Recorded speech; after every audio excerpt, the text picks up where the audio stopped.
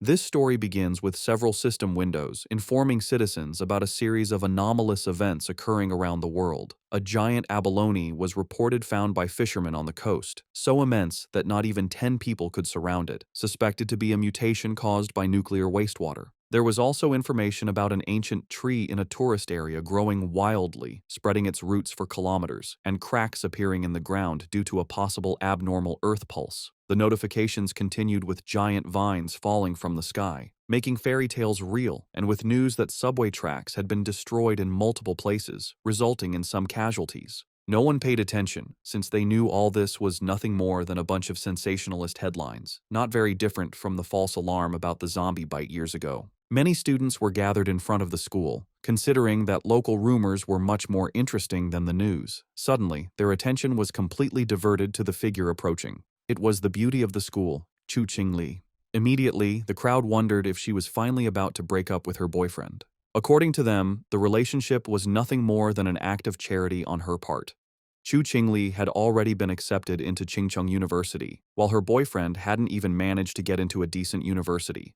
Because of this, their futures were on completely different levels. Chu Qingli approached Fang Yi and called his attention. Fang Yi turned around somewhat curious. With a cold expression, she explained that she had thought it over and their relationship wasn't realistic. School-time love always reached a point where one wakes up and realizes they are not meant for each other.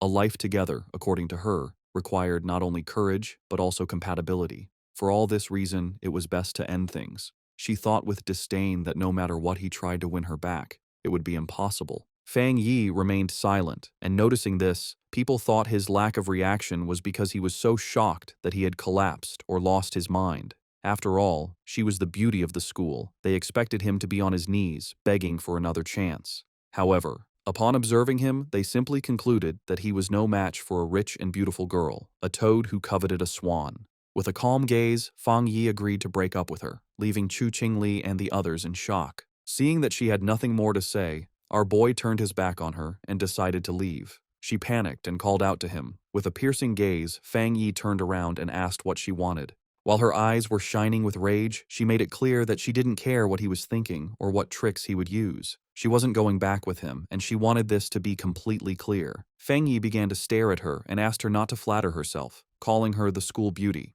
Upon hearing this, her eyes widened in surprise, making her blush. The others were in shock at Fang Yi's attitude. Fang Yi was aware that Chu Qingli and the others had no idea what was about to happen. He knew that society's current rules, like money and education, would soon turn to ashes.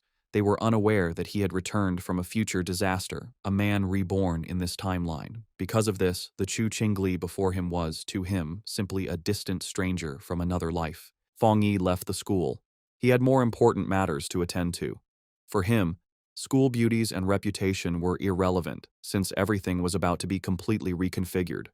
The real crisis was one looming over all humanity on Blue Star. It all began the night before, when Fang Yi woke up and some strange cracks showed him the future, and then the system informed him that an aura recovery had been detected. Its full activation would take place in 364 days, 11 hours, and 59 minutes, and once this happened, the world would undergo an unprecedented transformation. Fang Yi was somewhat confused. Several figures appeared in front of him, and the system revealed that society's rules would be rewritten.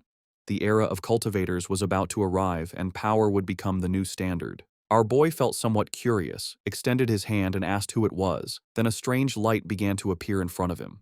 A system window appeared, explaining that it came from the confines of the universe and used top-tier algorithms integrated with cosmic secrets. Its function was to automatically generate cultivation techniques based on spiritual materials touched by the host, showing that current techniques were zero. Fang Yi began to extend his hand, and his eyes widened in surprise as his hand passed through the system window. Then, a powerful monster emerged and began to roar. Fang Yi was paralyzed and his eyes filled with fear. Inside the monster's mouth was a corpse, and the system revealed that this was his end as an ordinary person, as well as the fate of billions on Blue Star. Fang Yi swallowed saliva and could not help but feel afraid. He put his hand over his chest, and his eyes filled with worry. Fang Yi began to ponder and remembered his past life.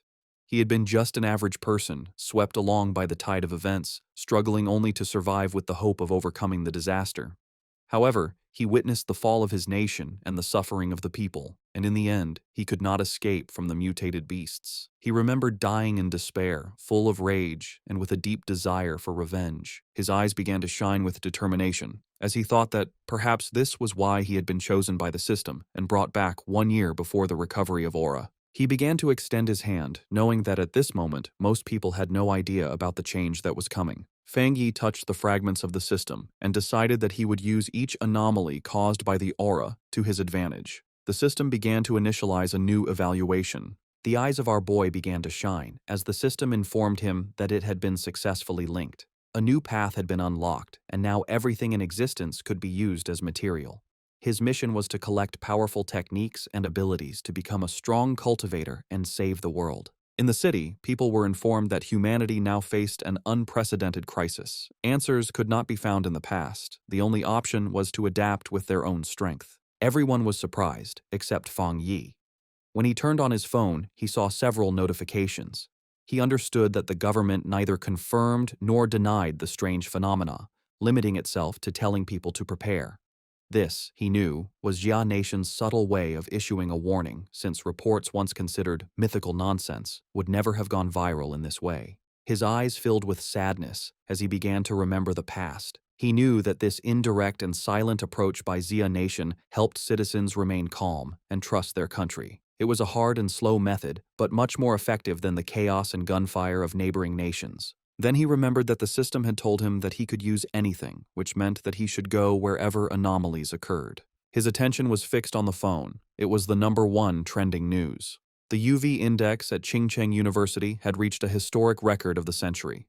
Because of this, a heat warning had been issued, urging new students to take safety precautions and use sunscreen. The students were somewhat confused, as they thought that even the best universities now resorted to sensationalist advertising. They considered this false, definitely a paid topic to be trending, since heat of that magnitude could kill people. Fang Yi looked up at the sky and saw that it was full of clouds, then activated the UV meter and saw that it was at 0. He was somewhat confused, as he didn't understand how the weather could be so different, since Qingcheng University was only 15 minutes away by car. Images of a blazing sun above the university were published, and students were informed that new student registration would continue, but they should avoid the north gate due to the high UV index, as all other entrances remained open. Feng Yi couldn't help but smile. He knew that when anomalies occurred for the first time, most people only thought it was a publicity stunt, and only he knew the truth. His eyes began to shine with joy, as his first opportunity had arrived. Fang Yi changed clothes and went to Qingcheng University.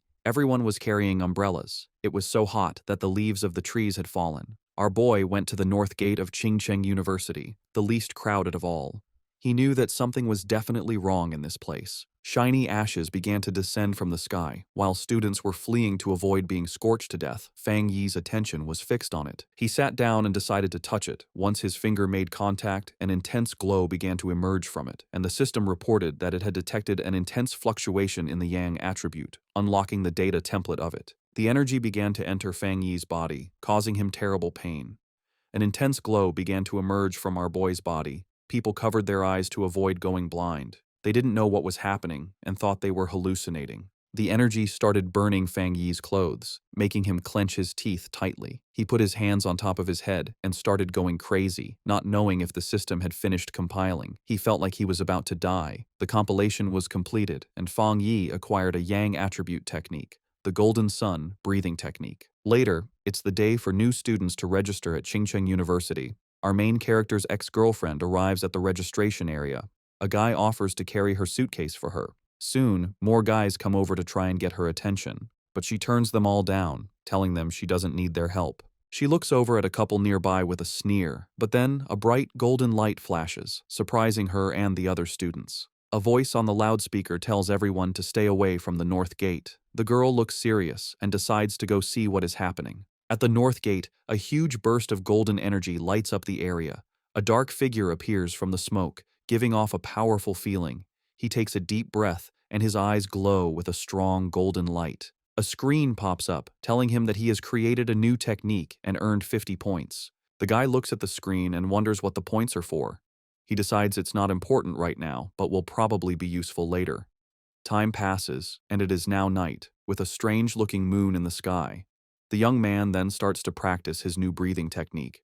The next day, a bright sun is in the sky, and a new energy spreads through the university. Some students notice the sky get dark and cool for a second as they run to the north gate. A large crowd gathers there to see what is going on. The university's dean is angry and asks why no one listened to the warning to stay away. The group pushes through the crowd, which moves aside for them as they go to the center of it all. A hooded person with a serious look tells the dean to block off the north gate completely. At that moment, a system tells Fang Yi that he has cleaned a polluted area. He learns that the government already knows about these areas and wonders if there are other people like him. Hearing an alert about people not being allowed in the area, the young man knows things have gotten serious. The students see people in uniforms and wonder if they are from the army. From a rooftop, Fang Yi sees that the disturbance is getting a lot of attention.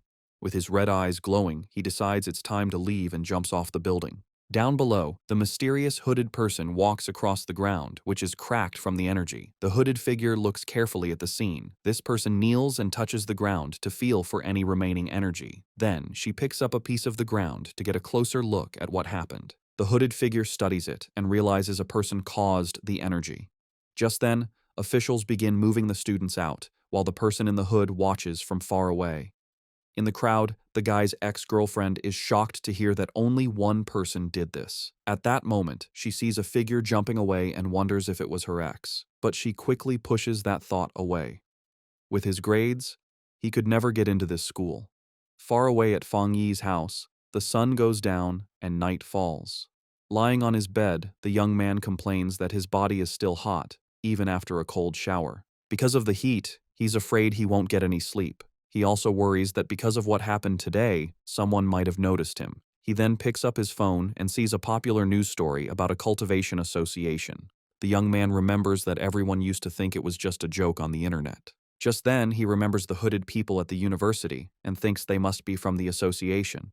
Curious, he opens the news story to read the whole article. It explains the different cultivation levels, from ghost acts to total transcendence.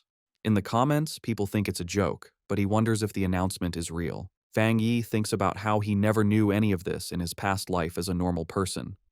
Sitting on his bed, he thinks about the cultivation association and decides to try his technique again.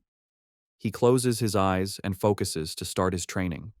In that moment, he begins to sweat as a strong, golden energy flows around him. He starts to float in his room, surrounded by a bright golden glow. A light shines on him. The first step is to strengthen his body to hold the power of heaven and earth. He successfully controls the energy and shapes it into a divine axe. His eyes glow brightly, and he smiles, feeling full of power. The system tells him he has reached the Dushui level and gives him 50 more points. The guy remembers the points and reads the screen, which says a new path is now open.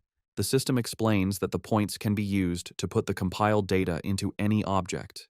He thinks about the idea of putting power into an object and looks at his mug on the table. He holds his hand out toward the mug with a golden glow of power. The system asks if he wants to use 1 point to put the yang attribute on the mug. He realizes this is like enchanting an item to give it a special power. The young man thinks that if he did this to a weapon, it would become his own special item for fighting. He decides that having a powered-up weapon will be very important for what is to come. The guy then finds a small sword on his shelf and decides to try the power on it. He thinks that if the test works, he will buy a real weapon to be ready for the monsters. Suddenly, a strange noise from outside the building gets his attention in the middle of the night. Outside, a dark creature with huge claws is watching Fang Yi's apartment. With glowing red eyes, the strange creature shows its sharp teeth in the darkness. It looks like a giant demonic rabbit and gets ready to attack the building. But inside the apartment, the guy has no idea that danger is coming. Lying in bed, the guy feels uncomfortable from his new cultivation technique.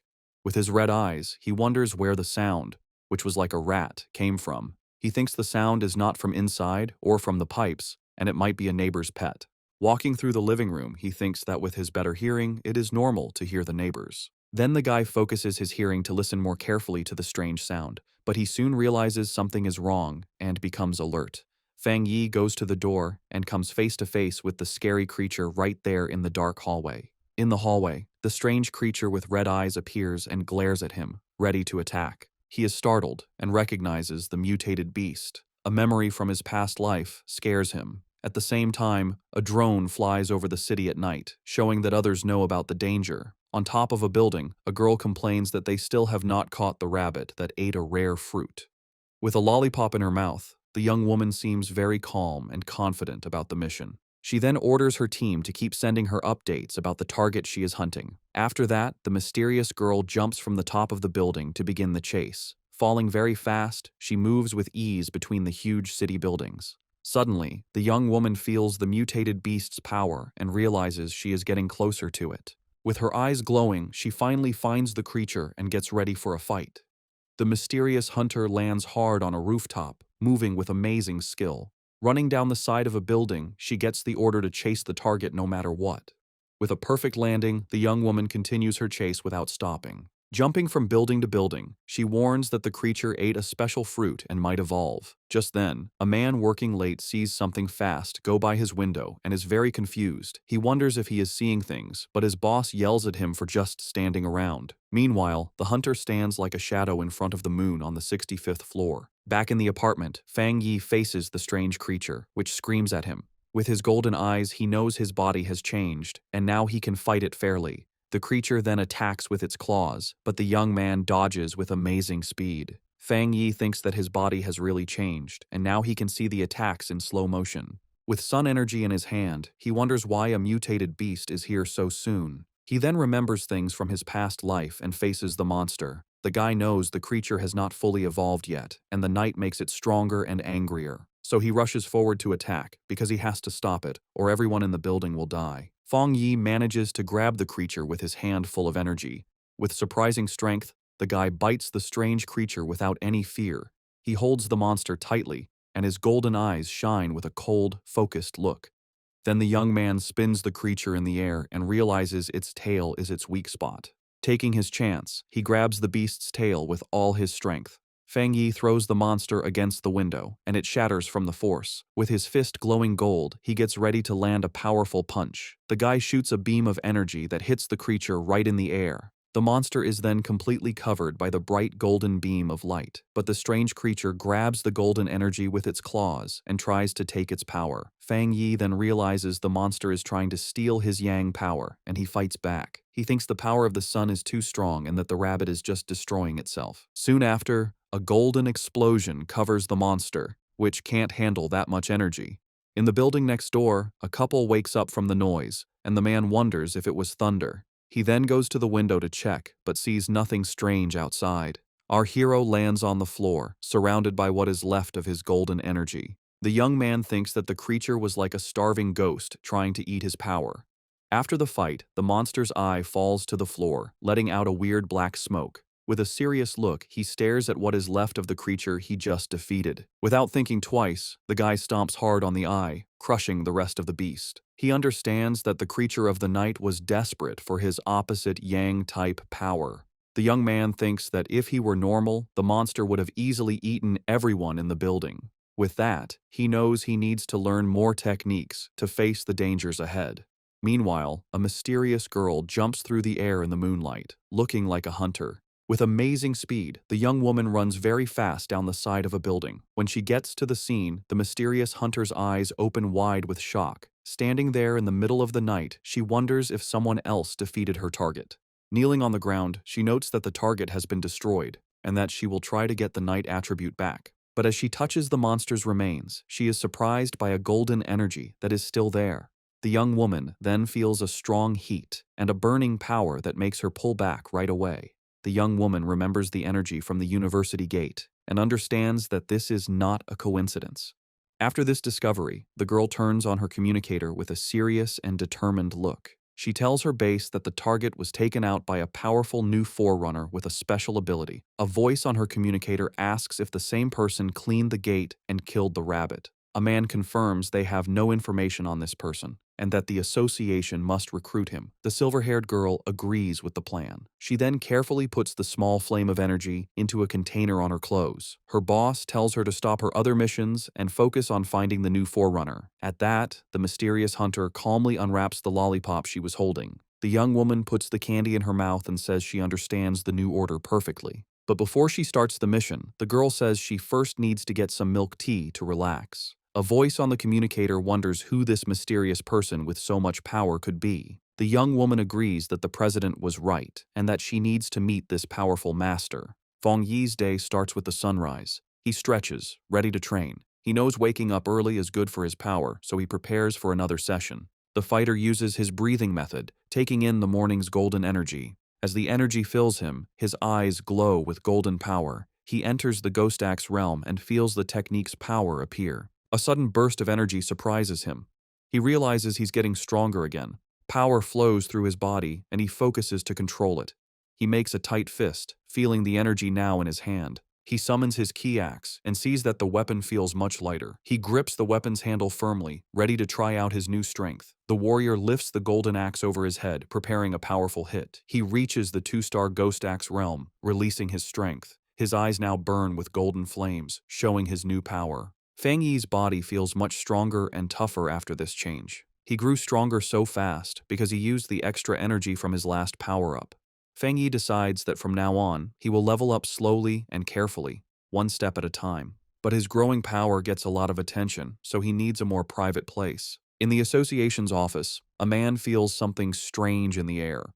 He sees the change in the sun's energy and wonders if it's the new guy again. Feng Yi finds a quiet spot by a river to continue his plans. A system screen appears, and he confirms he will add a special quality to his weapon. He remembers trying this with another item, but it couldn't handle the power. This time, the new blade works with his energy, making a strong connection. A system message confirms the item encoding worked. Excited by his new weapon, he gets ready to test its amazing power right away. The test result shocks him with the incredible power the sword let out. A huge golden beam of light shoots from the blade into the sky. The warrior lands with his sword in flames, feeling the power flow through him. He almost starts a fire with that swing and sees how dangerous his strength is.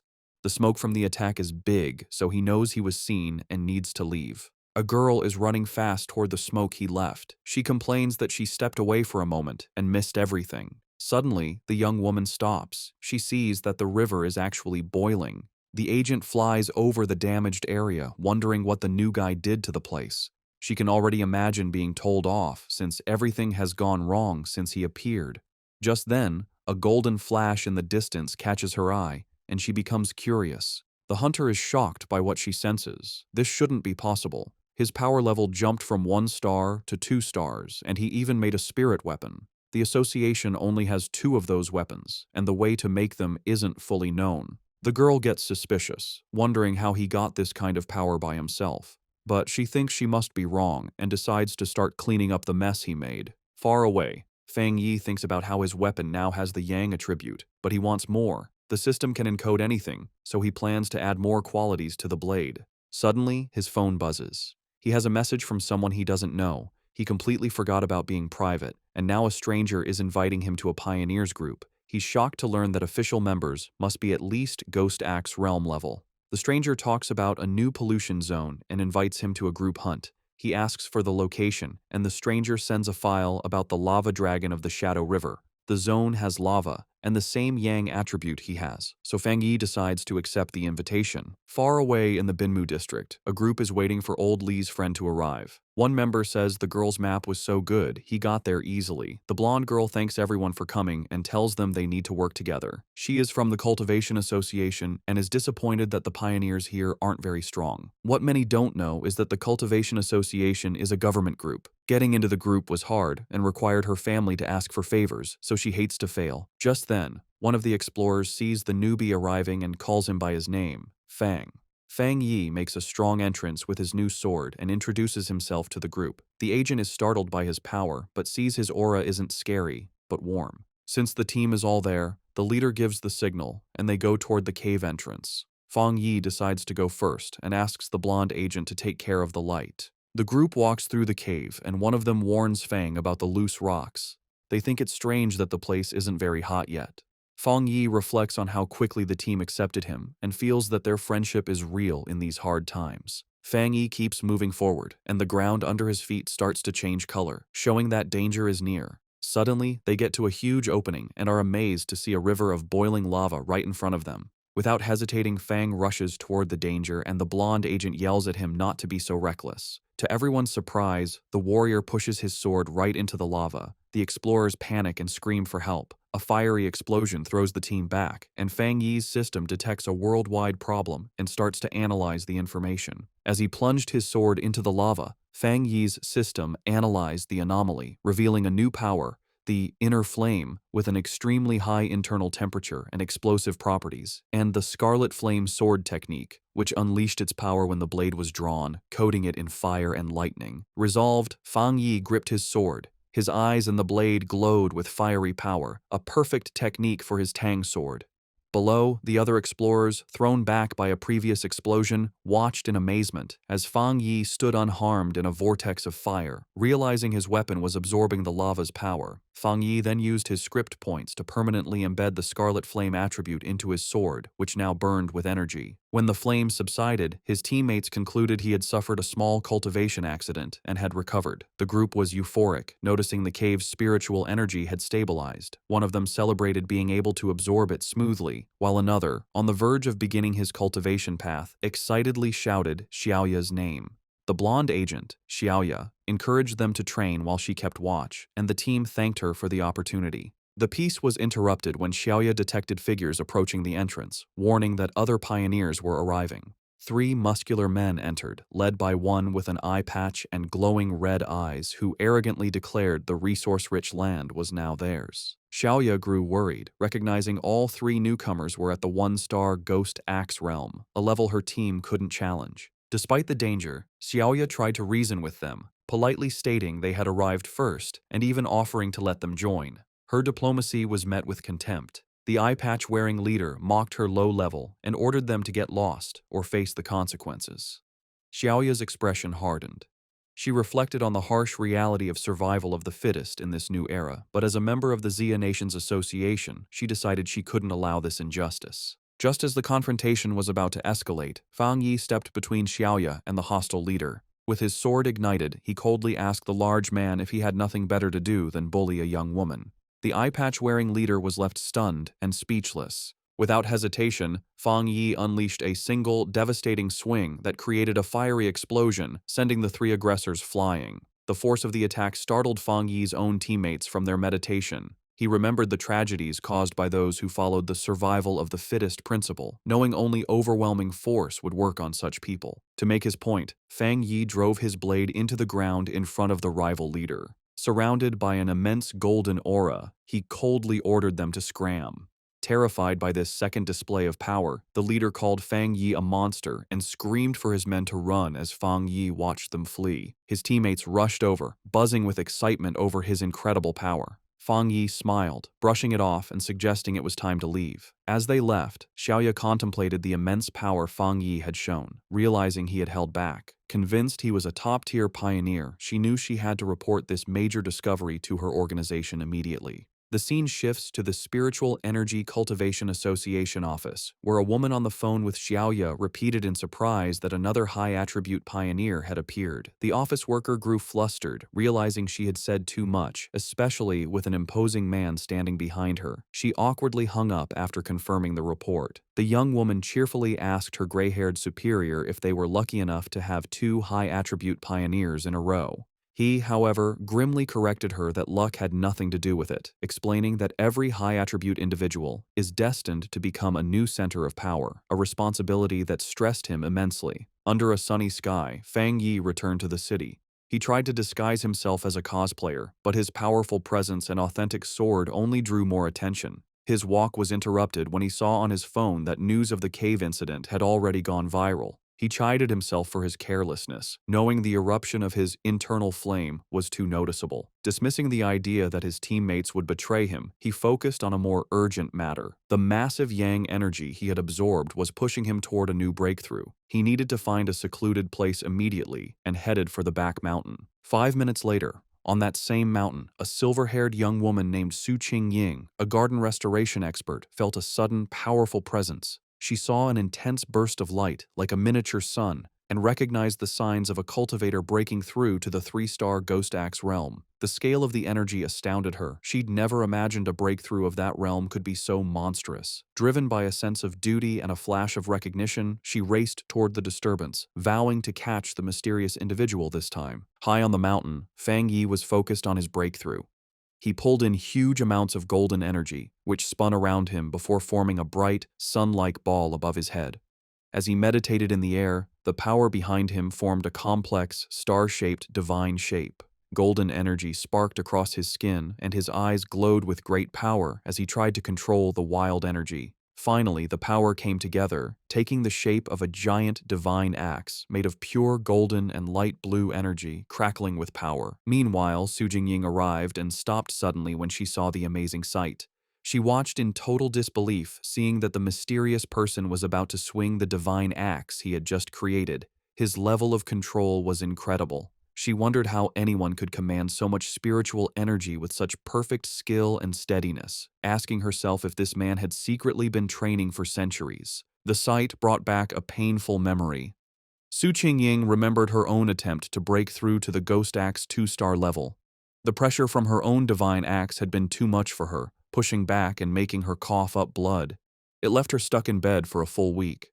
She was naturally strong, but she had still failed badly. She couldn't understand how this monster could handle a breakthrough that was so much more powerful than hers. As she ran closer, she was even more amazed. The huge amount of spiritual energy, the perfect control in every move of the axe, and the way every bit of power seemed to have been purified thousands of times. It was all beyond anything she had ever seen. She decided that this person wasn't just an amazing monster. He was like a god who had come down from the sky. She also noticed his calm and steady way of doing things. Most pioneers, when they felt a breakthrough was about to happen, would rush to get it done. This person, however, moved with a deep sense of experience and a strong mind, like a master from old times. Her thoughts were stopped when the giant, fiery divine axe began to move. She watched the awesome sight as it swung with a purpose, heading east. At the peak of his power, Fang Yi's eyes burned with pure golden light as cracks of raw energy spread across his face. He floated inside a blinding storm of golden power, successfully controlling the huge amount of energy he had gathered to evolve.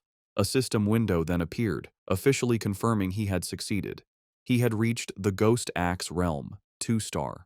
The new divine axe slammed down into the earth, releasing all of its power in one huge shockwave that tore across the mountain. Su Qingying was caught in the powerful blast and had to hold herself steady against the wave of golden energy. The leftover force cut a huge path through the forest before fading away, but when she looked up, the mysterious man had completely disappeared. Breathing hard from the effort and her frustration, Su Qingying couldn't believe she had missed him again, especially since she had arrived in only 30 seconds. A worrying thought came to her. He must have known that she was tracking him. She worried that if he stayed this hard to find, her mission to recruit him would be impossible. Just as she was about to give up, she paused. A sudden idea hit her. She looked away from the path of destruction and toward a giant old tree that was now glowing with a soft, leftover golden light.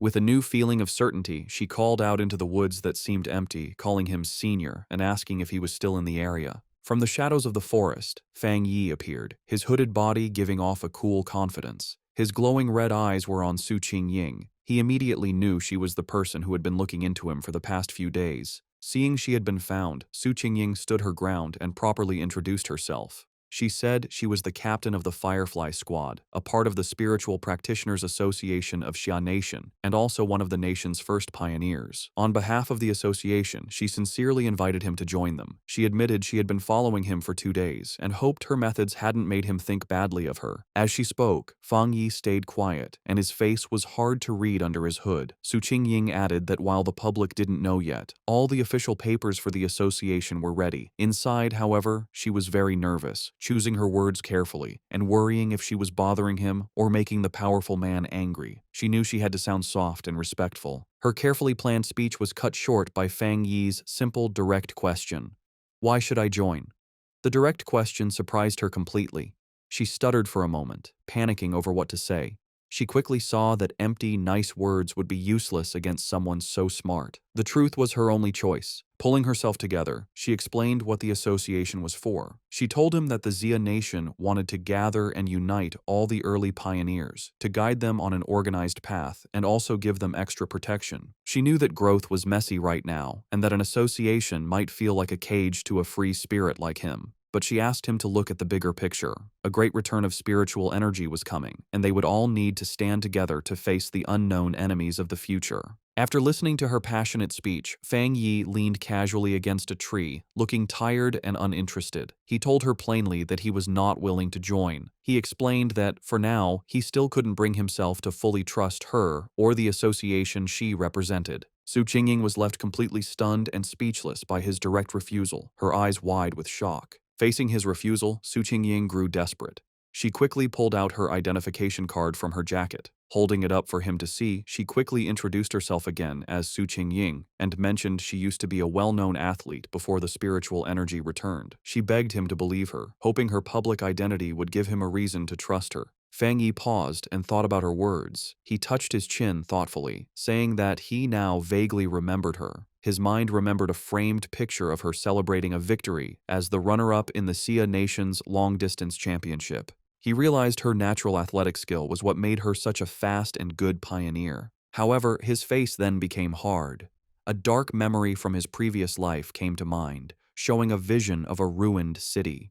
He knew that in his original timeline, the Xia Nation's work, including the association, had failed in the end, leading to the end of humanity. Now that he had returned with his system, he knew he had to be part of the solution, but joining the association at this point was not the right move. Putting on a more thoughtful look, he looked back at a hopeful Su Qingying and confirmed that he did remember her. He told her he would think about her offer, and before she could answer, he jumped into the air and sped away from the spot. Just as quickly, he reappeared right behind a startled Su Qingying. He gave her a firm condition. She must keep his location a secret from everyone for now. In his mind, he studied her respectful behavior and guessed that the association was careful about upsetting powerful pioneers who weren't with them. He saw this as a weakness he could use. Su Qingying suggested a deal. She explained that the association had detected the energy from his breakthrough and that she had to file a report. She suggested sending a report that was a mix of truth and lies to protect his identity while keeping her bosses happy. After a moment of thought, Fang Yi agreed to her plan. Su Qingying tried to call out to Fang Yi as he agreed to her plan, but in the blink of an eye, he was gone. She ran down the mountain slope after him, but it was no use. Tired and annoyed, she walked alone on a forest path, muttering in frustration about how many times she had failed to catch him and how he was now trying to avoid her.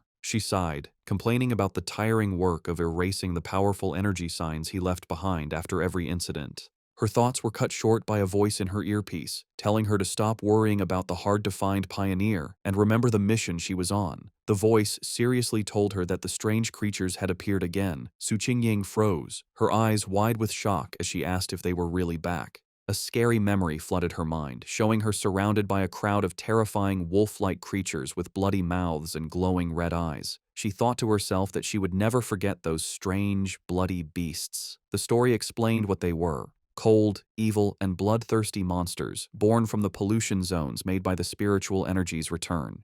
They got power from these zones, turning into monsters that ate humans. Some could even hide as natural disasters, killing anyone as they split up lands and made new pollution zones. If they weren't stopped, their very destructive nature would let them keep eating the human world until nothing was left. A heavy storm suddenly hit the city. The night sky wasn't lit by streetlights, but by constant, violent flashes of lightning. Rain poured down, and red alerts lit up people's phones, warning of the severe thunderstorm and telling everyone to stay inside. Another alert announced that the Yuhuang Mountain area was closed because of flooding risks. From their windows, people commented they hadn't seen a storm this bad in years, with some joking that a powerful being might be facing a lightning trial nearby. Hidden in a rainy alley, Fang Yi watched the storm grimly, his red eye glowing. He could feel the huge amount of lightning energy in the air, recognizing its wild power. He knew this was no ordinary storm but another anomaly, with its power focused on a single point. His eyes scanned past the city buildings and locked onto a distant mountain peak that was being hit by lightning again and again.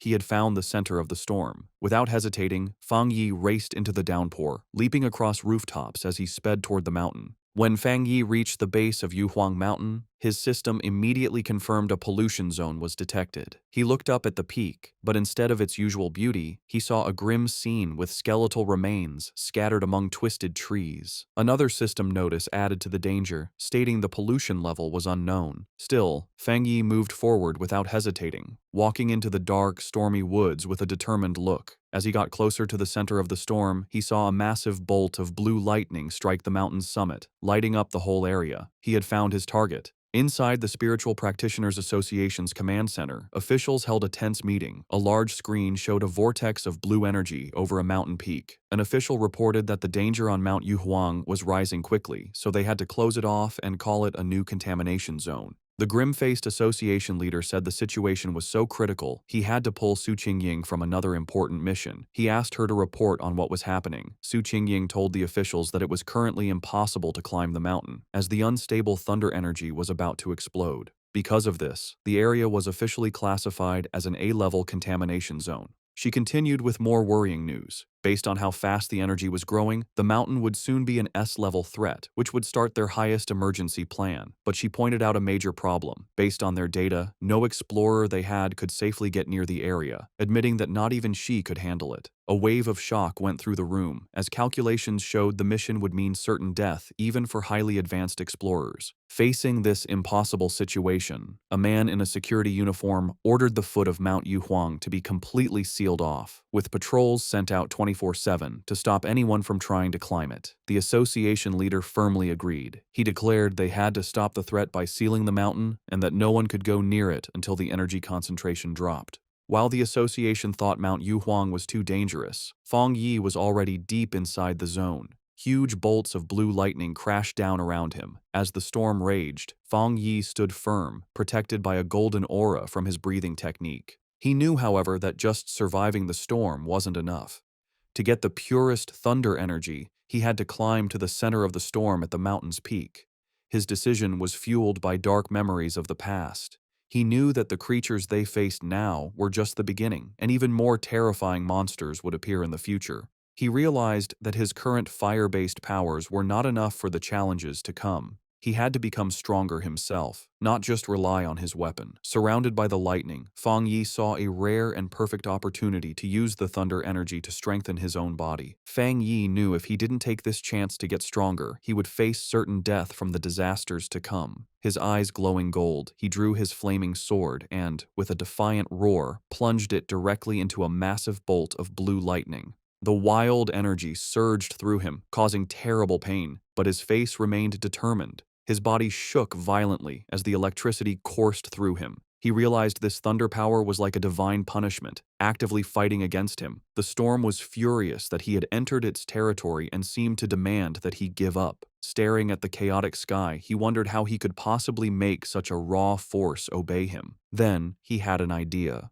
He calmed himself and remembered his system's rule. To get a power, he had to touch the energy source.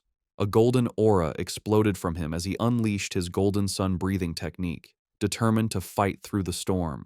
With a loud roar, Fang Yi pushed forward, using his flaming sword to cut a path through the storm of blue lightning. The clash of his golden energy against the raw storm created a huge, chaotic explosion. Blood trickled from his mouth from the strain, but his eyes burned with determination. He knew this was a desperate gamble where he had to push himself to his limit, facing death in order to live. Finally, after a hard struggle, he reached the peak. He plunged his sword into the ground, cracking the rock as he arrived at the center of the storm. Here, the power was even more terrifying, a violent flood of thunder energy that made it hard to even breathe.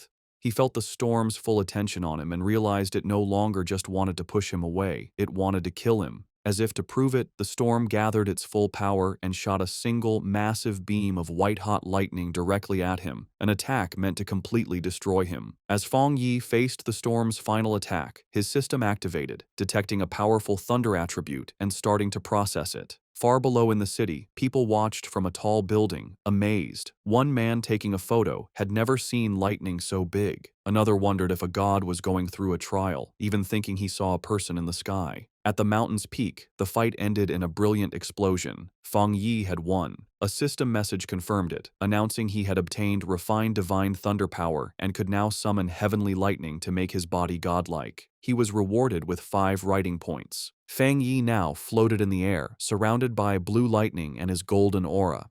He understood his new power. The thunder attribute was a top-tier force for both attack and defense. Unlike his sun power, which was mostly for defense, the thunder could refine his body and turn it into intense energy. He decided that the thunder was now his spear and his shield. He also realized the power wasn't just about destruction, it was also about purification and rebirth. He could feel the energy strengthening his bones and muscles without any pain. The system then offered him an upgrade to punish evil, which would grant him double critical damage, asking if he wanted to use writing points to get it. Landing softly, Feng Yi thought about what to do next. His first thought was to put this new thunder power into his Tang sword. He considered it carefully. While it would make the blade stronger, he worried it might mess with the purity of the sun attribute already in it. He also knew that putting too many different powers into one item could damage or even destroy it. Suddenly, he had a brilliant idea. Looking at his hand, he decided to do something different. He would implant the thunder attribute directly into his right hand. The system immediately responded, asking if he wanted to put the thunder attribute into the chosen item. A confident smirk appeared on his face as he gave the command. Instantly, all the wild blue lightning in the air rushed into his right hand as he claimed the storm's power for himself. The next day on the storm-damaged peak of Mount Yuhuang, the immediate danger was gone. Below a cliff, Su Qingying and an army officer named Major Han Li stood over numerous figures in body bags. Su Qingying reported that the contamination zone's energy had strangely dropped from its most dangerous level to a mild level in just 3 hours, though some electricity was still in the air. Major Han Li listened and immediately figured out what had happened. Someone had been there. It was a seeker, a person who actively looks for these dangerous events. Su Qingying was shocked, wondering if another seeker was involved and if they could have survived. She knelt and looked for clues but couldn't sense anything, guessing that the heavy rain had washed away any evidence. She concluded that the seeker must have left the mountain safely around 8 p.m. the night before. Major Han Li agreed with her timeline.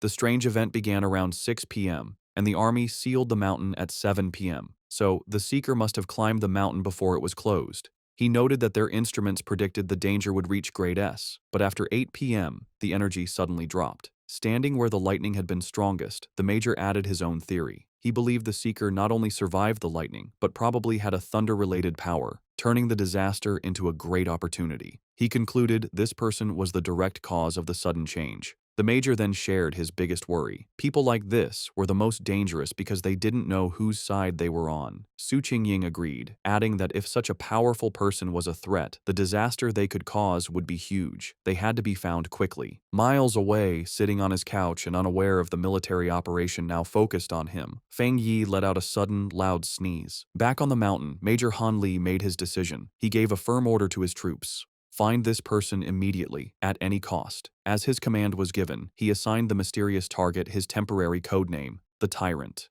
The investigation on Yuhuang Mountain started right away. The army hoped the Spiritual Practitioners Association could recruit the mysterious person codenamed Tyrant soon. In the meantime, they would keep all information about the event secret and start their own investigation. On the rainy peak, the association leader told Major Han Li that they already had a high-level pioneer trying to make contact. He then turned to Su Qingying and ordered her to give her report to the major. Su Qingying was caught off guard by the order and gasped in panic. Forced to think fast, she began her half-true report.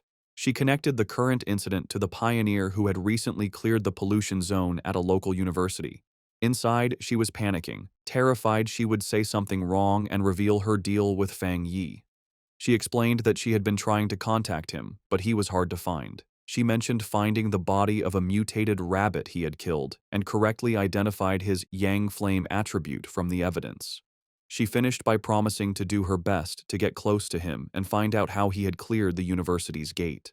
She silently prayed for help, knowing that mixing truth with lies was her only way to make her story sound real. Major Han Li listened closely, thinking about what a pioneer with a Yang Flame attribute meant. He seemed happy with her report and thanked her for her hard work, calling her a talented young pioneer. Su Qingying gave a sharp salute and replied that it was her duty. With the meeting over, Major Han Li mentioned they would release fake news about natural disasters to hide the event from the public. He also said he disagreed with posting spiritual energy information online where bad people could use it.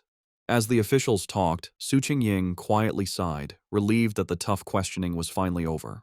Back at his home, Fang Yi used his golden sun breathing technique to easily dry his white hoodie, making it glow with a warm light before holding it up, perfectly clean and dry. After putting it on, he checked the changes in his body. Even after adding the powerful thunder attribute, he could still feel a clear difference. He looked down at his right hand, which now sparked with blue lightning. It had completely changed, becoming the strongest part of his body and getting a huge boost. As he flexed his fingers, making small balls of lightning appear, he could feel that he was close to another upgrade. What surprised him most was how the once wild thunder attribute had become as calm as a kitten after being added to his body, letting him control it freely. He compared this to the terrible pain he felt when he first unlocked the Yang attribute, and wondered if the energies got weaker during the process.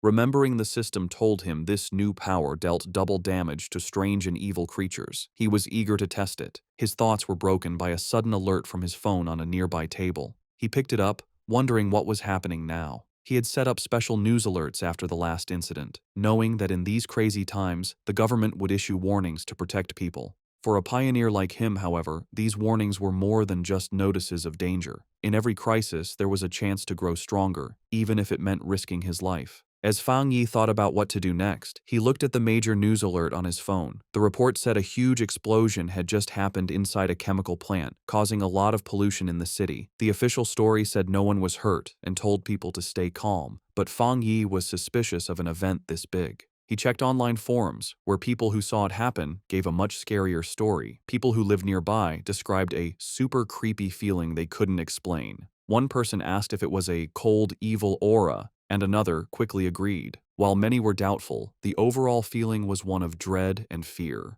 The words cold and evil aura felt familiar to Fang Yi. Suddenly, a terrifying memory from his past life came back. A bloody hand and a horrible monster. He remembered hiding in fear from a giant, red, demonic beast as it destroyed everything around it. The creature, a gross, multi-eyed rat-like monster, was a threat he knew too well. Back in the present, he looked serious. He remembered the nature of these creatures. They were plants or animals that changed in a strange way after becoming self-aware, their power going wild and giving them terrifying hunting and killing abilities. They loved to appear in the dark of night. Realizing this new threat was 100 times more dangerous than the mutated rabbit he had fought before, Fang Yi knew he had to do something. Clenching his fist, which sparked with his new blue lightning, he decided he would go out that night to stop these creatures from surviving and getting stronger. Standing up, he was surrounded by blue electrical energy. It was time, he decided, to test his new 200% critical hit ability in a real fight. On a dark and stormy night, rain fell on the empty city streets. As a traffic light changed, a blur of motion sped across the wet road, a squad of cloaked figures moving with amazing speed. These were the members of the Destroyer Squad, and they were hunting. One member reported to their headquarters that they were tracking Anomaly File Number 7, codenamed Candle Knight, but had lost the target. The creature's known ability was to blend into the darkness, making it very hard to follow. The squad member added new, scary details to the file. The anomaly made a faint sizzling sound when it was close and liked to eat humans. As lightning lit up the sky, the squad landed on a rooftop to look over the city. Their leader, a determined man with light hair and a scar on his face, knew the stormy weather was perfect for the creature's hunt. He said with grim certainty that they could not let that happen. Miles away, in a busy command center, an operator got the updated information. He confirmed the new data for File 7. Candle Knight had been submitted. The situation was serious. An extermination request was filed as a high priority, with a goal to solve it in 12 hours. The order came back from headquarters. The Destroyer Squad was to keep chasing the target, but their own safety was most important. The team immediately started the chase again, leaping from building to building through the rainy city. The squad leader paused, looking at a glowing holographic map of the city full of red markers showing active anomalies. He knew that a 12-hour response time wasn't fast, but it was the best headquarters could do. The country was large, and with anomalies appearing everywhere, even their advanced resources were stretched thin. Just as the destroyer squad got close to their target's last known location, a warning came from their headquarters. The operator told them that the area they were entering was currently occupied by Spiritual Energy Cultivation Association agents. A photo of Su Qingying appeared on the screen as the operator explained that her team was watching pioneers there and could be asked to help. The destroyer squad's leader acknowledged the message and asked headquarters to have her come help, saying he had heard of her good work. Elsewhere, Su Qingying was surprised to learn she had become so famous. The destroyer squad waited grimly in the rain. Soon, Su Qingying and her own cloaked team arrived, taking a spot on a higher rooftop. With a hand on her hip, she looked down at the squad below and casually asked if they were the ones calling her for overtime. The destroyer squad's leader was not happy with her casual tone. He sternly told her that the Candle Night anomaly eats people and that this was much more serious than a simple overtime request. One of Su Qingying's team members shot back, asking if that was the right way to ask for help. Su Qingying then turned to leave, saying that the destroyer squad seemed so good, they probably didn't need help after all. She announced that her team, the Ying squad, would be leaving. As they started to go, her team members muttered among themselves, one worrying about their boss's savage attitude and another defending her, saying their own missions were just as dangerous. The leader of the destroyer squad immediately panicked and called for her to wait. He apologized for his harsh tone and begged for her help. He explained just how dangerous Candle Night was, and that without her famous tracking skills, they would be at a great disadvantage. He stressed that if his team failed, the people of the city would be the ones to suffer, as the monster would kill them all. After agreeing to work together, the two teams stood on a rainy rooftop, ready to hunt. Su Qingying concentrated, and a glowing blue ball of energy appeared in her hand. She announced she had found the creature. The orb's energy expanded, showing the monster's location. Hidden in the dark, wet ruins of a chemical plant, the monstrous, multi-eyed rat-like creature called Candle Night was eating something. Its file noted that it liked darkness, dampness, and eating people. With the target found, Su Qingying gave the command for the joint operation to start. The creature's senses were sharp, and it instantly looked up, aware of their presence. It jumped away, just as an attack hit the ground where it had been. A member of the destroyer squad said the target had spotted them and ordered the team to form up. The squad members moved with incredible speed, their cloaks blurring as they chased it. They surrounded the creature from all sides, and with their prey trapped, they shouted together, ready to attack. One of the destroyer squad members lunged forward, shouting the order to attack. He hit the creature hard, sending it crashing into a pile of rubble. But instead of being weaker, the monster's body began to change, its back erupting with red sores and black spikes. With a furious shriek, the enraged Candle Knight fought back, creating a vortex of dark energy. Su Qingying desperately shouted for the teams to watch out for the sound wave and dodge. Her warning was a moment too late. A powerful sonic blast erupted from the creature, sending the squad members flying back. The destroyer squad's leader was thrown from the rooftop, crashing onto the street below. One of his team members rushed to his side. The leader pushed himself up, bruised but alive. He admitted that if he hadn't moved back at the last second, his bones would have been broken. He knew they were in grave danger. If the creature stayed in the city any longer, it would cause a huge disaster. The battle took another turn as Candle Night continued to change. It grew large, bat-like wings and let out a roar, its throat glowing with green energy. It then spewed a corrosive, dark substance that filled the air with toxic green smoke. The creature aimed this blast at the ground, trying to melt the street to burrow underground and escape. One of Su Qingying's team members warned her that the monster had a corrosive dark power and that anything it touched would be destroyed. She explained that their team didn't have a power strong enough to fight it. Su Qingying, however, stayed calm. She ordered her team to stay alert and not to mess up the destroyer squad's formation, reminding them their main job was to gather information and help with strategy. Meanwhile, a destroyer squad member with a dagger prepared to strike the escaping creature.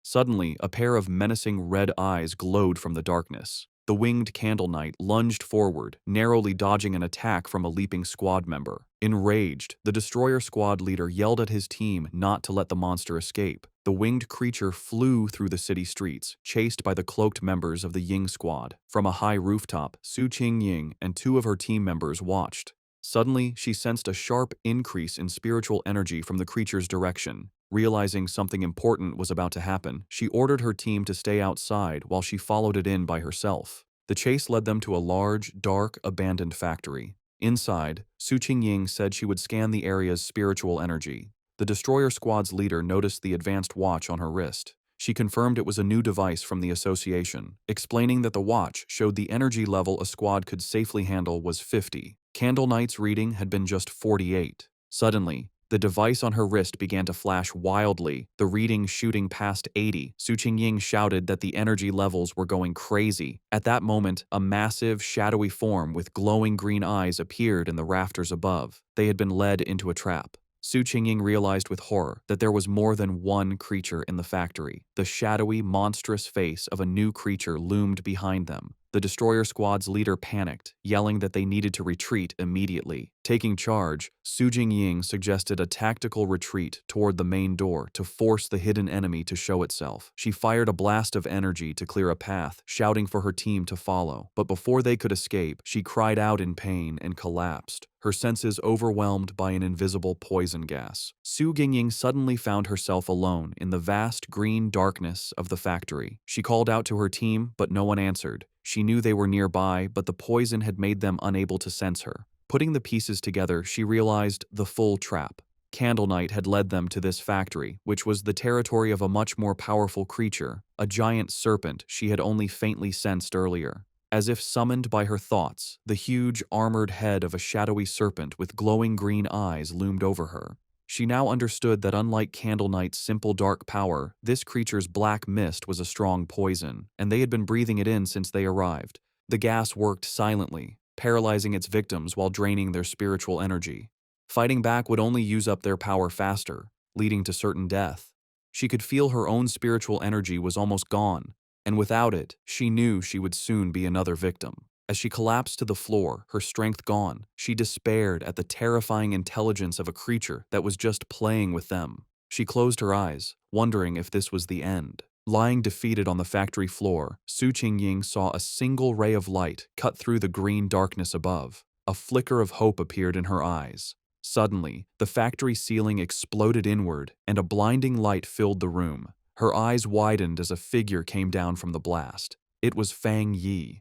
He landed gracefully in the rubble, his hooded figure standing out against the glowing hole in the ceiling.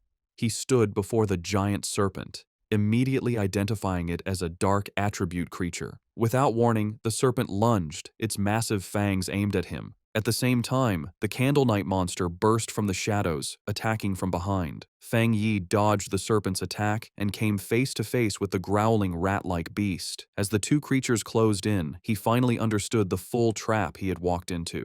In a shocking move, Fang Yi let the Candle Knight monster bite his shoulder. As blood splattered, he noted their surprisingly smart tactics, one creature for luring prey, the other for killing them. He taunted the beast latched onto him, asking if it enjoyed biting people so much. In response, he unleashed his new power. Bright blue lightning erupted from his body as he challenged the monster to taste his thunder property. At the same time, he fired a massive beam of golden solar energy from his free hand, which hit the lunging serpent head-on.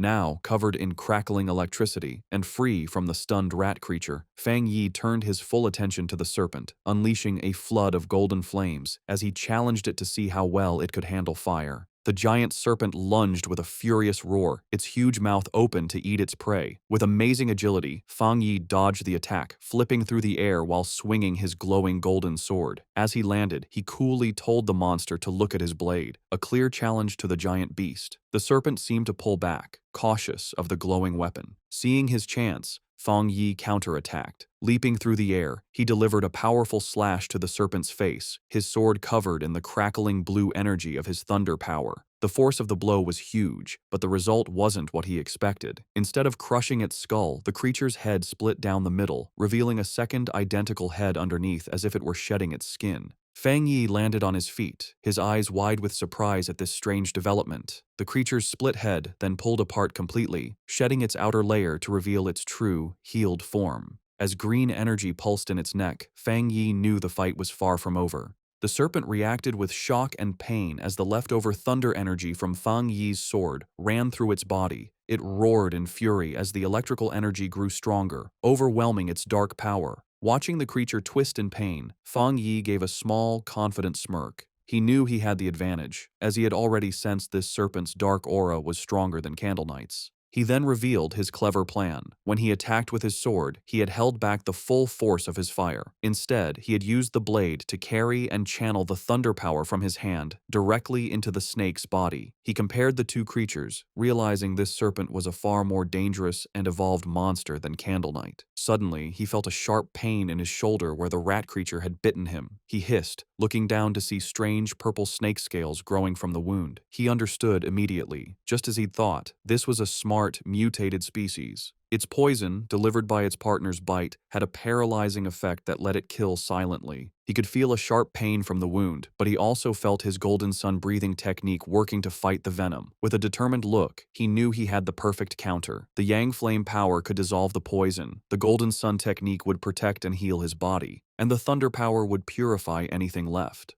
As the energy from his powers pulsed through him, Fang Yi recognized the benefit of his combined abilities. The mix of his Yang Flame and Thunder powers now gave him a clear pain signal to any poison, acting as an early warning system. He knew he was lucky. For others, the serpent's sneaky poison would have been impossible to cure. He guessed that for the serpent to have grown so large, it must have relied on surprise attacks. He thought of the monster's den, filled with the skulls of its victims. With Candle Knight acting as the perfect bait, the two creatures had become a deadly trap even for top pioneers, which explained why so many had disappeared.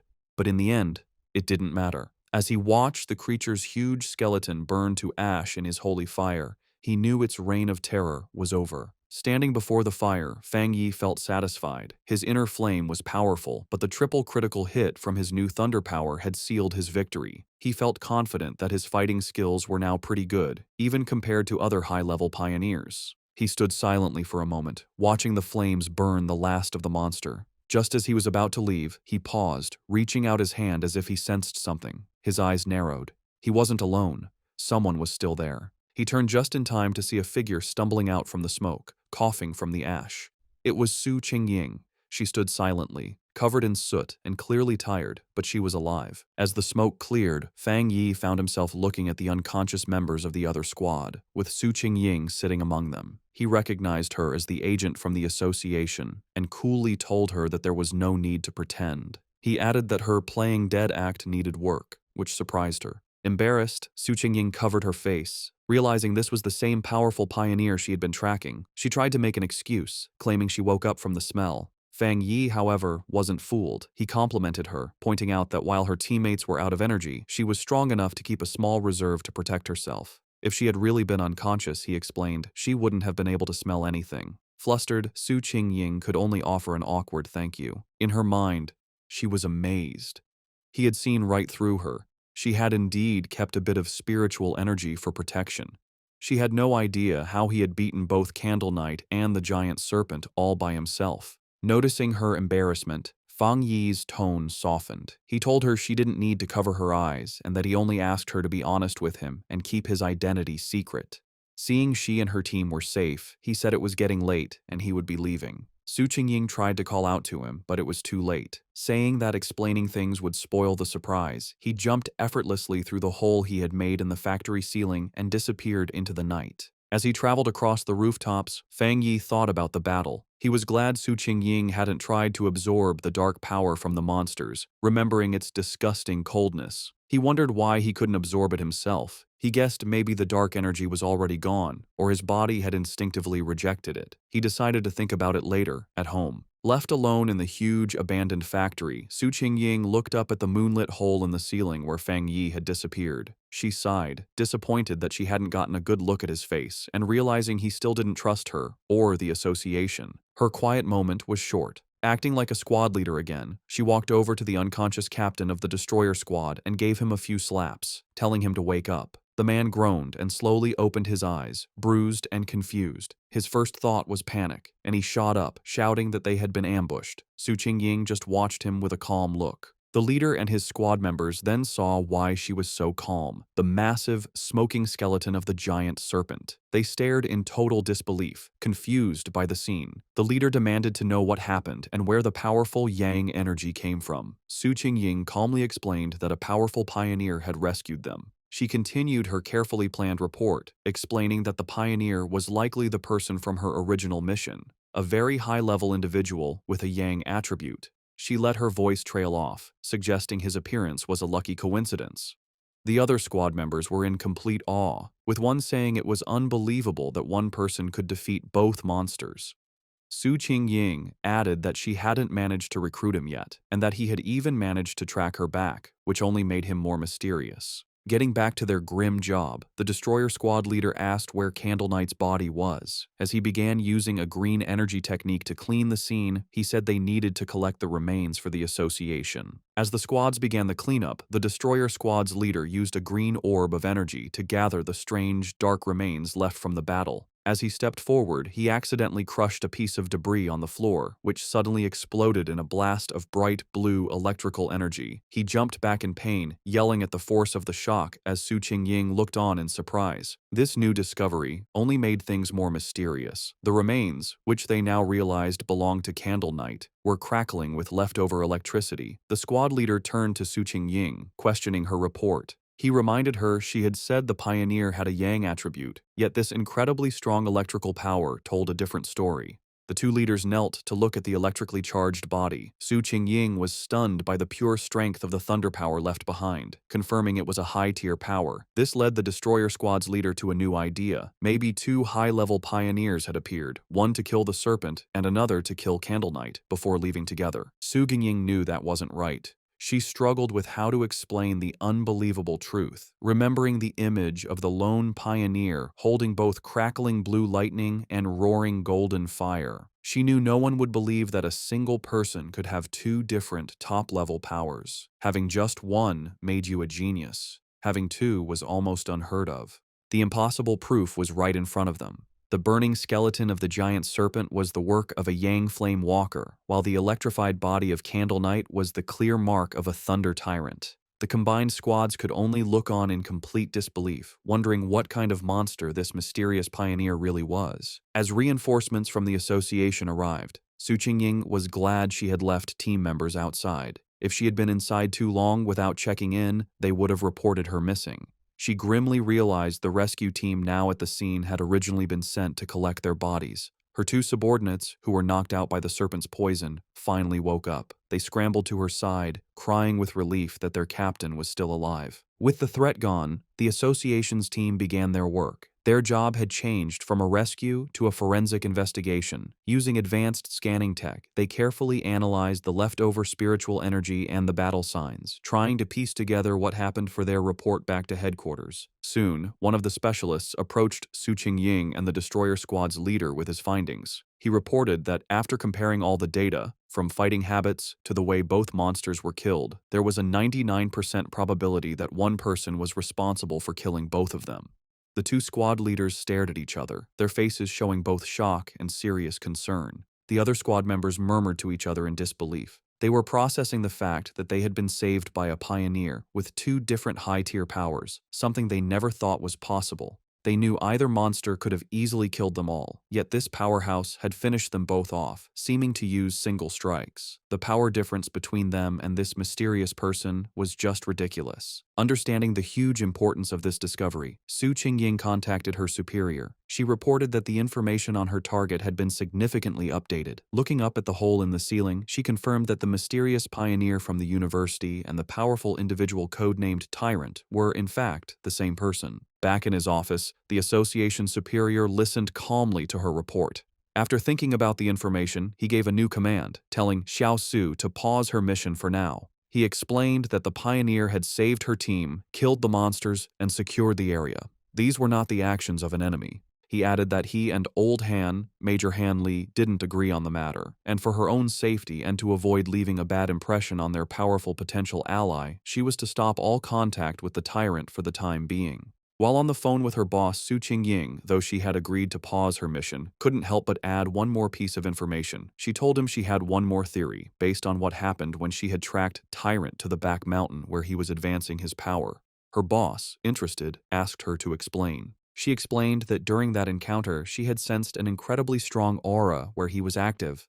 At the time, she suspected he might have a spiritual weapon but thought it was unlikely. However, now that it was confirmed he had two high-tier powers, the possibility seemed much more real. The association superior was surprised by this new information, questioning if the pioneer really had a spiritual weapon. He quickly became skeptical, leaning back and saying it was highly unlikely. He argued that no matter how talented, a solo pioneer couldn't possibly have such a rare item without outside help.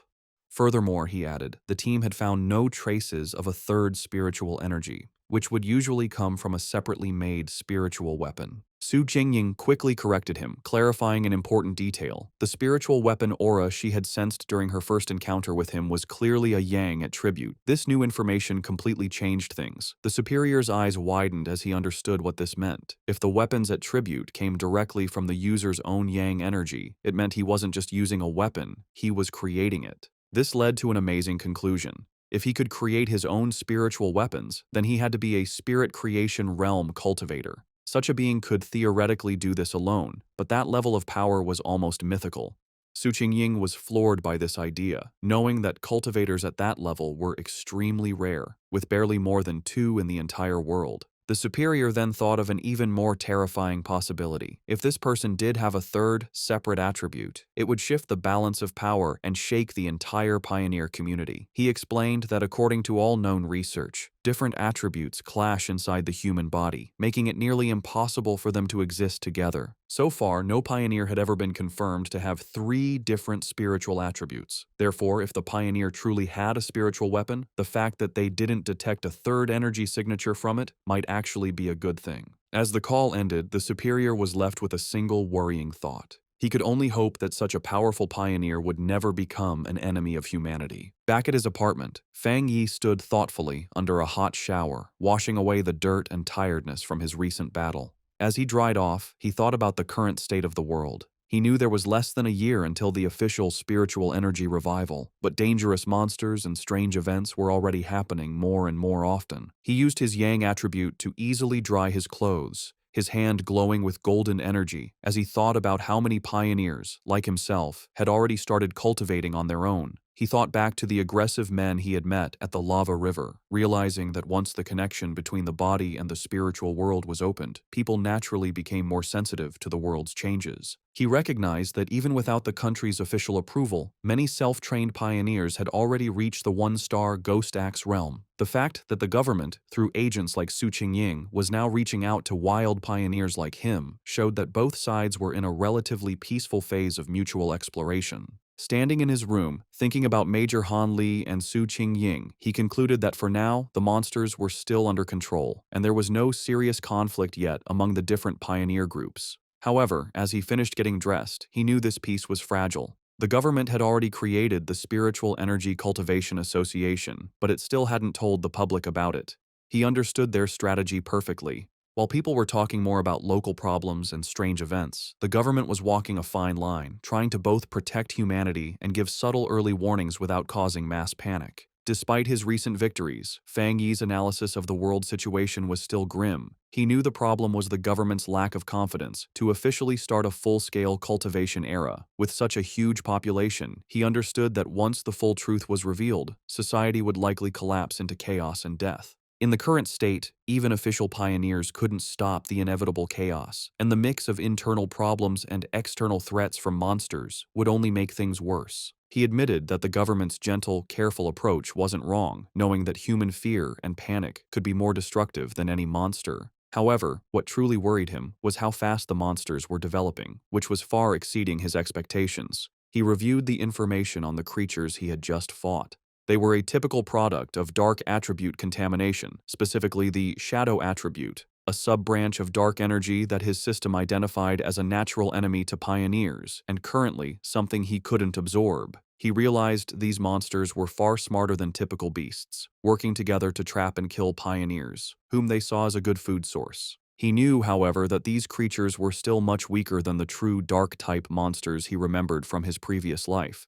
Monsters that could destroy entire countries on their own.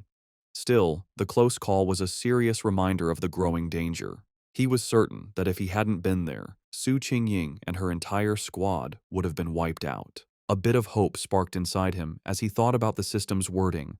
The fact that the dark attribute was only temporarily unabsorbable suggested that once certain conditions were met, he might be able to use its power himself. a possibility that could be key to winning in the future. He reviewed his current abilities. He now possessed the golden sun breathing technique of the yang attribute, the divine thunder tempering of the thunder attribute, and the crimson flame blade technique. With these perfectly suited, high-tier techniques and his current strength as a 3-star Ghost Axe Realm pioneer, he knew very few could match him. Yet, as he stood surrounded by his own great power, he knew with absolute certainty that it was still not enough. His thoughts were suddenly interrupted by his phone ringing. He picked it up, surprised to see a call from his auntie. On the other end of the line, his aunt asked about his health before explaining the real reason for her call. She told him that his cousin was coming to study in the city and, worried for her safety, asked if she could stay at his place for a few days instead of a hotel. Feng Yi was taken aback, his memory of his cousin extremely fuzzy. All he could recall was a quiet, straight-A student who was obsessed with her studies. He couldn't even remember what she looked like.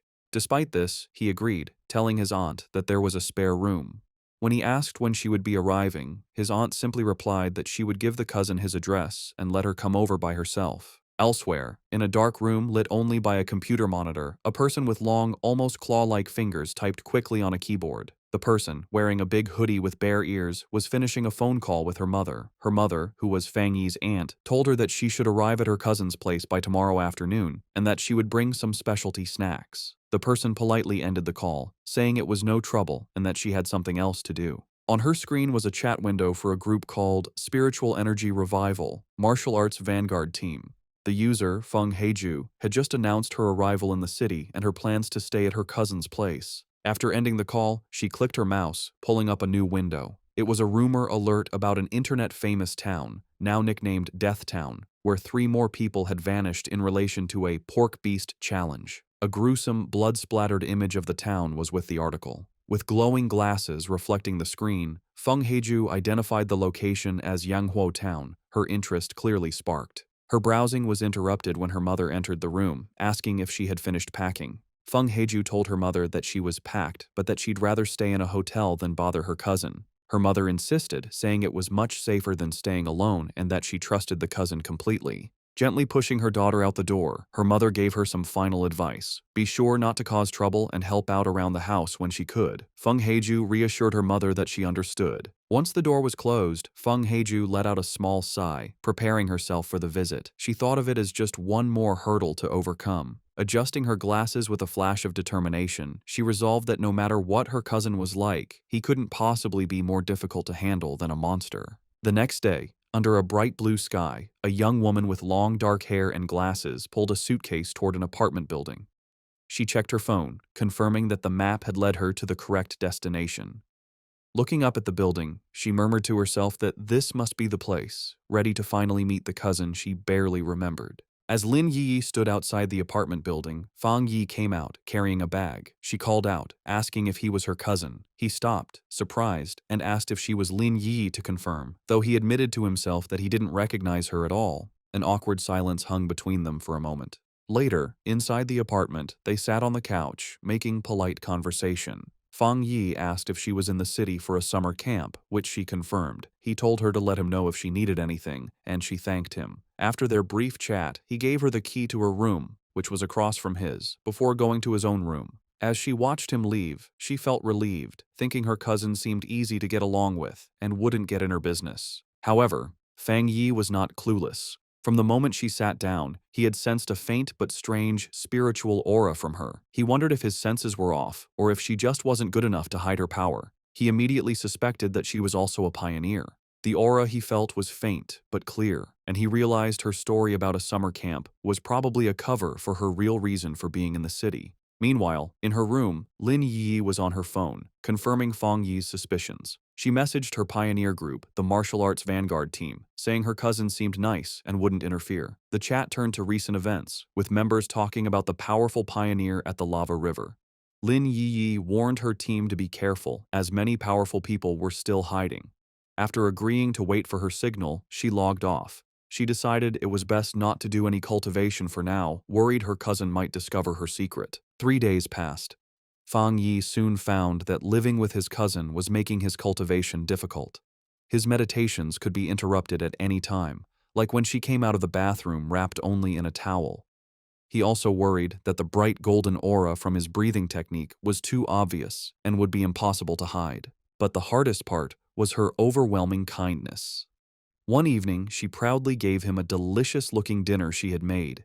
He tried to insist on doing the dishes, but she refused, saying it was the least she could do. He found her perfect politeness and extreme cleanliness almost strange. Despite the trouble, Fang Yi decided to go along with it. He thought that by letting her be overly helpful, he might get her to let her guard down. He knew this was the only way he could find out what she was really up to. Their quiet dinner was interrupted when her phone on the table began to vibrate. Both cousins glanced at the message, their expressions surprised for a moment. Fang Yi used the chance to excuse himself, saying he would go back to his room while she chatted. His cousin could only quietly reply as he left. Left alone, she stared thoughtfully after him for a moment before turning to her phone. Sitting on her bed, she took the call, her expression turning serious. She repeated the information she was getting, confirming that the great change of heaven and earth would happen again the next day at 3 in the afternoon, and she promised she would be there. Fang Yi easily overheard his cousin's phone conversation. She agreed to meet at the entrance of Yanghuo Town. He recognized the name as an internet-famous town in the suburbs, about an hour's drive away. With his suspicions confirmed, he watched her through the wall, his own spiritual energy flaring. He was now certain his cousin was also a pioneer. He was confident, however, that with her current strength, she wouldn't be able to sense him spying. He was impressed by her power. She was still just a middle school student, but she had already reached the 2-star Ghost Axe realm and was close to another breakthrough. He wondered if her high natural talent was the reason for her somewhat strange personality. He now understood her real purpose in the city. The summer camp was just an excuse. She had learned about the coming great change of heaven and earth, and had come to be at the center of it. He knew that every one of these great changes was a chance to get a new technique to increase his own strength. He wondered what kind of power would appear this time. In the end, it didn't matter. With a determined look, he decided that whatever power appeared, he would take it for himself. In her room, his cousin suddenly paused, feeling a strange sensation. She looked around, wondering if it was just her imagination or if someone had been watching her. Seeing nothing but the moonlit mountains outside, she dismissed the feeling and continued her preparations. The next day, the town of Yanghuo was buzzing with activity, with its mountains in the background. At the town's entrance, Lin Yiyi met a friend from her pioneer group. The friend playfully teased Yiyi about her cousin, asking if he was handsome. Yiyi replied that he was a good person, but just an ordinary-looking guy. Her friend sighed in disappointment. Just then, another woman from their group arrived, a redhead in a purple dress. She reminded the first friend that Yiyi herself had always said she was just an ordinary person. With the rest of their team there, the redhead announced it was time to get to business. One of the male members asked if a certain she was not coming. The redhead confirmed it would just be the 6 of them, adding that the missing member was always mysterious. Unknown to them, Fang Yi was watching from a nearby cafe balcony, his sword beside him. He noted that his cousin's little squad seemed to be pretty low-key. From where he was, he could sense their strength. The weakest was at the 2-star Ghost Axe level, and the man who had spoken was even a 3-star. He also overheard them say their team was usually stronger, with one powerful member often absent. As he sat watching, his attention was drawn to the mountains overlooking the town. His eyes narrowed with anticipation, sensing this was where the real event was about to happen. High in the mountains, the great change of heaven and earth finally happened. A giant green vine came down from the clouds, looking like the beanstalk from the fairy tale. This strange event would appear randomly and wasn't destructive, but for pioneers, it was an important key to understanding the changes in their world. Deep in the misty mountains, Lin Yi and her squad finally saw the incredible sight. The red-haired leader looked up in awe, confirming this was what they were looking for. The group stood in disbelief before the massive, pulsing vine. However, the awe quickly turned to fear. The group's adventurous friend suddenly grew pale and urged the others to stop, saying they shouldn't go any further. She was trembling with dread. She explained that seeing the vine in person gave her a terrible feeling. The leader then asked if they had seen the rumors on their internal pioneer forums. The friend's fear came from a dark story. She said she knew some of the pioneers from a team that had tried to touch the vine the last time it appeared. They were powerful, much stronger than she was, yet they all met a horrible end. She explained that after they came here, they were all buried, their skeletons now twisted within the roots of a dark version of the vine. Overcome with terror, she clutched her head in panic. She confessed she had a feeling they would all suffer the same fate. As she spoke, the reality around the group changed, and they were no longer on a mountain path. Instead, they were trapped inside a terrifying, pulsating, fleshy red cavern, the ground itself a gross mass of organic tendrils. The vision of their death was just a scary premonition. Back on the misty mountain path, the squad's adventurous friend, scammed in an online romance, was still shaken by the feeling of dread. She admitted that while she was originally ready to take the pioneer's risk, to either come back rich or die, the moment she saw the vine, she felt an overwhelming fear. Her gut told her this was a new, unknown, and powerful high-level monster, a mutation she couldn't handle. Tears filled her eyes as she said she wasn't ready to die here and wanted to back out. The red-haired leader and Lin Yi looked at their upset teammate with understanding. They confirmed they had all felt the same heavy feeling from the vine. Lin Yi explained it further, describing it as a feeling of complete emptiness within the wood-type vine. It was a strange feeling, as if all life had been swallowed by time, leaving only an empty shell. This, she explained, was why they all felt so scared. The group came to a scary conclusion. The vine was trying to eat their life force. Just as the fearful friend was about to panic, Lin Yi grabbed her hand, her face showing fierce determination. She declared that this was the path of the martial pioneer, a path that required them to face such dangers directly. Unseen by the group, Fang Yi watched from a nearby cliff. He, too, could sense the heavy, suffocating death energy coming from the giant vine. He noted that out of all the world monsters he had faced, besides the pure dark attribute, this vine gave him the worst feeling. He had to admit, the small squad had serious guts to even think about cultivating in such a dangerous place. He analyzed the monster more closely. While it was clearly a plant, a symbol of life, it felt completely lifeless. It wasn't really alive, but a dead thing pretending to be living, with no spiritual energy of its own.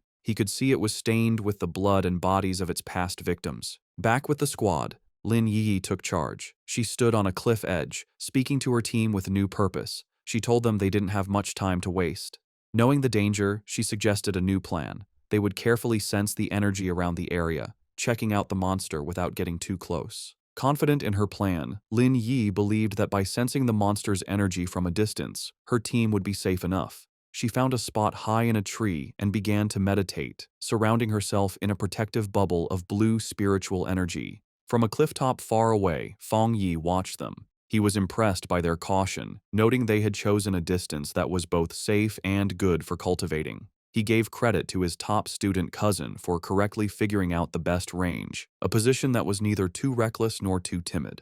As Yi's cultivation grew stronger, the spiritual energy around her began to surge. Fang Yi watched in surprise, realizing she was about to have a breakthrough to the 3-star Ghost Axe realm. He was genuinely impressed. His cousin was truly talented. In a bright flash of blue light, she successfully broke through. Her teammates watched in awe, amazed that she had already reached such a high level of power. However, the huge energy disturbance from her breakthrough did not go unnoticed. Deep in the forest, the sleeping roots of the giant vine began to twist and glow with a scary green light. The pioneers felt the ground shake, and one of the men looked back in alarm. The whole group panicked as the monstrous vine began moving directly toward them, its tendrils bursting from the earth. The team's leader was shocked that the creature could have possibly sensed them from so far away. The vine's attack was fast and brutal. Vicious green tendrils shot up from the ground, trapping 2 of the male pioneers. The rest of the squad scattered in fear as their friend screamed for them to run, warning that if they didn't escape now, they would all die there. The team's leader quickly realized what caused the disaster. Yi's breakthrough had created too much of a disturbance, getting the monster's attention. As she shouted a warning, dark green tendrils began to wrap around Yi's protective bubble, which was still shielding her while she was weak after her breakthrough. The leader knew they couldn't get caught. Once the vine wrapped around them, its deathly aura would eat them instantly. Under the immense pressure, Yi's energy shield began to crack. Chaos broke out as the red-haired leader tried to pull her panicked friend to safety. The friend screamed that they couldn't leave Yi behind, but the leader replied desperately, asking what she was supposed to do. She furiously asked if she should use her own precious spiritual energy to protect Yi, basically dying so her teammate could level up. As chaos erupted around them, the red-haired leader tried to calm one of her male teammates, who was arguing that they should leave Lin Yi to save themselves. He coldly said that life and death were up to fate, and if they didn't leave right away, they would all die with her. He reminded her that they were all just people who had met by chance, and that she was being too emotional. This cold, practical view, however, only made the leader angrier. She shoved him aside, shouting that she would not leave her teammate, even if it meant going against the rest of them. From his clifftop spot, Fang Yi watched the scene. He knew his cousin, still just a student, was probably unaware of how much danger she was in as she remained weak in her meditative state. The vine's power was overwhelming, and he wasn't sure if even he could save her with his current strength. But he knew he had to act fast, as the tendrils were already starting to crush her protective barrier. He clenched his fist, a golden aura flaring around him. He had made a promise to his aunt to take care of her, and a promise made must be kept. The red-haired leader jumped into action, leaping through the grabbing vines to reach Yi Yi. She landed a powerful kick against one of the tendrils, breaking it with the force of the hit. But her victory didn't last long. Dozens more vines shot out, wrapping around her and trapping her completely. Just as the vines were about to crush her, Yi Yi's protective shield finally broke. But before the monstrous plant could grab its new victims, Fang Yi stepped in. Leaping through the air, he sent out 2 arcs of bright golden energy from his sword. The rest of Yi Yi's squad could only watch in horror, screaming her name as they saw her shield break. A massive, fiery, phoenix-shaped blast of energy shot down from the sky, hitting the mass of vines with explosive force. Fang Yi landed gracefully in the now cleared area, a small pillar of golden flame rising from the ground where he stood, having saved both his cousin and her brave leader just in time. As Fang Yi floated in a bright aura of golden light, just his presence was enough to overwhelm the deathly vine. The surviving members of the pioneer squad watched in stunned silence as the monstrous plant, which had just been moments from killing them all, stopped its attack and began to pull back from the overwhelming yang energy. The tendrils pulled back from the intense light, hissing and dissolving as they retreated. As Fang Yi came down, surrounded in a radiant glow, the pioneers could only cover their eyes from the blinding light, barely able to understand what was happening. The practical male pioneer who had suggested leaving Yi Yi was completely shocked, questioning if this newcomer was another pioneer. The red-haired leader, just as stunned, recognized the power for what it was, the purest form of the yang attribute. She knew that only a high-tier power of this level could possibly push back such a powerful, life-draining monster. The male pioneer had a crisis of confidence. He had always thought of himself as extremely talented, having reached the 3-star Ghost Axe realm in a very short time, a feat few in the country could match. He knew that even the talented Lin Yi Yi's skill barely matched his own, and yet this mysterious stranger was on a completely different level. He looked down at his own hands, then up at the glowing figure on the clifftop, feeling completely insignificant. If pioneers like that existed, he wondered, then what were they? The newcomer hadn't just beaten him, he had beaten all of them with his pure, overwhelming power. As Fang Yi stood bathed in the golden light of his power, his system activated. It had detected the extreme wood attribute from the deathly vine and had started the auto-writing process, quickly finishing a new technique. The system window then showed the details of his new ability. Endless Vitality, a technique that could instantly absorb all nearby life force to quickly heal injuries. As the power of the vine flowed into him, he was surrounded in a surge of green, life-giving energy. He was amazed at the incredible wood attribute technique he had just gotten, realizing that as long as there was life nearby, he now had what was basically a non-stop energy-absorbing engine. As Fang Yi absorbed the last of the anomaly's power, his system successfully extracted the vine's main attribute. A notification confirmed it. Extracted attribute, Desolation. The system described its scary power, the ability to instantly create a desolate aura that would destroy all surrounding life. Fang Yi stood calmly in the swirling green energy, fully taking in the new power. When he opened his eyes, they glowed with the same vibrant green as the desolate vine. He stood in the now lifeless clearing, a faint green aura around him. He now understood why the vine could only grow in such a dangerous, remote place. If it grew anywhere else, it would drain every bit of life for miles around. He thought about the ruthless nature of the desolation attribute, a powerful force that forcibly stole the life force of others. His thoughts were interrupted by a grateful voice. The red-haired leader of the pioneer group approached, her clothes torn and her body bruised, but she was alive. She thanked him greatly, saying that without him, they would all be dead. She then asked how they could possibly repay him for saving their lives. Fang Yi simply waved her off, coolly telling her there was no need and that they would meet again someday. He then turned and walked away. In his mind, however, he didn't feel like a hero. He knew that he had only found this opportunity because of their information. In his mind, he was the one who had benefited from the situation. As for the conflict he had seen among the pioneers, he wasn't concerned. With a final leap, he launched himself into the air, leaving the stunned squad behind. He knew that people's true characters are easily shown in a crisis, and a disorganized team like theirs would not be safe in the dangerous new era. Left in the empty clearing, the adventurous girl and the shaggy-haired man watched him go. The girl, still in shock, wondered aloud what they should do now. The man, however, answered her with a bitter, blaming tone, asking if she now regretted her earlier hesitation to save their teammates. With the immediate threat gone, and Lin Yi now at the third tier, the red-haired leader knew their best option was to stick together. Sometime later, Yi's eyes opened, glowing a brilliant blue as she came out of her meditation. Her teammates rushed to her side, relieved she was finally awake. The male pioneer who had suggested leaving her now said that their fate depended on their leader's wisdom, but another teammate said their focus should be on the mysterious stranger who had saved them. Still confused, Yi asked what had happened. Noticing her other teammates lying unconscious on the ground, she stood up and was immediately hit by the powerful burning warmth of a leftover yang attribute on a nearby tree. She could feel its intense heat even from a distance. The shaggy-haired man then stepped forward, offering to explain what had happened while she was unconscious. Later that day, back in front of her cousin's apartment, Yi was still trying to understand the incredible events. She couldn't believe that someone so powerful actually existed. Her teammates' words echoed in her mind. He had called the mysterious pioneer a monster. He had described how the vines they couldn't even scratch had been easily pushed back by his power, and how the massive beanstalk had retreated far into the sky, no longer daring to come near them.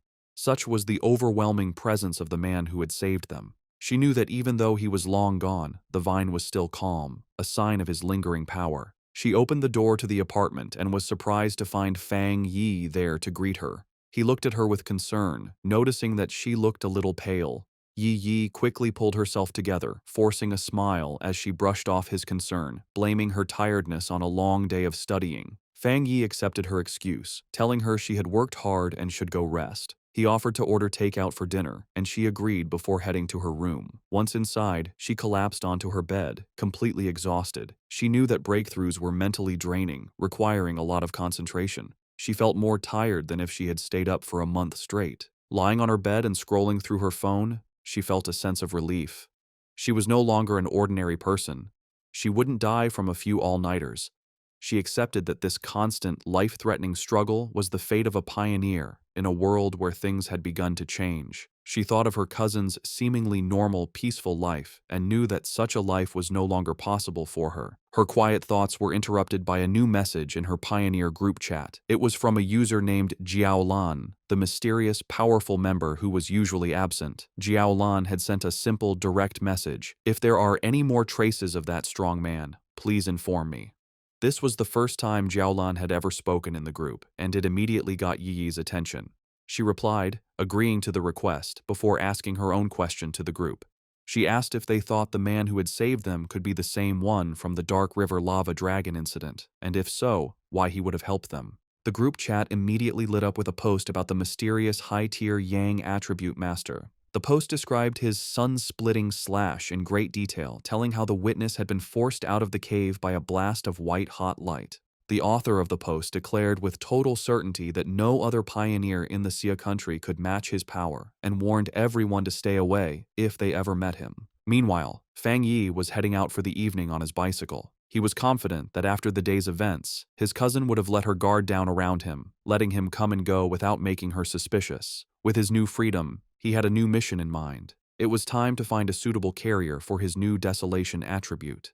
He knew that this power was most compatible with plants, and he pedaled off into the night to begin his search. As he rode through the night, Fang Yi thought about the best way to use his newly acquired desolation attribute. He knew that despite its power, it was still a bad attribute at its core, based on destruction and decay. He worried that putting it on his own body could lead to bad reactions. Furthermore, he was concerned that its evil nature might conflict with the good, purifying power of his thunder attribute. He decided that the best solution would be to find a carrier for the attribute, something like the strange vine itself. He guessed that the original vine monster had been born when a regular plant sensed the return of rich spiritual energy and chose to evolve, creating the desolation attribute as a way to gather more power. With this in mind, a plan began to form in his mind. With a confident smirk, he knew exactly where he needed to go. He followed a moonlit road, guided by a sign pointing toward the forest park. He arrived at the large urban park and left his bike, going into the woods. Under the bright full moon, he walked through a field of vibrant, glowing flowers. He knew he needed to find the perfect lucky one, a plant that could create the greatest connection with his own spiritual energy and show a sense of closeness to him. Closing his eyes, he focused, reaching out with his own spiritual energy. A vibrant green aura flowed from him, spreading throughout the forest and covering the plants. He could feel a response from the plants, a wave of their own spiritual energy rising up to meet his. He noted that while their response was a lot, it still wasn't strong enough for what he needed. As Fang Yi continued to send out his spiritual energy, he realized he needed a much stronger response from the plants around him. Suddenly, he stopped, his attention drawn to a specific spot in the forest. There, in the tall grass, a single white flower with a glowing center gently swayed, as if calling to him.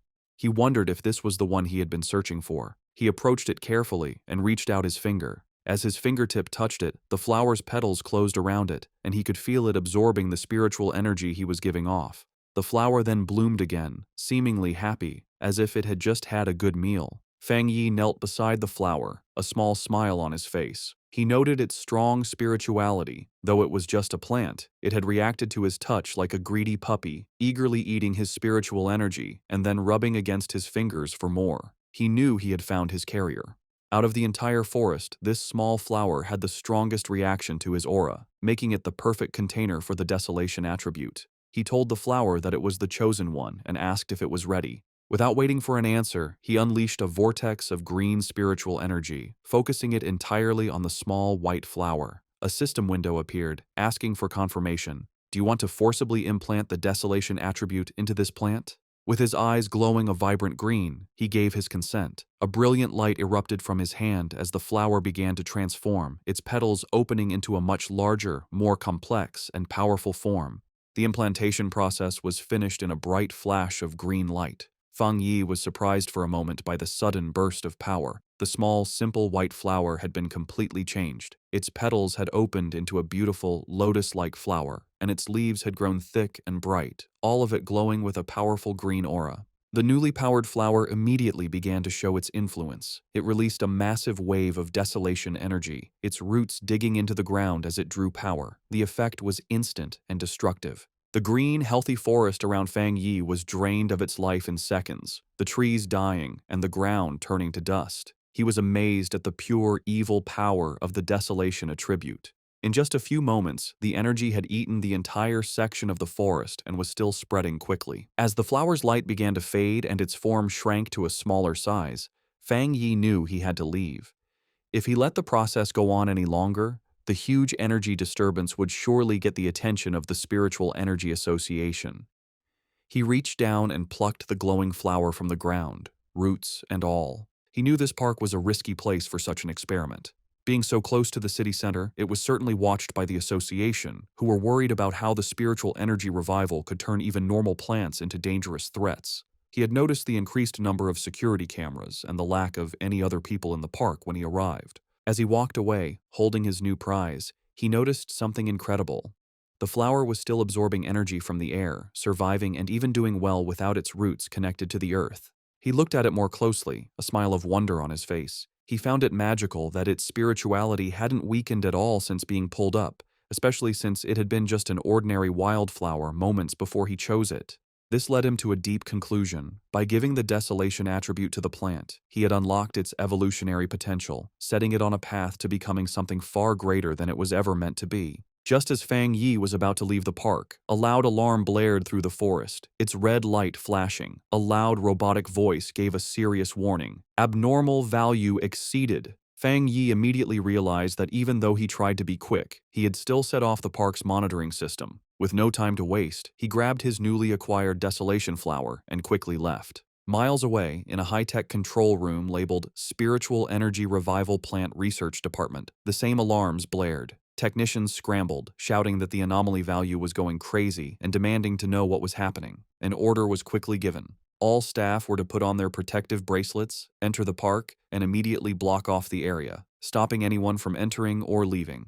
A team in full protective gear entered the now lifeless section of the forest. One member checked the reading on his wrist device, which showed a dangerously high value of 30. He noted that this was terrifyingly high. For comparison, the incident at Qingcheng University had only ranged between 8 and 10, and even the powerful Dark River lava dragon had peaked at 25. Another team member added that the park's original spiritual energy level had never even gone above 10. As one of the researchers took a soil sample, another reported his strange findings. The air humidity, surface temperature, and sunlight were all completely normal. Yet, all the plants in the area looked as if they had been drained of their life in a matter of seconds. The team leader decided they needed to get closer to the center to figure out what kind of spiritual attribute could have caused such an event. However, as one of the members stepped forward, another researcher with glasses, who seemed to be a senior member, shouted at him to stop and not get any closer. He warned them with serious authority not to touch anything, identifying the leftover energy as the desolation attribute.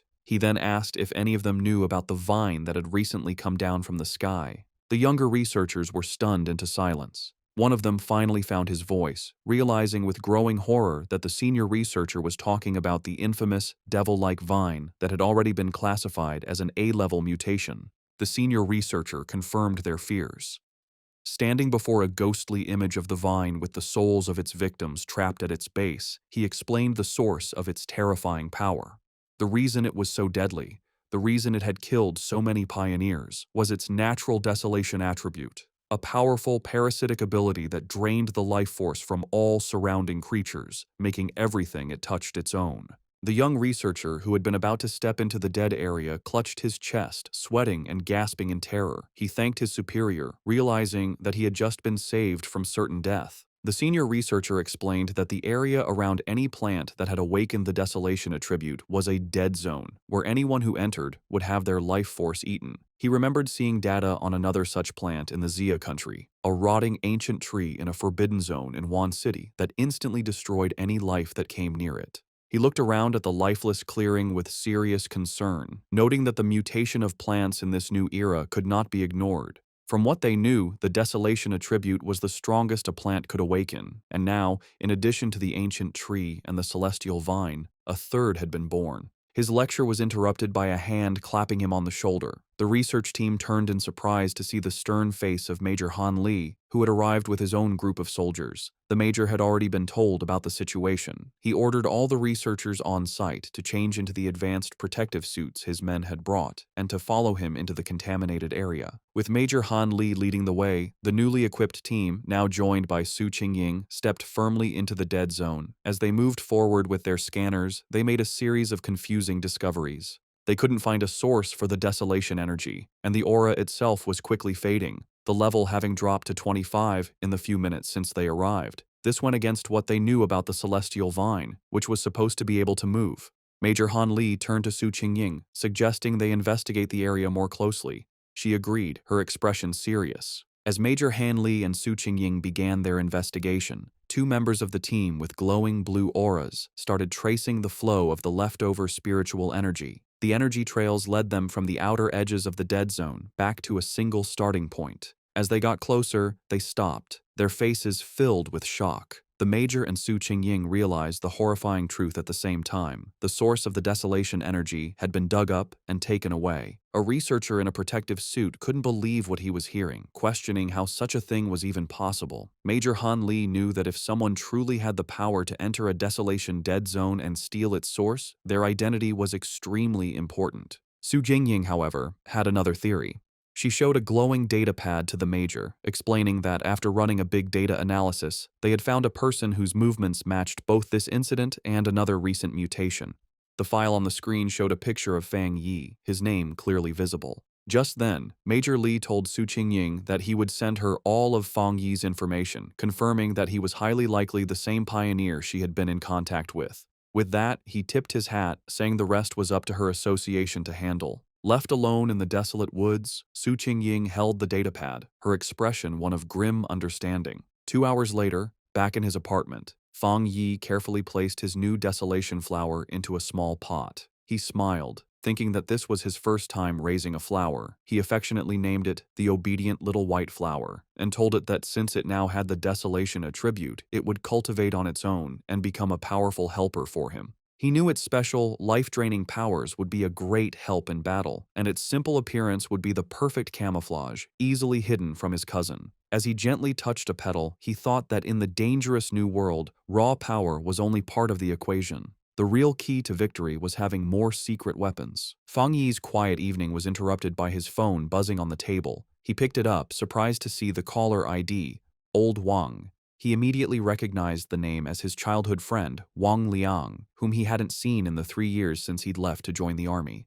A brief flashback showed the two as close friends in their school days, a bond that was broken when Wang Liang suddenly announced his decision to enlist. Fang Yi answered the call. On the other end, Wang Liang's cheerful voice greeted him, asking if he was back in town and inviting him out for a drink at their old spot. Fang Yi was taken aback by how sudden it all was. Wang Liang just laughed, adding that he had a big secret to tell him and that he shouldn't be shocked when he heard it. However, the seemingly friendly reunion was a carefully planned setup. After hanging up the phone, it was revealed that Wang Liang was not alone. He was in a dimly lit room, reporting to a tough and heavily scarred woman with long red hair and a high-ranking military uniform. Su Jingying was also at the table. Wang Liang confirmed to the officer that he had done as instructed. He then made a special request, asking that if Fang Yi was not the person they were looking for, they would guarantee his safety. The red-haired officer tapped her finger impatiently on the table. She coldly dismissed his concern, ordering him to simply do his mission and not do anything unnecessary. With a chilling lack of feeling, she added that if Fang Yi turned out to be the wrong person, Wang Liang should just consider it a punishment for his friend. At a quiet bar, Fang Yi and Wang Liang toasted with their beer glasses. They sat and drank, catching up after being apart for 3 years. Fang Yi noticed his old friend seemed much more mature and guessed that his time in the army must have been hard. Wang Liang talked about his experiences in the military before asking Fang Yi how he had been. Fang Yi gave a simple reply, saying he was doing well and had gone to college. As he drank his beer, he thought back to his past life. In that chaotic time, he never had the chance to see Wang Liang again. He remembered that his friend, as a soldier, had probably died in some forgotten battle. He wondered if this time, in this new life, he could change his old friend's fate. Wang Liang then changed the subject, his tone becoming more serious. He asked Fang Yi if he had seen anything strange lately, like zombies or monsters from movies. Fang Yi was immediately on guard. He knew it wasn't surprising for someone in the army to know about the spiritual energy revival, but the direct question felt like a test to see what he knew. Playing dumb, Fang Yi asked what he was trying to say. Wang Liang sighed and explained that he wasn't trying to comfort him, but to warn him. He told Fang Yi that in the near future, everything they valued, education, wealth, status, would become worthless. The entire world order was about to change. Fang Yi listened closely, his face showing no emotion as he stared at his empty glass. He knew that ordinary soldiers were sworn to secrecy and couldn't leak any details about the spiritual energy revival. This confirmed his suspicion. The military had identified him as a target, and Wang Liang, his childhood friend, had been sent to test him. Wang Liang, seeing his friend's silence, tried to reassure him. He told him not to worry, that as long as he didn't reveal anything, he would be fine. But Fang Yi understood the situation. Despite his pretended ignorance, his friend was still trying to help him. Even at the risk of breaking military rules, Wang Liang was kindly warning him to be careful of the coming changes. Their conversation was suddenly cut short when Wang Liang's phone began to vibrate urgently. He answered the call, and a furious voice on the other end ordered him to return to his team immediately and report to the target location within 10 minutes. Wang Liang snapped to attention, accepting the order as Fang Yi watched in silence. He immediately jumped up, apologizing to Fang Yi and explaining that he had an urgent mission and couldn't see him home. As his friend was about to leave, Fang Yi dropped his act. He asked if the mission was related to the spiritual energy revival and told his friend to take him along. Wang Liang stopped, turning back to look at Fang Yi with a mix of shock and confusion. Fang Yi stood up and grabbed his friend by the collar. He told Wang Liang to take him to see his superiors, letting him know that he was aware of the real reason for their meeting. He reassured his friend, telling him that while he didn't know exactly what his superiors knew, he knew Wang Liang would never hurt him. He explained that he was more interested in what the military was dealing with, knowing it had to be related to the great changes happening in the world. Since the Spiritual Energy Association was already handling the monsters, he was curious what the military's role was, and he wanted to see it for himself. Wang Liang agreed, and the two of them walked toward a massive, heavily guarded military base in a mountain valley, labeled Military Number 19 Spiritual Forbidden Zone. As they got closer, Fang Yi was struck by the incredibly dense spiritual energy in the area. He noted that the concentration level was so high it had likely surpassed a standard pollution zone. As they were met by a squad of soldiers, one of them ordered Wang Liang to return to his team. After a quick check, the soldiers allowed Fang Yi to enter the base, leading him through a brightly lit corridor. Inside the military base, Fang Yi and Wang Liang were led into a massive, cavern-like training ground. There, a large group of soldiers was in a desperate battle, using crackling blue energy to hold back a monstrous, spiky black creature with a single glowing red eye. The beast fought back with fierce power, shooting a devastating beam of red energy that tore through the soldiers' ranks, causing cries of pain and fear. Standing on a raised platform, the tough, red-haired officer watched the scene with a critical eye. Fang Yi, who had been brought before her, immediately recognized the creature's power as a mix of two different attributes. The officer confirmed his thought, saying the monster was a perfect mix of the dark and flame attributes, making it exceptionally fierce and cruel. She added that it had already seriously injured several of her soldiers. A caption identified her as a 3-star Ghost Axe Realm officer named Ji Royan. Spotting Wang Liang, she barked his name, and he immediately stood at attention. She furiously asked why he had brought an unauthorized person into a restricted area, but before he could explain, she cut him off. Her expression softened a little as she told him to forget it, explaining that the situation was urgent and they needed him to join the formation immediately. She then turned her attention to Fang Yi. She saw nothing special about him, noting that his spiritual energy was only slightly active. She briefly wondered if he was the powerful pioneer they were looking for, but dismissed the thought, knowing she had to focus on the battle. She gave him a stern warning. Since he was Wang Liang's friend, she wouldn't say much, but he was in a restricted area, and his life was now his own responsibility. He was also sworn to secrecy about anything he saw. Fang Yi simply replied that he understood. With that done, Ji Royan took command. She picked up a massive energy cannon and shouted the names of two of her soldiers. The two men immediately jumped into action, their bodies covered in blue energy as they fought the monster up close. Ji Royan then aimed her cannon and fired a massive blast of pure energy at the creature. The attack hit the monster head-on, creating a huge explosion, but the creature was far from beaten. It let out an angry roar as its shadowy form began to pulse with a terrifying red light, its fanged mouth growing larger and more threatening. It was clear that the attack had only made it angrier, causing its mutation to get worse. The enraged monster lashed out with its massive claws, and one soldier shouted a warning to his comrade. The other soldier managed to block the attack, but the force of the blow sent him flying backward. Ji Royan immediately took charge, ordering her team not to be careless and to keep their distance. She knew they had to finish the creature off before it could complete its evolution. Watching from the side, Fang Yi was impressed by the soldiers' performance. He saw a well-trained team of comrades who trusted each other completely, with incredible discipline and coordination. He knew that every person was essential, and that when they worked together, they could unleash a power far greater than their individual strengths.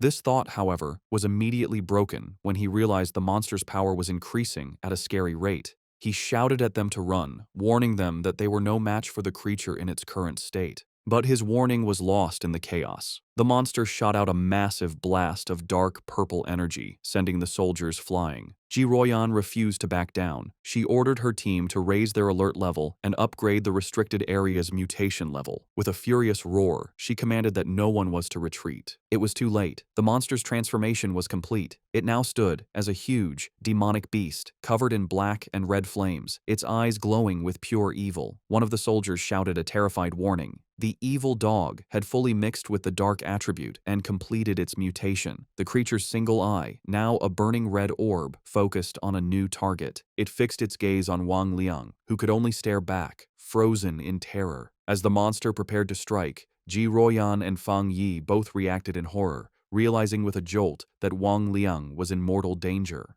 Just as the monster completed its evolution, lunging forward in a blast of power, a soldier was violently thrown backward by a surge of energy. Ji Royan immediately shouted for her team's attention, announcing that the C-level evil dog had fully mutated and was now reclassified as a B-level threat, requiring an immediate change in their battle plan. The soldier who had been thrown to the ground coughed up a spray of blood. Fang Yi rushed to his side, catching him and asking if he was all right. The injured soldier explained that he had been trying to send spiritual energy to the monster's restraining collar, but the creature's evolution had caused the device to violently explode. Despite coughing up a black, thick liquid, the soldier tried to be brave, telling Fang Yi not to worry about the officers of Restricted Area 19. Fang Yi could only look on with a grim, angry expression. Realizing her normal weapons were now useless, Ji Royan dropped her heavy energy cannon to the ground. She stood before her remaining troops, her determination unshaken. She gave a final, desperate order. No matter what they had to do, even if it cost them their very lives, they could not let this B-level mutation escape the restricted zone. But just as she and her team were about to make their last stand, Fang Yi stepped directly in front of her, blocking her path. Ji Royan demanded to know what he thought he was doing, but he ignored her. His eyes and hand began to glow with a brilliant blue light as arcs of raw lightning crackled around him, a clear sign that he was about to join the battle himself. Surrounded by crackling blue lightning, Fang Yi mocked the monstrous creature, his eyes glowing with power as he questioned how tough it was. He then charged toward the mutated beast, his arm a bolt of bright blue energy aimed right at the creature's head. The impact was huge, as a massive explosion of divine thunder erupted when he hit it, completely overwhelming the monster. The sheer force of the attack created a powerful shockwave that sent the nearby soldiers flying backward. One of the soldiers, stunned, said he couldn't believe it, realizing this was the same B-level monster that even their commander, Ji Royan, couldn't beat alone. Wang Liang, just as shocked, turned to Ji Royan and asked if his friend was really who they thought he was. With a serious look, she confirmed that none of them were wrong. She declared that he was, without a doubt, the pioneer known as the Tyrant. Fang Yi stood calmly before the beast, which was still on fire but clearly hurt by the lightning. Seeing it wasn't completely beaten, he noted that he would have to finish the job. He then told Ji Royan and Wang Liang to stand back for their own safety. Ji Royan watched him, thinking about how her whole squad needed a complex formation just to face a B-level threat, yet he was getting ready to handle it all by himself. She wondered what kind of power he had. She had to admit that his was the most extreme form of the thunder attribute she had ever seen. She knew that even now, he was a top-tier pioneer in the entire country, and she began to wonder about his potential once the spiritual energy revival was fully underway. As Fang Yi raised his hand, gathering even more electrical energy, a shocked look appeared on Ji Royan's face. She looked up to see a massive storm of thunder energy forming in the sky above him, and she couldn't help but wonder just how scary his power would become as he continued to evolve.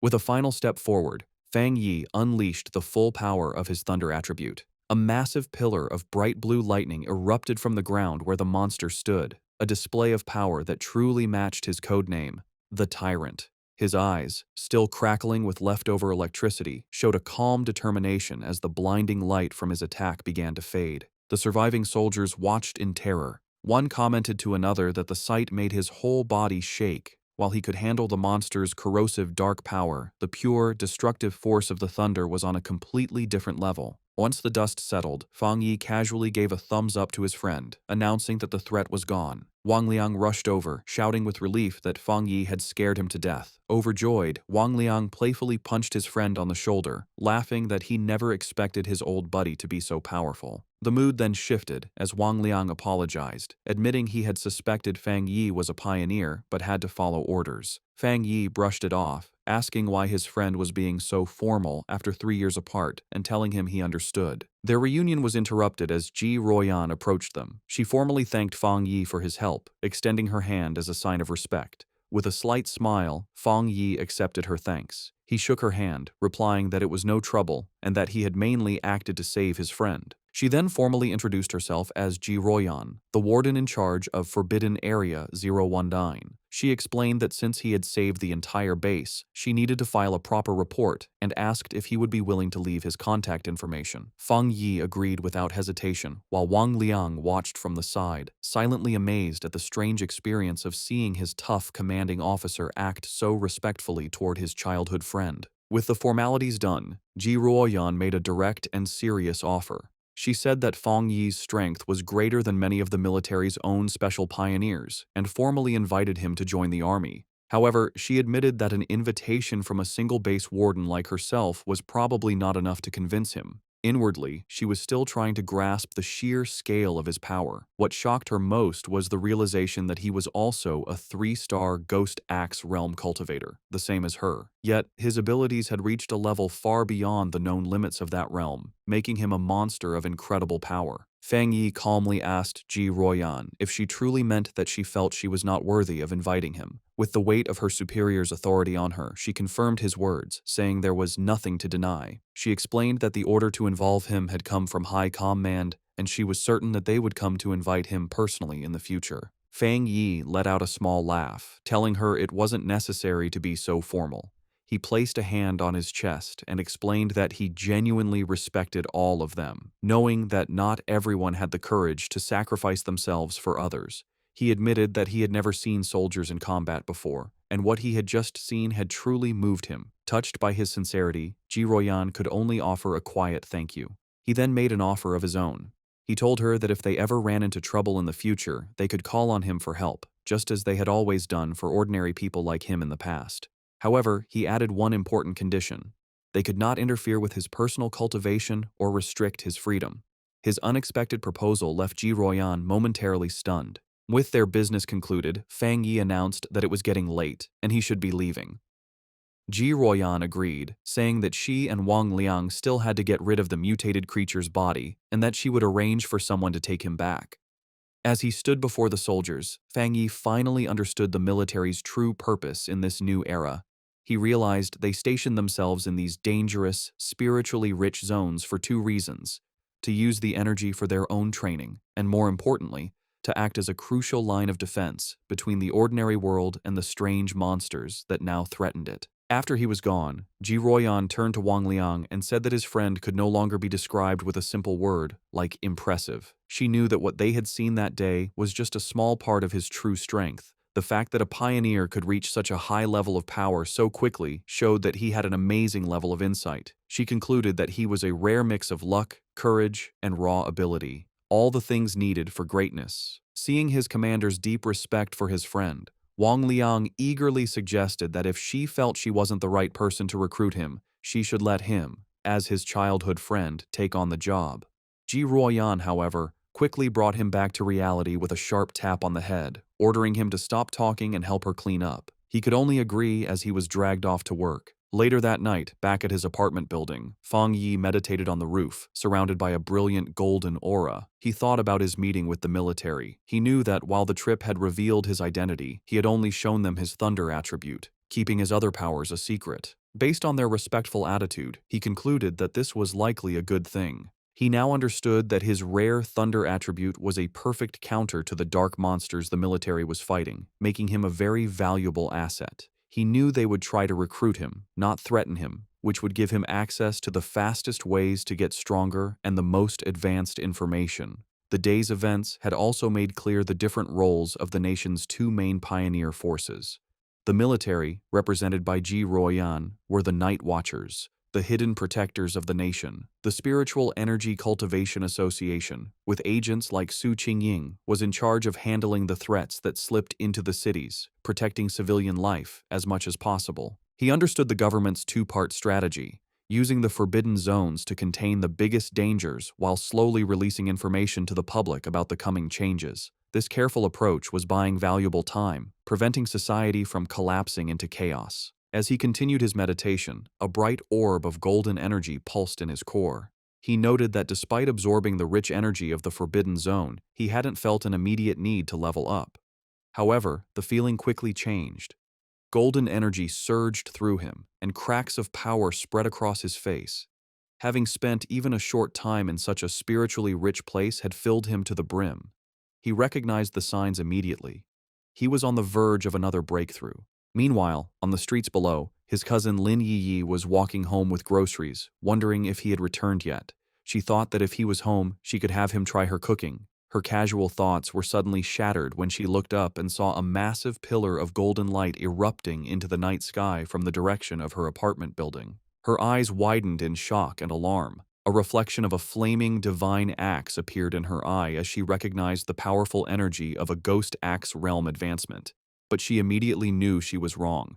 The sheer scale of the power, showing up as a massive, fiery divine axe in the sky, was far too terrifying for an ordinary breakthrough. She could only stare in disbelief, wondering if another powerful pioneer was making their move in the city. On the street below, Lin Yi stared at the sky in complete disbelief. She recognized the immense power of the Ghost Axe realm, but this was something else, a force so powerful it was changing reality itself. As a giant, divine hand made of pure golden energy formed in the clouds above, she realized the terrifying truth. This was the power of the legendary spirit creation realm. The realization that a pioneer of such incredible strength was living right next to her sent a wave of shock and fear through her. The massive energy surge did not go unnoticed. Miles away, in a high-tech command center, red alarms blared as technicians scrambled. An urgent warning flashed across their screens. The anomaly value had reached a catastrophic level of 99, its location pinpointed to the southeast of the city. An official and Su Qingying reacted with alarm. The official demanded to know what was happening, ordering all units to the target area. Su Qingying wondered how such a powerful anomaly could have gone undetected, noting that an energy reading of this size was powerful enough to destroy an entire city. Before a holographic map of the city, military leaders held a tense emergency meeting. They debated the two terrifying possibilities. Either a new, godlike spirit creation pioneer had just appeared, or the city was on the brink of a massive disaster. One grim-faced officer suggested it could very well be both. The situation escalated as the senior official frantically called headquarters, demanding they send all advanced equipment, short of large-scale weapons. His panic was cut short, however, when a subordinate burst into the room, breathlessly announcing that the alert had been cancelled.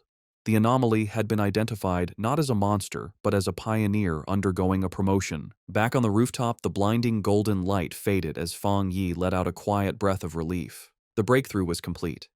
He casually noted that he had successfully reached the one-star spirit creation realm. Aside from his body feeling lighter and more agile, he didn't feel a significant difference in his raw power. His quiet moment was interrupted when his phone buzzed with a new message. It was from his friend, Wang Liang. The message was a warning. A new anomaly had appeared at Qingcheng University's playground. Internal military sources had confirmed it was a pollution zone, and more worryingly, it was the second time this specific anomaly had occurred. Fang Yi texted back, saying he knew about the previous heat anomaly. Wang Liang confirmed it was the same one, back again, and playfully warned Fang Yi not to tell anyone he was the source of the intel. After Fang Yi jokingly threatened to report him, Wang Liang's tone turned serious. He told Fang Yi that he was genuinely worried for his safety and urged him to be careful. Fang Yi put down his phone, his expression thoughtful. His friend's warning only confirmed his own strategy. This was exactly why he was so cautious in his dealings with both the military and the association. He knew that being too well known could bring unwanted trouble, which was why he had deliberately chosen to keep his powerful Yang Flame attribute and his Crimson Flame Blade technique a secret. They were his hidden aces. He typed a final reply to his friend, reassuring him not to worry. He would be careful, and he still had trump cards left to play. Lin Yi opened the apartment door, announcing that she was back. Seeing Fang Yi on the couch, she asked if he had eaten yet, offering him the bag of takeout she had brought. Distracted by his phone, he simply told her to leave it on the table and that he would get to it later. As she watched him, a worried and slightly frustrated expression crossed her face. In her mind, she thought about her cousin's character. She saw him as a perfectly good person, but with one major flaw, his laziness. He seemed content to just stay at home all day playing on his phone, not even bothering to go to college. She found it ironic that while she and her fellow pioneers were constantly busy, seeking opportunities and hiding their true identities, her cousin lived such a carefree, seemingly aimless life. Exhausted, she went to her room and collapsed onto her bed. She knew that news of the incredible spirit creation pioneer who had just appeared in their district would spread like wildfire. Feeling a sense of duty, she resolved that when the time came, she would protect her seemingly clueless cousin as a way of repaying him. Meanwhile, Fang Yi was not just playing on his phone. He was analyzing the news report from Wang Liang, which showed a massive, raging fire at the university playground. He noted that the first anomaly had been intense heat, and now it was a fire. He wondered if this was another form of the Yang attribute. The video showed the fire had started incredibly fast and was burning with terrifying intensity. Online comments from witnesses expressed shock, with some wondering if special forces were now being called in for simple fires.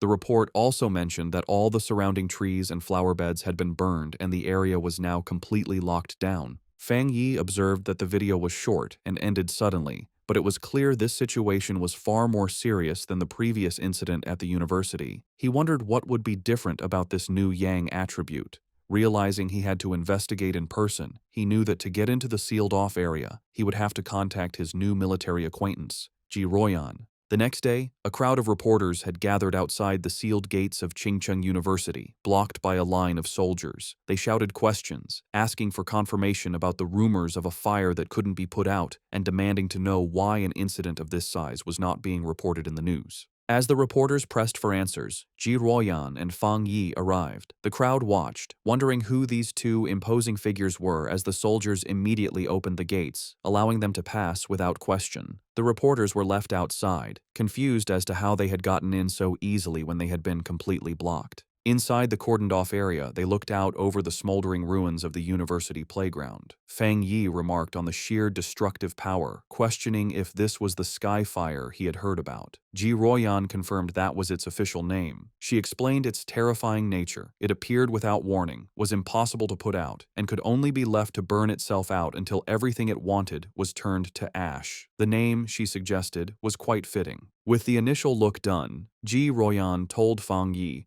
she needed to head to the principal's office and asked if he would wait for her. He told her to go on ahead, saying he would be fine there. Alone, Fang Yi walked along the edge of the destroyed area, which was now blocked off with yellow tape. He knelt and touched the scorched earth, analyzing the scene. He noted that the ground was already cold, and more importantly, there was no leftover spiritual power left from the sky fire. He realized with some disappointment that this meant he couldn't collect its attribute. His plan had been too simple. His thoughts were suddenly interrupted when a familiar voice called his name. He looked up to see his ex-girlfriend, Chu Qingli, standing on the steps nearby with a friend. She asked in surprise what he was doing there. Her friend with glasses immediately recognized his name, asking Chu Qingli if this was the ex-boyfriend she had mentioned, the one who had only gotten into a vocational college. Chu Qingli simply confirmed it was him. The friend then patted Chu Qingli's shoulder with a smug, condescending look. She told Fang Yi that she understood he was likely there because he was still hung up on his ex, but now that the gap between their lives was so big, he should just give up. Fang Yi could only stare back, genuinely confused by her assumption, questioning the very idea that he would be hung up on her. From a distance, other students began to gossip about the scene. They wondered who the guy with the school beauty Chu Qingli was, guessing he must be another sad suitor. They noted he didn't look like a student from their university and complained about how security could have let an outsider in. Chu Qingli's friend with glasses stepped forward, aggressively confronting Fang Yi. She told him that Chu Qingli was now the university's campus belle and that he should think clearly about his actions. She warned him that countless guys far better than him were pursuing her and that he didn't even rank. She ordered him to leave, telling him this was not a place he belonged. She then threatened to report him to the disciplinary office if he didn't explain how he got in. Meanwhile, Chu Qingli watched him with a complicated expression. She remembered him claiming he wouldn't regret their breakup, yet here he was. She concluded that his previous lack of interest must have been an act, and that he was just putting on a brave face. Their confrontation was interrupted when Ji Royan returned, asking Fang Yi if the girl was his friend. Chu Qingli was surprised by the sudden appearance of the imposing red-haired woman. Fang Yi coolly dismissed the idea, clarifying that they were merely high school classmates and couldn't be considered friends. Ji Royan accepted his explanation, simply saying they were just classmates. Ji Royan then put on a pair of sunglasses, her already intimidating presence growing even stronger. Both Chu Qingli and her friend were visibly nervous by the woman's powerful aura, wondering who she was and how she could possibly know someone like Fang Yi. Ji Ruoyan then turned to Fang Yi with an update. She explained that she had spoken with the principal, and the matter of the Skyfire was more complicated than they had thought. She told him that the principal was coming to take them to the fire's starting point, and since Fang Yi was now a special military consultant, his presence was required. Fang Yi agreed without any issue. Just then, a group of stern-looking officials in suits arrived, ordering everyone to scatter and announcing that the playground was to remain sealed off. Chu Qingli gasped in shock, recognizing the man leading the group as the university's principal. The other students were equally stunned. The principal was known to be an incredibly busy and hard-to-find figure, someone who was rarely seen on campus. They realized with awe that he had come personally to meet with Fang Yi and the mysterious red-haired woman. Chu Qingli's friend, however, completely misread the situation.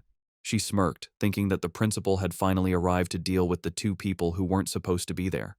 Chu Qingli, however, remained silent, a look of uncertainty on her face. To the absolute shock of Chu Qingli and her friend, the principal and his group did not approach Fang Yi and Ji Ruoyan as trespassers. Instead, the elderly principal walked directly up to Fang Yi and greeted him with a warm, respectful handshake. He addressed Fang Yi as the consultant introduced by Ji Ruoyan, explaining how worried he had been about the school's recent anomalies and the safety of the students. He expressed his immense relief that they had come to solve the situation. In an even more stunning display, the principal then bowed slightly to Fang Yi, formally putting him in charge of the entire playground matter. From where she stood, Chu Qingli could only watch, her eyes wide with total disbelief as her entire view of her ex-boyfriend was shattered in an instant. The principal's security then moved to secure the area, forming a human barrier and ordering all unrelated people to step back. As the crowd of students, including Chu Qingli, was pushed away, they buzzed with confusion, unable to understand why their respected principal was bowing to such a young man. Lost in the crowd, Chu Qingli listened as the students' opinions changed around her. They now guessed that Fang Yi must have some extraordinary special identity to deserve such treatment. Someone recalled that just moments ago, he had been dismissed as Chu Qingli's suitor or ex-boyfriend.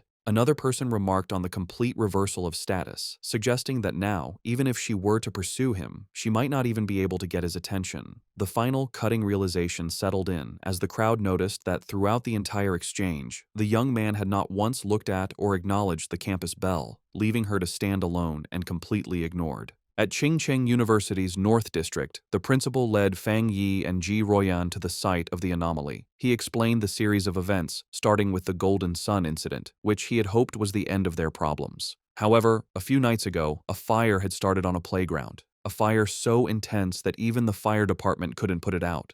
He was thankful it happened at night when no students were around, allowing them to quickly seal off the area. The principal continued, his face growing more serious. While a single fire might have been a fluke, it was followed by fires on 2 more playgrounds. He said he had personally seen a crimson flame come down from the sky and float in mid-air, a clear sign of a supernatural event. He told them that while the other fires were eventually put out, one still remained. As they got closer to the final location, Fang Yi noted the sharp, choking smell of something burning. They arrived at a basketball court where a single hoop was on fire with a raging eternal flame. The principal confirmed this was the starting point, the one fire that simply could not be put out. As they watched the anomaly, Ji Ruoyan checked a device on her wrist, which showed a reading of 11. She explained to Fang Yi that it was a basic spiritual anomaly detector. She clarified that any reading over 10 was considered a disaster for ordinary people, requiring a complete lockdown. Suddenly, the device began to flash and beep wildly, the reading shooting up to 60. Ji Ruoyan cried out in alarm at how high the value had become. Panicked, she warned the principal that if the energy kept rising, it wouldn't just affect the university, but the entire city. She declared they needed to immediately send an elite squad of pioneers to contain the threat. Before they could act on the plan, however, Fang Yi took matters into his own hands. Without a word, he leaped over the chain-link fence, ignoring the no-entry sign and heading directly into the fire. He was instantly covered by the intense flames, as Ji Ruoyan and the principal watched in shock. At that exact moment, the reading on Ji Ruoyan's device jumped again, now showing an incredible 110. She shouted that the anomaly had just been upgraded to S level. The principal, panicked, asked what they were supposed to do now that Fang Yi was inside. Ji Ruoyan could only stare into the fire, questioning his recklessness and muttering that even the strongest soldier from the Forbidden Zone wouldn't dare to enter such a dangerous area alone. Inside the fire, however, Fang Yi stood completely unharmed, his silhouette calm against the raging flames. He knew that just as his Yang attribute had protected him from the divine thunder, it could also shield him from this sky fire. But he quickly found a major problem. While his power was protecting him, it also stopped him from touching the source flame itself, which meant he couldn't activate his system's ability to create a new technique. Realizing his protective aura was both a help and a hindrance, Fang Yi knew he had to get to the source flame. He watched as the fire wrapped around the basketball hoop like a great fiery dragon, understanding that he needed to get to its heart. Without hesitation, he prepared to face the fire head-on as the fiery dragon lunged toward him with a ferocious roar. In an incredibly risky move, he deliberately turned off his Golden Sun protective aura, leaving himself completely vulnerable. The sky fire instantly rushed in, covering his body in a storm of raw, burning energy. He gritted his teeth against the searing pain as the flames burned him, but he forced his hand forward, determined to touch the anomaly's core. His gamble worked. The moment his hand touched the source, his system activated, confirming it had detected the strong fluctuation of the Skyfire attribute. Despite the pain, a determined grin spread across his face. He was amazed at the Skyfire's power, noting its will was even stronger than the Desolation attribute he had recently gotten.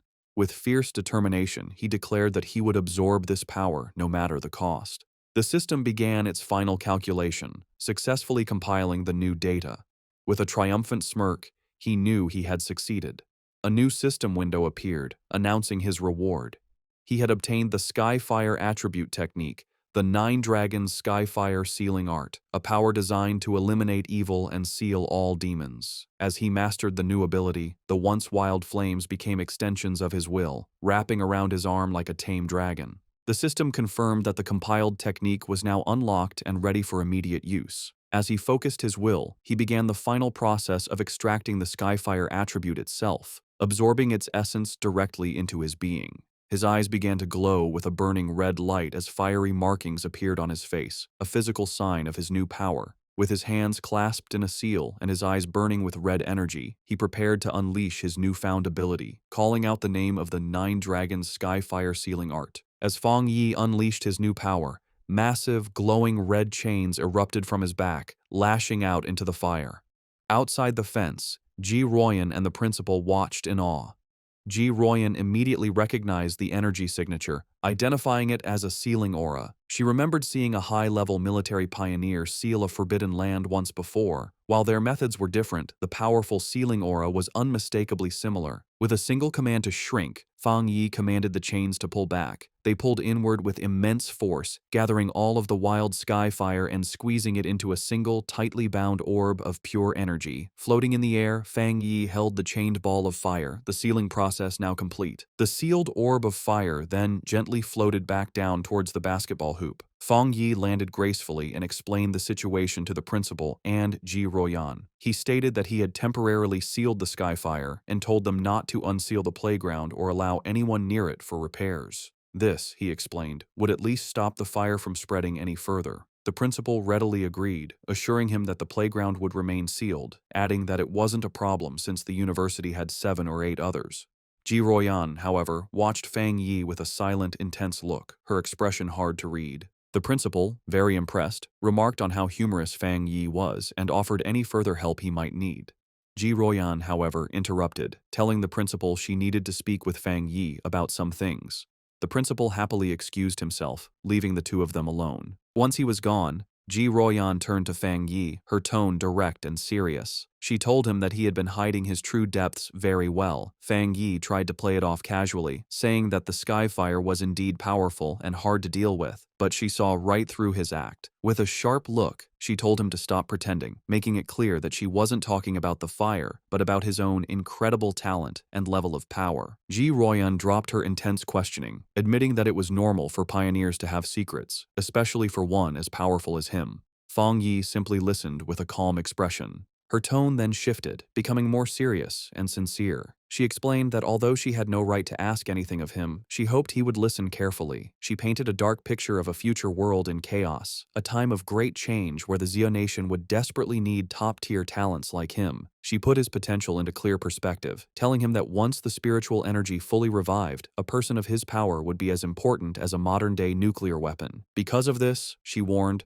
every major power, from the various military forbidden zones to the Spiritual Energy Association, would rush to recruit him. She told him to be prepared for high-level officials to personally give him invitations with incredibly generous offers. She admitted she had her own reasons for telling him this. If he were to join her military unit, it would be a great asset, and they would gain a powerful friend. Therefore, she advised him to start thinking about his options now, so he wouldn't be caught off guard when the time came.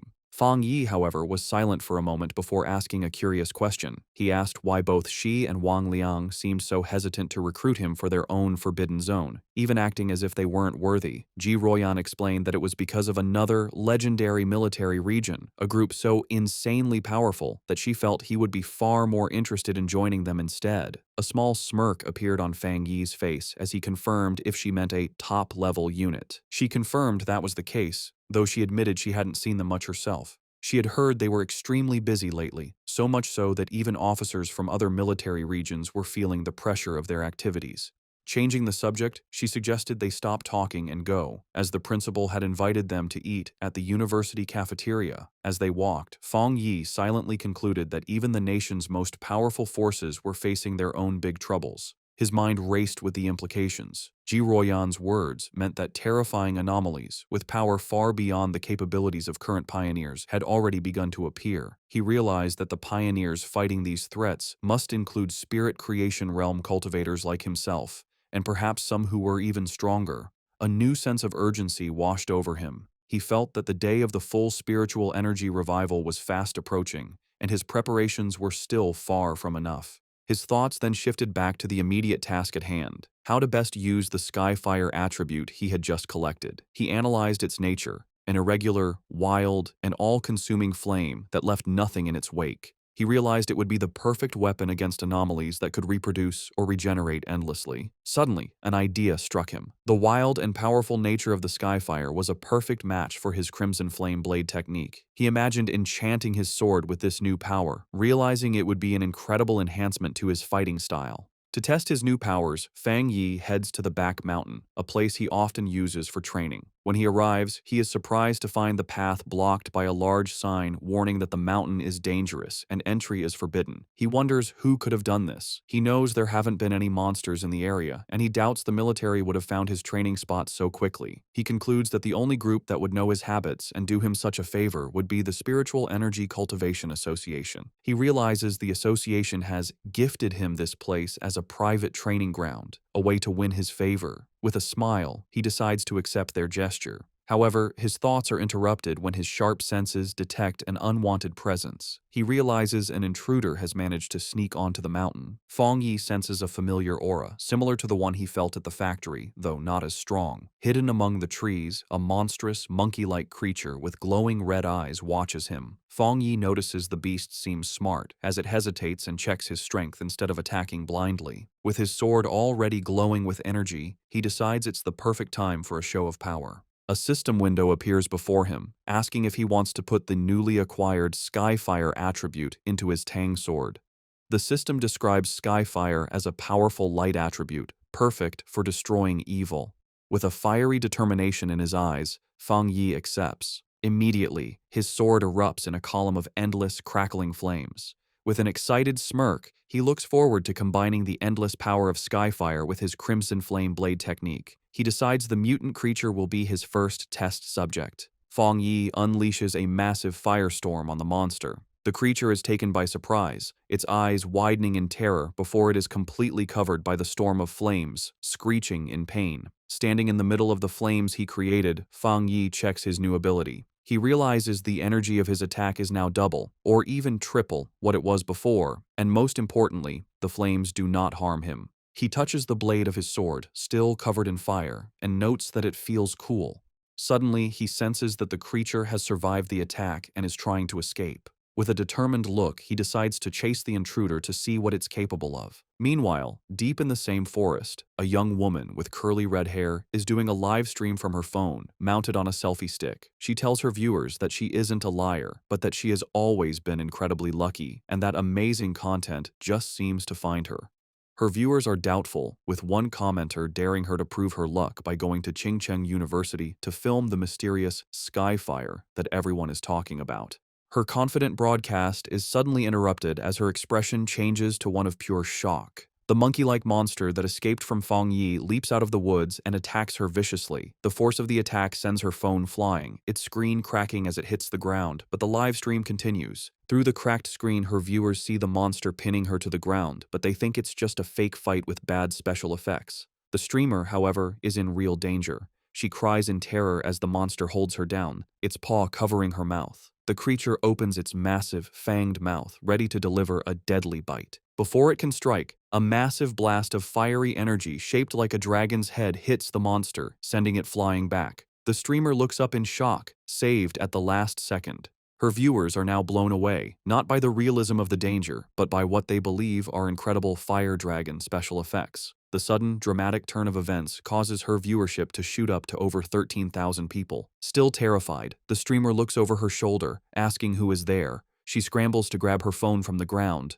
Getting to her feet, she aims the camera at the source of the attack. She stands before a raging fire and shouts to her audience that she has captured it on film, that there is a person standing inside the fire. Her camera captures the silhouette of Fang Yi standing completely unharmed within the flames. In her terrified and amazed mind, she concludes that she has just been rescued by a true immortal. The video of Fang Yi's rescue of the live streamer, Malala, instantly goes viral. It becomes the top trending topic online, with over 13.5 million views. The headlines are dramatic, calling him a mysterious man of skyfire, the king of flames, and an immortal come down to earth to save the world. In an office, Chu Qingli's friend excitedly calls her over to look at the video on her computer screen. She is thrilled, telling Chu Qingli that this proves powerful cultivators are real and that the skyfire at the university was no fake. Chu Qingli, however, is dismissive, telling her friend not to believe such things and that it's all just acting and special effects. But as she looks closer at the screen, her doubtful expression freezes into one of shock and recognition. Her friend, not noticing her reaction, points excitedly at the screen, triumphantly saying she was right and commenting on how handsome the man in the video is, before noticing her friend's stunned silence. Internally, Chu Qingli is in turmoil. She desperately tells herself the video must be fake and that the figure only looks like Fang Yi. She reasons that if it were really him, he would have been burned to ash by such intense flames. Her denial then shifts to fear as she considers the possibility that it truly is him. She worries that he might use his new power to get revenge on her for their breakup, but she stubbornly resolves that she will never bow her head to him, no matter what. Elsewhere, the red-haired leader of Lin Yiyi's pioneer squad shows the same video to Yiyi on her phone. The leader asks if the man looks familiar, suggesting he's the same person who saved them from the monstrous vine. Yiyi agrees that he does, and then adds a stunning piece of information. She recently learned that a powerful master who broke through to the spirit creation realm lives in her neighborhood. She begins to wonder if her quiet cousin and this incredible pioneer could possibly be the same person. In yet another location, Zhang Xiaoya and a male pioneer from the lava cave incident also watch the video. The man recognizes Fang Yi's fighting stance and points out how much stronger he has become, while his companion notes that the way he wields his blade is identical, realizing they were incredibly lucky to have had such a powerful figure on their side. The news of Fang Yi's public display of power reaches the highest levels of the nation's two main organizations. Inside a sleek, modern skyscraper, likely the association headquarters, the city's crisis seems to be getting worse, with the current pioneers struggling to keep up. In a high-level meeting room, Su Qingying addresses a group of officials. She informs them that the military has already been in deep communication with Fang Yi, and she expresses her firm belief that he will agree to help them. Meanwhile, in a military command center, Ji Ruoyan, Major Han Li, and other officers discuss the new intelligence. They are astounded by his rapid progress, calling him a monster for reaching the spirit creation realm so quickly. They debate how many high-tier attributes he could possibly possess, with one officer concluding it must be 3 or even more. They agree that trying to intimidate him was foolish and that their only option is to recruit him. Major Han Li asks if the High Command has decided to approach him personally. Ji Royan confirms they have, but adds that the top brass is still hesitant to humble themselves, as all previous top-tier pioneers have come from within the military's own ranks. Taking charge, Major Han Li outlines their new strategy. He orders his subordinates to find out what new weapons or equipment Fang Yi might need and to provide him with information on suitable training locations as a gesture of goodwill. He also gives a crucial final command. The viral livestream video and all the rumors spreading from it must be properly managed and controlled. The entire spiritual energy circle in the Xia nation has now turned its attention toward Fang Yi. Both Su Qingying and Ji Royan think about his future. Su Qingying appears concerned about the immense pressure he now faces, while Ji Royan wears a slight, confident smile. Both women, leaders of their respective groups, eagerly await to see what this extraordinary young man will do next. In a quiet hospital room, a heart monitor beeps steadily. A mysterious woman with long purple hair sits by the bedside of an unseen patient, whom she calls her teacher. She speaks softly, telling the patient that the Xia nation seems to have found a new hope. With the appearance of a person as powerful as Fang Yi, she adds, the chances of her teacher finally waking up have become a little higher. One day later, back at the apartment, Fang Yi is having breakfast and thinking about the previous day's events. He reflects on how the news of his battle in the back mountain went viral, all because a daring live streamer had managed to sneak into the restricted area for views. As he eats, he notes that the video has since been completely removed from the internet and the live streamer's account has been banned, correctly assuming it was the work of the military or the Spiritual Energy Association. His casual thoughts are suddenly interrupted as he realizes something is wrong. His cousin, Lin Yi, never came home the previous night and hasn't sent him any messages. He finds this very unusual, even if she was out on a mission. A feeling of unease grows as he tries to call her, but the call goes directly to an out-of-service message. Now genuinely worried, he knows something must be wrong and decides he has to go find her. Meanwhile, deep in a dark and misty forest, Lin Yi and the red-haired leader of her pioneer squad are lost and trapped. The leader asks Yi if she has any idea how long they've been stuck there. Yi estimates it's been about 10 hours, but she can no longer keep track. The red-haired leader, looking exhausted and bruised, apologizes greatly, blaming herself for dragging Yi into this mess. She admits she thought they were just investigating a strange phenomenon. As she speaks, she clutches her side in pain. Yi tells her to stop apologizing, insisting that it was her own lack of strength that was the problem. She urges her leader to stay alert and save what little energy they have left. As she tries to stay strong, her thoughts drift to the overwhelmingly powerful master she witnessed, wishing she had even a fraction of his power to save them. Their desperate conversation is cut short as a massive, shadowy monster with glowing red eyes and a menacing, spiky form appears in the fog directly behind them. The shadowy monster lunges from the fog, its claws aimed at the red-haired leader. Reacting with incredible speed, Lin Yi shoves her companion out of the way, shouting a warning. She then unleashes a blast of bright blue spiritual energy from her hand, creating a sharp blade of light that cleanly cuts off the attacking creature's head. As they get to their feet, more of these shadowy, zombie-like figures come out of the fog. Yi realizes with horror that these must be the reanimated bodies of other people who were trapped and died in this place. After defeating one of the creatures, which dissolves into a puddle of black mist, Yi explains that the main monster is just playing with them, turning its victims into these strange puppets. The red-haired leader adds that their attacks have no real effect on the mist itself, and their spiritual energy is being drained quickly, all while the real enemy stays hidden. They soon realize they are trapped in some kind of illusion created by the monster, a swirling gray space where the creature seems unbeatable. It is a waiting game.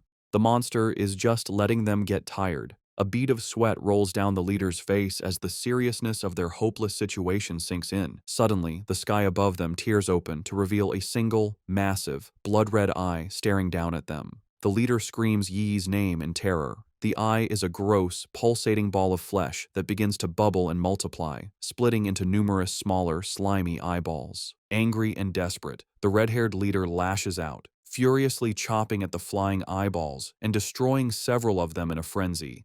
Yi, however, senses a change in the creature's energy and warns her leader not to be careless, realizing that their enemy is finally losing its patience. The main eye then unleashes a powerful, concentrated blast of red energy. Yi manages to put up a crystal barrier just in time, but the force of the impact is huge.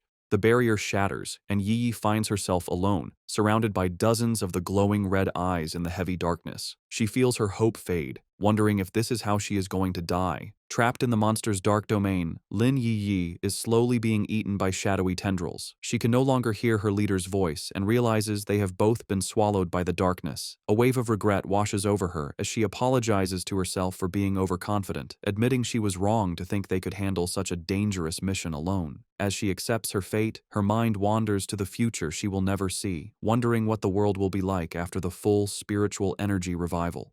With a final thought of despair, she laments that she will never see the magnificent era to come as she reaches out a hand, sinking into the abyss of glowing red eyes.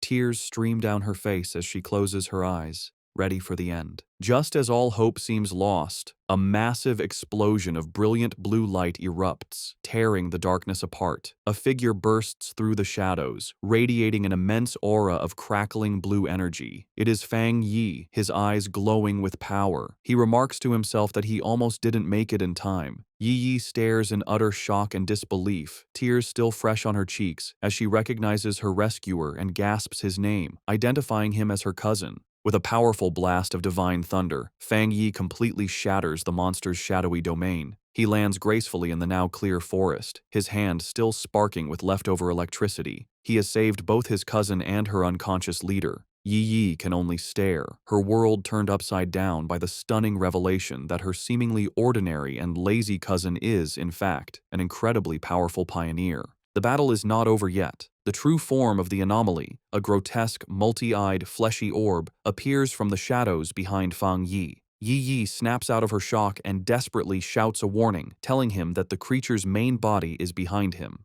Fang Yi, however, is not worried. His hand ignites with the golden red energy of Skyfire as a confident smirk spreads across his face. He sees this as the perfect opportunity to test the effect of his new power on a dark attribute creature. He leaps into action, unleashing his Crimson Flame Blade technique. The attack, now strengthened by the inextinguishable power of Skyfire, completely engulfs the monster in a raging fire. The creature lets out a final, agonizing shriek as it is burned by the divine flames. In the aftermath, the red-haired leader slowly regains consciousness. She finds herself and Yi sitting safely on the ground, surrounded by a protective circle of fire. Confused and terrified, she asks Yi if they have died and been dragged to hell along with the monster. Yi, now much calmer, reassures her leader, telling her to look closely and that they are still alive. Still trying to process what has happened, the leader repeats Yi's words in disbelief before asking who saved them. Fang Yi casually walks towards his cousin and her leader, a small smile on his face as the protective flames die down. He tells them the problem is solved and, noticing the time, remarks that they must not have had breakfast yet. The red-haired leader stares at him, her eyes widening in sudden, dawning recognition. She springs to her feet, her expression one of pure excitement and awe. She points at Fang Yi, confirming that he is the one who saved them before in Yanghuo Town from the monstrous death vine. Fang Yi looks slightly surprised, thinking to himself that he was recognized so easily. Lin Yi is completely stunned by this new revelation. She asks her leader if she's saying that the powerful fire attribute master who saved them from the vine was also her cousin. The leader turns to Yi, equally shocked by the connection, and asks how this supermaster could possibly be her cousin, reminding Yi that she had described him as a completely ordinary person. Fang Yi can only scratch the back of his head with an awkward smile. The leader, still buzzing with excitement, grabs Yi's shoulders. She reminds her that this is the same savior who defeated the Desolation Vine with a single, incredible slash. Yi's mind races, trying to connect the dots. She realizes her cousin is indeed the high-level fire user, but she is still confused, as she just witnessed him use an incredibly pure and powerful thunder attribute to destroy the monster's dark mist. Her thoughts spiral as she fully grasps the implications. The immense power of both his fire and thunder abilities means he is a super genius with dual high-grade attributes. Then, another, even more shocking realization hits her as she remembers the immense spiritual disturbance in her neighborhood, the one that signaled a breakthrough to the legendary spirit creation realm. She wonders if that incredible display of power was also her cousin's doing. Tired of the confusion, Fang Yi cuts in and confirms that yes, it was all him. He then changes the subject, asking them about the dark attribute anomaly. He says that they should have known this type of creature was not to be taken lightly, and asks why only the two of them came and where the rest of their teammates were. The red-haired leader explains that their other teammates were unavailable. One was sick and grounded at home, while another was on a more difficult mission, clarifying that their squad doesn't always operate as a full unit. Yi Yi then admits it was her own fault, confessing that she had become reckless after her recent breakthrough and wrongly believed she could handle the mission alone. Fang Yi listens, his expression thoughtful. He recalls the infighting he witnessed within their team before. He notes that the leader, who had been openly critical of her teammates, is now defending them to an outsider. He sees her loyalty, and he knows his smart cousin has likely sensed the team's instability as well. With his identity now revealed to two people he feels he can trust, he makes a proposition. He turns to his cousin and her friend and asks if they would like to form a team with him. Both women are stunned into silence for a moment before the red-haired leader erupts with joy. She clasps her hands together, overjoyed at the prospect of teaming up with such a powerful master and exclaiming that she is incredibly lucky to benefit from Yi Yi's connection. Yi Yi, however, is having a more profound realization. She understands that a pioneer as powerful as her cousin must have known her secret all along and had been quietly watching over her. The thought that on this difficult and lonely path of cultivation, she has a reliable and powerful family member helping her without asking for anything in return brings her an overwhelming sense of happiness and relief. A single tear of gratitude rolls down her cheek. Wiping it away, she flashes a bright, happy smile and a peace sign at her cousin, thanking him greatly and promising to make him 2 extra eggs for dinner. Just then, Yi Yi's phone buzzes with a notification. She announces that Sister Jiaolan, the mysterious and powerful member of their pioneer group, has just posted a new mission. The message is an alert for a high-risk collection task in a place called the Extreme Dark Zone, which is explicitly stated to be related to the dark attribute. Jiaolan's message ends with a stern warning for everyone to think very carefully before signing up. Fang Yi asks if they know about this zone. Yi Yi explains that it is a border area that is strictly forbidden by the Xia nation.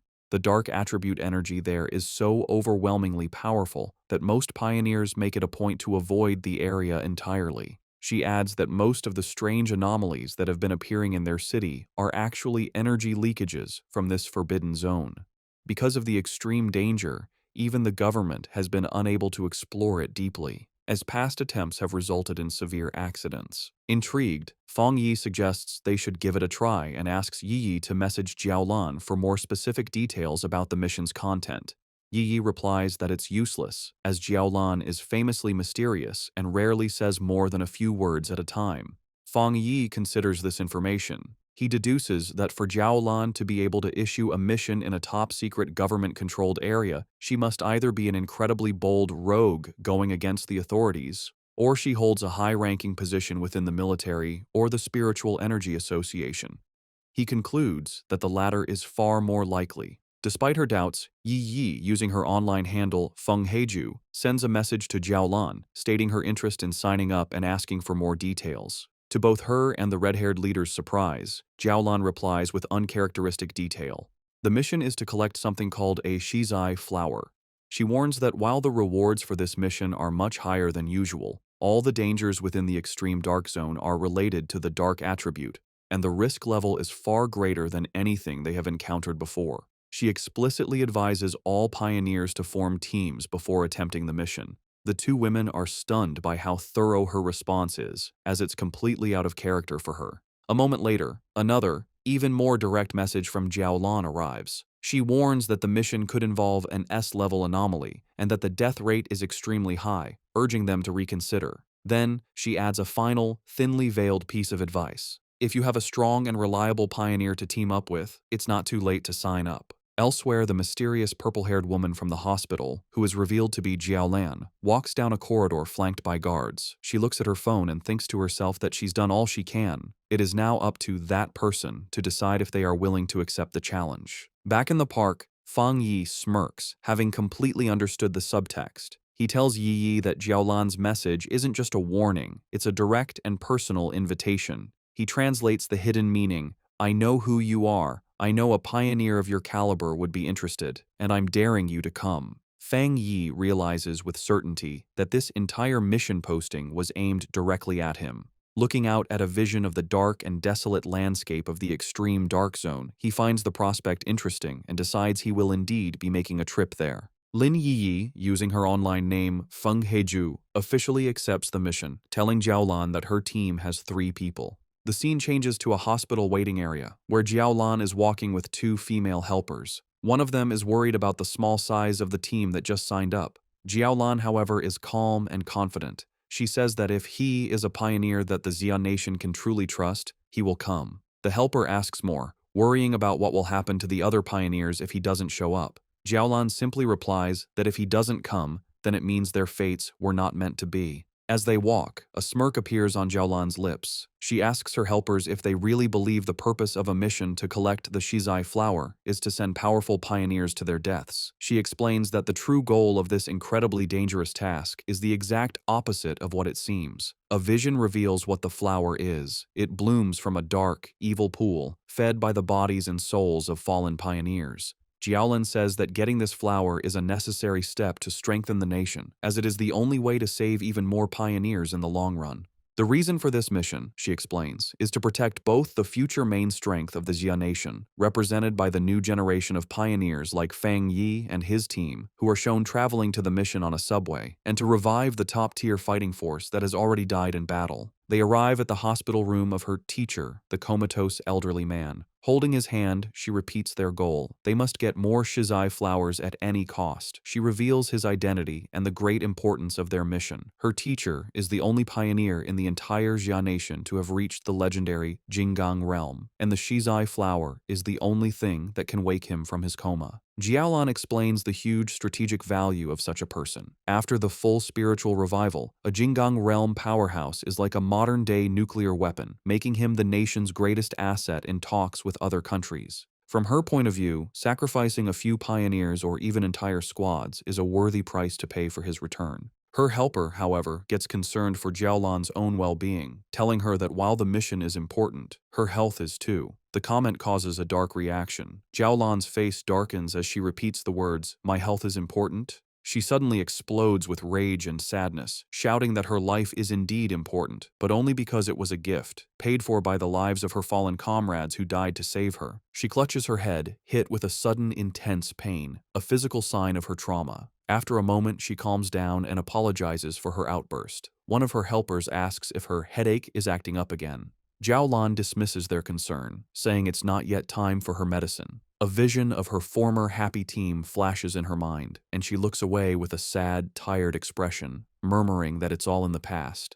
The story flashes back to a traumatic memory from Jiaolan's past. In a dark, empty landscape, a voice screams for the sword-wielding squad to leave immediately. A younger Jiaolan kneels among the bodies of her fallen comrades as her dying captain tells her the mission to get the Shizai flower is now in her hands. As she trembles in despair, thinking of her teacher and her country, she realizes the extreme dark zone is a truly unforgiving place. She screams in protest, refusing to leave her captain. In his final moments, the captain places his hand on hers, transferring his spiritual energy to her. He tells her he hopes their powers will be of use to her and pleads with her to make it back alive. Back in the present, Jiaolan stands in the hospital, thinking about that tragic day. She reveals the bitter irony of her team's sacrifice. They gave her their power, but they didn't know that a Shizai flower is useless if it is touched by blood or not picked perfectly whole, meaning their mission failed even as they saved her life. Later, after a long journey, Fang Yi's new team arrives at the empty outskirts of the extreme dark zone.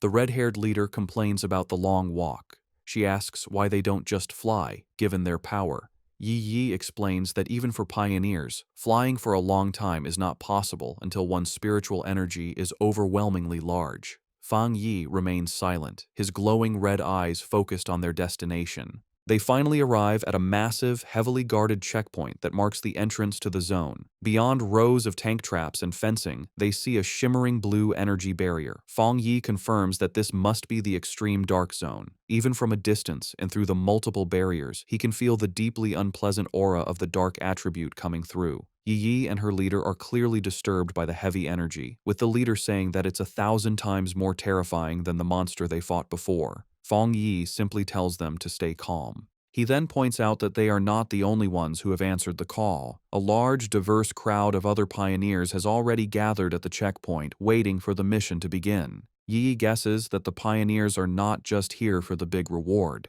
She explains that the dark attribute is known to be very difficult to deal with, ruthless, and naturally hostile to humans. However, with the increasing number of violent dark attribute monsters appearing in the cities, pioneers have realized they can no longer afford to ignore the source of the problem. Many have come here to face the threat directly and find a way to fight back. The red-haired leader agrees with her logic, and Fang Yi looks on with a slight smile, impressed by his cousin's sharp mind. The scene shows the various wild pioneers, each with unique gear and styles, all waiting for the gates to open. As they wait, Fang Yi explains his reason for taking on such a dangerous mission. He says that he has already faced dark attribute monsters twice before.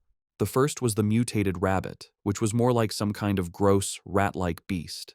The second was the serpent and its rat-like partner, Candle Knight, a smart pair that worked together to lure and trap pioneers, a mission that nearly wiped out an entire squad from the Spiritual Energy Association. He explains that the most important detail, as his cousin Yiji correctly pointed out, is that these creatures seem to be cleverly and purposely bypassing the military defenses at the city's borders. He suspects they are using some unknown method to get into urban areas, and these incidents have happened so often that they can no longer be ignored.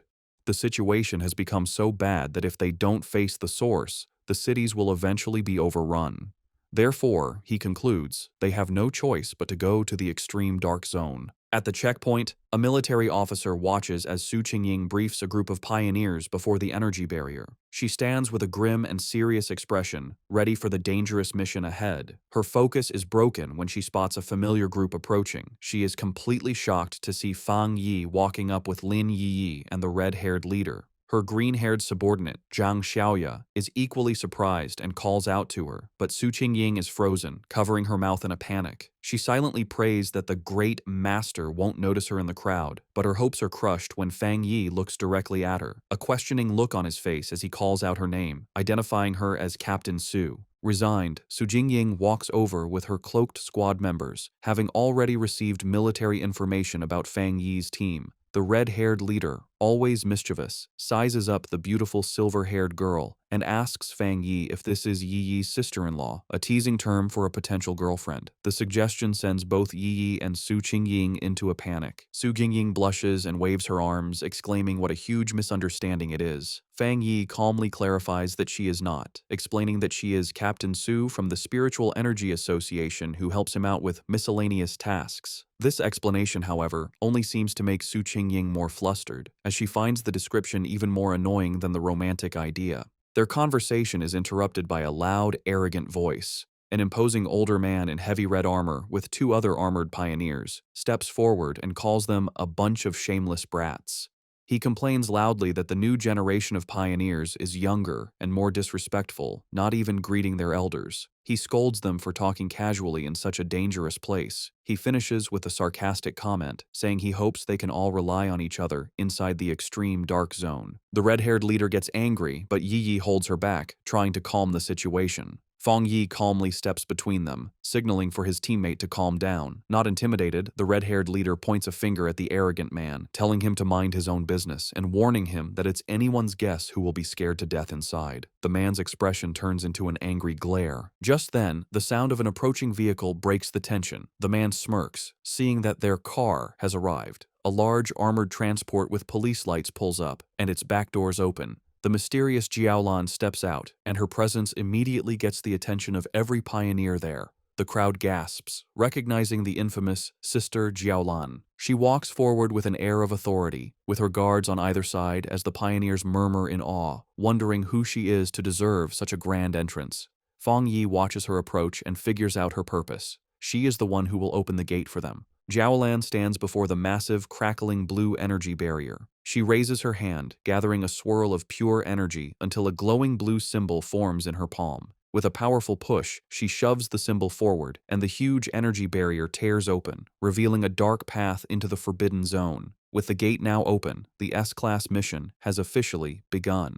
With the huge energy barrier torn open, Jiaolan stood before the dark portal, with red and black energy whipping around her. She announced that the pioneers could now enter but gave them one last, important warning. The Shizai flowers they were sent to get had to be perfectly whole and must not be touched by human blood. She said that if the flowers didn't meet these rules, there would be no reward, and with that, she told them to start. The large group of pioneers began to walk into the scary portal. As they walked, a member of the arrogant pioneers group grumbled to his leader, complaining that Jiaolan was sending them to their deaths without going in herself. The arrogant pioneer's teammate told him to be quiet, reminding him that if they died, the government would pay a lot of money to their families. As Fang Yi's group watched the others enter, Su Qingying analyzed the strength of the various teams for him. She identified the arrogant pioneer as a one-star spirit creation realm cultivator, the same level as Fang Yi. She also noted that there were several other powerful people who were hiding their auras, making them hard to judge, while the rest were solid pioneers at the 1-star or 3-star Ghost Axe realm. She concluded that the teams were all about equal in strength. Fang Yi was surprised to hear that the arrogant man was also at the spirit creation realm, as he hadn't sensed a high level of spiritual energy from him. He thought to himself that the mission must be very difficult to have attracted so many elite teams. Back outside, one of Jiaolan's helpers gave her a final report from a tablet. She confirmed that a total of 37-star Ghost Axe Pioneers, 7 1-star Ghost Axe Pioneers, and 3 1-star Spirit Creation Pioneers had entered.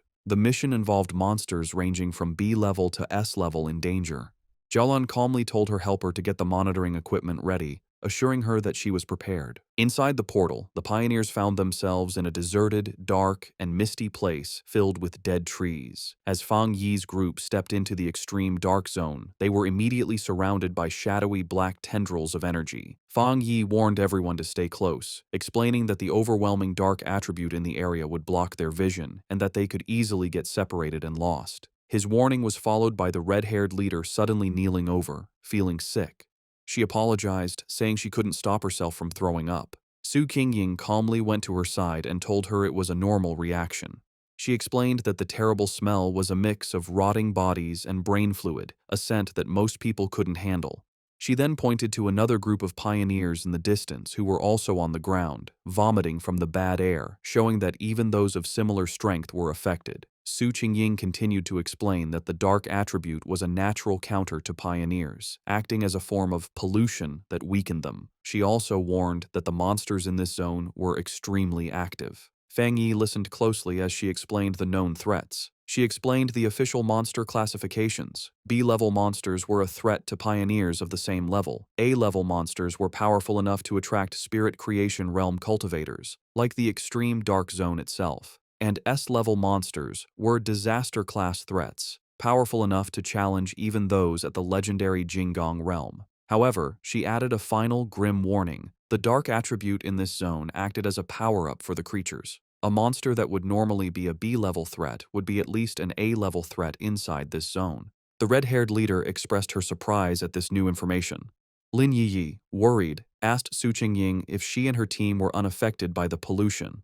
Su Qingying chuckled, explaining that she was not affected because she and her team were used to dealing with similar monsters and were not bothered by the smell. She also revealed that she had recently broken through to the 3-star Ghost Axe realm and was working hard to evolve her water attribute into an ice attribute. Lin Yi then spoke up, addressing Su Qingying.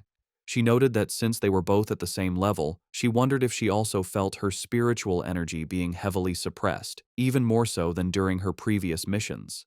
Su Qingying confirmed her suspicion, adding a grim warning that many high-level masters, including 1-star spirit creation military elites, had died in this zone, so they needed to be extremely careful. As they went deeper into the deserted landscape, Su Qingying took the lead. She saw that they could no longer see the group ahead of them and urged her team to move a little faster. She then gave an important instruction. They should all speak less to save their physical strength and concentrate their spiritual energy to prevent the heavy dark mist from taking advantage of any weakness. As he walked, Fang Yi thought about his own condition. He was surprised that he didn't feel the same severe discomfort as the others. He concluded that it was likely because his enhanced yang and thunder attributes naturally pushed back the dark attribute, or perhaps his spiritual power had simply become stronger after his breakthrough to the spirit creation realm. Elsewhere in the zone, the arrogant pioneer and his team were in a fierce battle. With a powerful slash of his glowing green sword, the leader easily cut off the head of a monstrous beast. He laughed arrogantly, mocking the zone's dangers. His teammates cheered him on as he declared that they would be the ones to get the Shizai flower, vowing to show the younger generation what true strength looked like. Back with Fang Yi's group, Lin Yi was still struggling with nausea, making small gagging sounds. Fang Yi noticed her distress and thought to himself that despite her power, she was still just a child. He gently placed a hand on her back, sending a comforting wave of spiritual energy through her. The effect was immediate. Lin Yi felt the nausea and the chilling cold vanish, replaced by a comforting warmth like the winter sun. She marveled at the incredible power of the spirit creation realm. She commented on the comforting warmth of what she believed to be a rare, high-grade fire attribute. She thought about how her own wood attribute slowly absorbs energy and how Su Qingying had mentioned her own water attribute turning into the rare ice attribute. Fang Yi corrected her, clarifying that it wasn't a fire attribute, but the yang attribute. He apologized for not explaining it to her before, and casually revealed that he was the one responsible for both the incident at the North Gate and the fire on the playground at Qingcheng University. The red-haired leader was shocked by this confession. She asked in disbelief if he was admitting to having 3 different high-grade attributes. Fang Yi explained that the 2 fire-related events were not the same, noting there were small but important differences between the Yang and Skyfire attributes. Inwardly, Fang Yi thought about his 4th power, the Desolation attribute. He decided to keep it a secret, believing it was always wise to have a hidden advantage. Outwardly, he gave a vague confirmation to his team's amazed questions. The red-haired leader, shivering from the heavy cold, nervously approached Fang Yi. She explained that she had not yet reached the 3-star Ghost Axe realm and couldn't sense attributes very well, but she knew his Yang attribute could help her. Promising to behave, she shyly asked if he could warm her up as well. Fang Yi agreed to warm her for the day and placed a hand on her shoulder, sending a comforting wave of energy through her that made her yelp in surprise. As she breathed out a visible puff of warm air, sighing in relief, Zhang Xiaoya and the other member of Su Qingying's squad looked on in confusion. Seeing how well it worked, Fang Yi kindly offered the same to Su Qingying's team. After a moment's hesitation, Su Qingying admitted that the warmth felt nice, and her 2 enthusiastic subordinates eagerly accepted the offer. With a series of quick pats, Fang Yi shared his protective yang energy with the 3 women, who all expressed their surprise and gratitude for the comforting warmth. Their brief moment of comfort was shattered by the sound of heavy, clawed footsteps crunching on the dead ground nearby. Fang Yi's expression instantly hardened as his senses picked up the threat, and he warned the group that a monster was approaching. Suddenly, a massive, shadowy wolf-like creature lunged from the mist. Su Qingying reacted instantly, leaping forward and creating a long blade of blue energy to stop the attack. The beast landed with a thud directly behind the terrified red-haired leader, causing Fang Yi to shout a warning to her. The monster, surrounded by a menacing purple and black aura, let out a furious roar and charged. Su Qingying identified it as a dangerous A-level monster. Declaring that she would handle it, she stepped forward and unleashed a powerful blast of sharp ice energy from her hand, which hit the creature directly. To their surprise, the monster vanished into nothingness upon impact.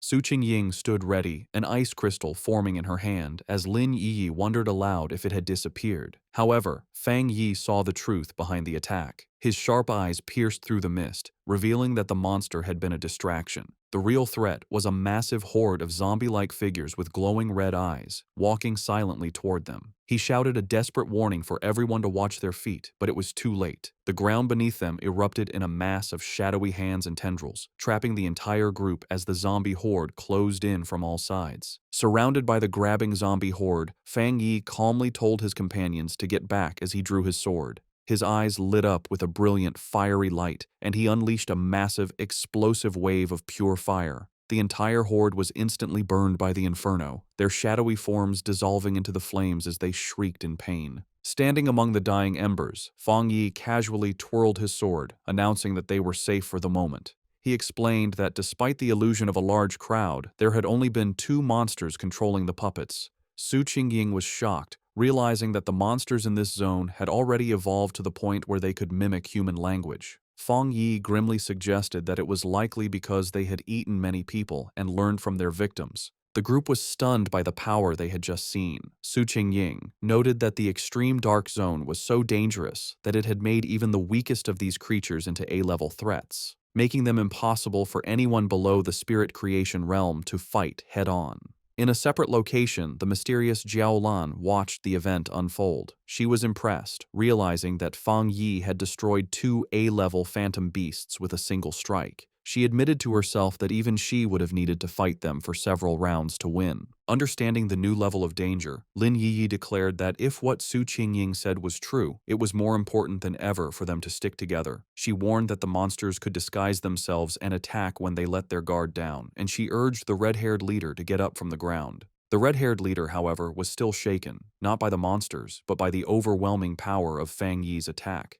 She complained about the terrifyingly heavy aura, which she found more suffocating than the zombies, feeling that even a slight touch from his flames would have killed her. Suddenly, a deep rumbling sound echoed through the deserted landscape. Lin Yi asked if the others could hear what sounded like ocean waves. The ground began to shake violently, causing the entire group to stumble and lose their balance. In the distance, they saw other pioneer teams fleeing in absolute terror. One man desperately shouted at his comrade to stop fighting and run, screaming that the approaching threat was pure evil and that they were seeing ghosts. Fang Yi, Su Qingying, and Lin Yiyi watched with grim expressions as the chaos unfolded. Before them, a massive, swirling vortex of pure dark energy, filled with countless monstrous forms and glowing red eyes, swept across the landscape, consuming everything in its path. The arrogant pioneer and his team were caught in the middle of the disaster, which was identified as the legendary Dark Tide. As the terrifying dark tide swept across the land, eating pioneers who screamed for help,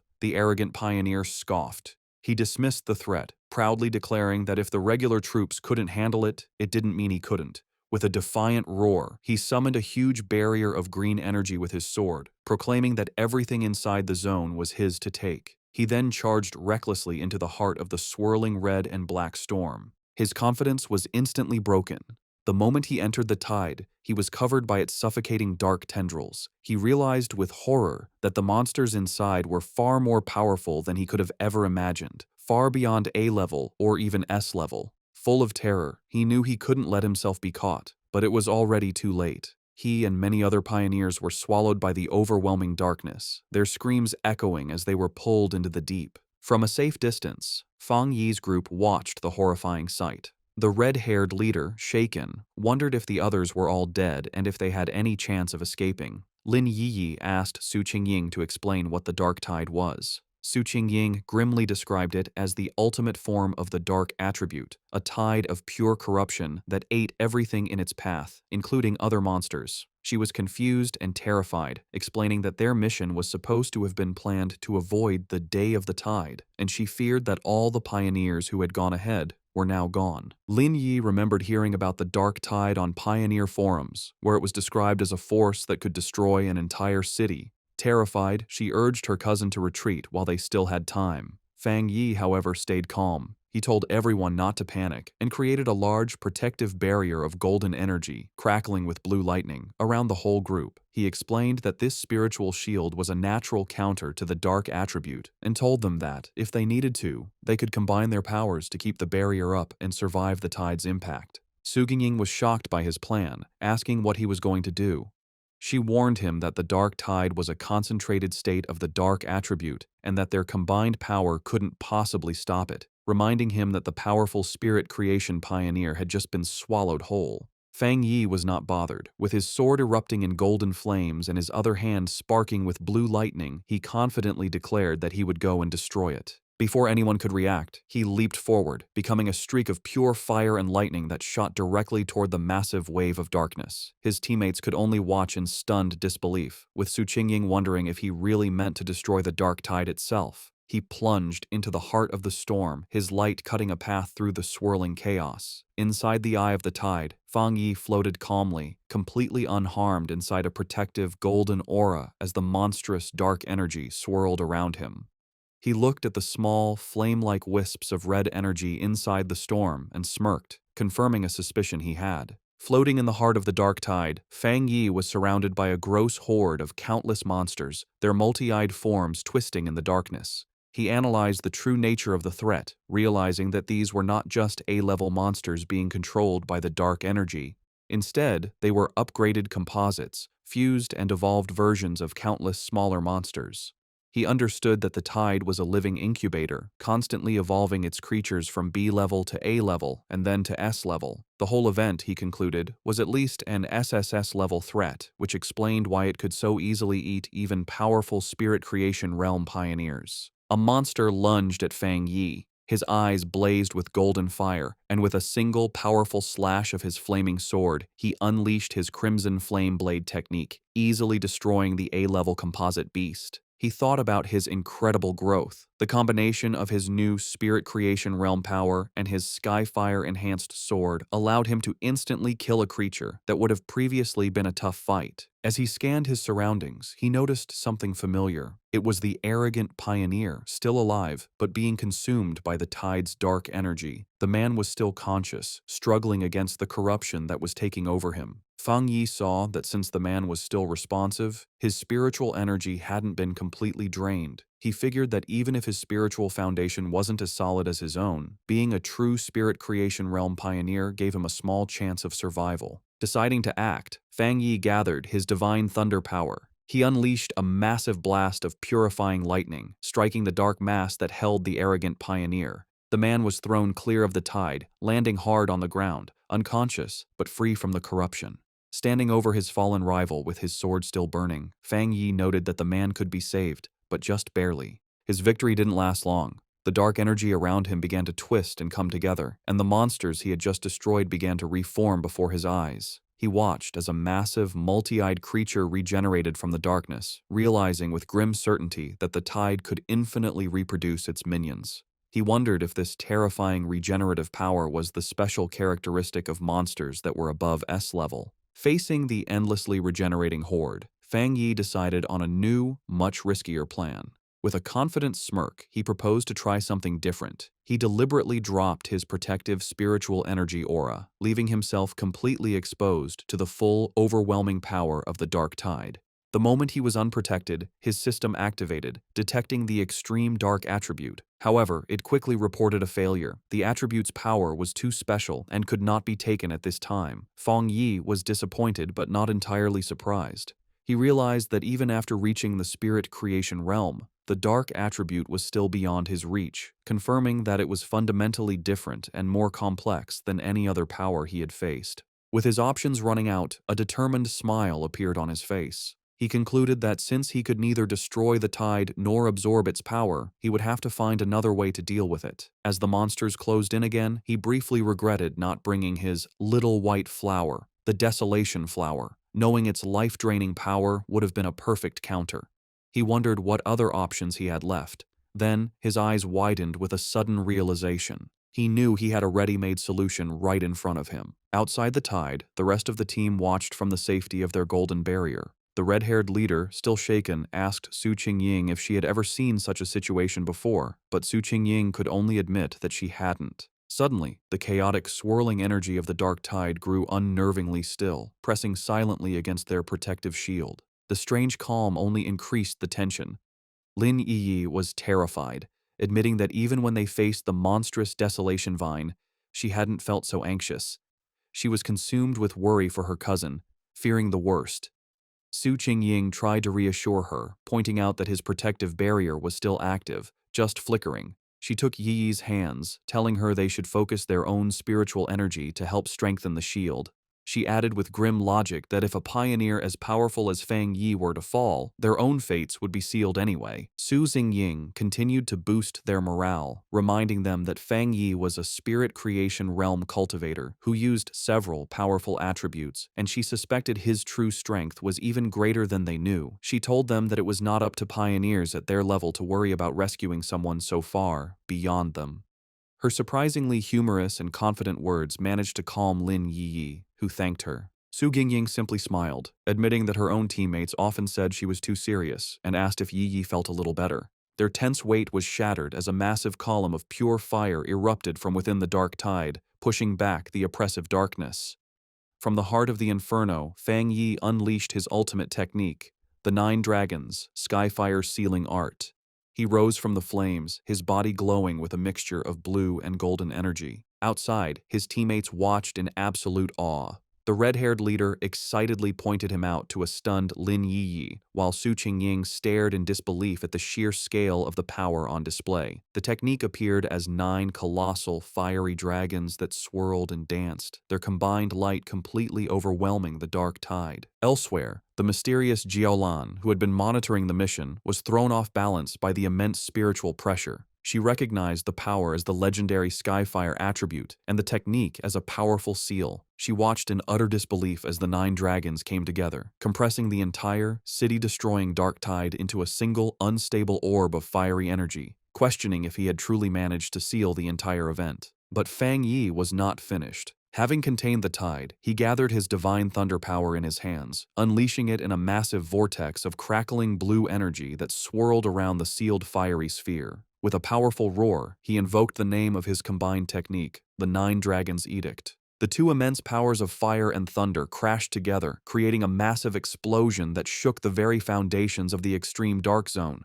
With a final, decisive command to seal, Fang Yi brought his hands together, forcing the chaotic energy to collapse in on itself. The vortex of fire and lightning compressed into a smaller, more stable sphere, finally settling into a small, brightly glowing orb of perfectly contained, pulsating power. After Fang Yi's incredible display of power, the arrogant pioneer lies unconscious on the ground. Fang Yi thinks that, for now, they are safe, and that he has unexpectedly rescued someone, wondering what he should do with him. Lin Yi runs to her cousin, very relieved that he is okay. Su Qingying, standing by the fallen pioneer, offers to have her team take care of the unconscious man. Later, Su Qingying approaches Fang Yi, asking why he does not seem happy after successfully sealing such a high-level dark attribute. In her mind, however, she is completely amazed, thinking that he truly kept his word to destroy the dark tide and that he is a truly incredible person. Fang Yi explains to the group that they must move quickly. He says that the seal he used is only temporary and that the overwhelming dark attribute energy in the area is still strong. They must hurry to find the Shizai flower before the seal wears off. Su Qingying understands and confirms that her team will take the man back to the association for treatment while her teammates carry the unconscious pioneer on their shoulders. The group stops at a cliff, looking out over the empty landscape.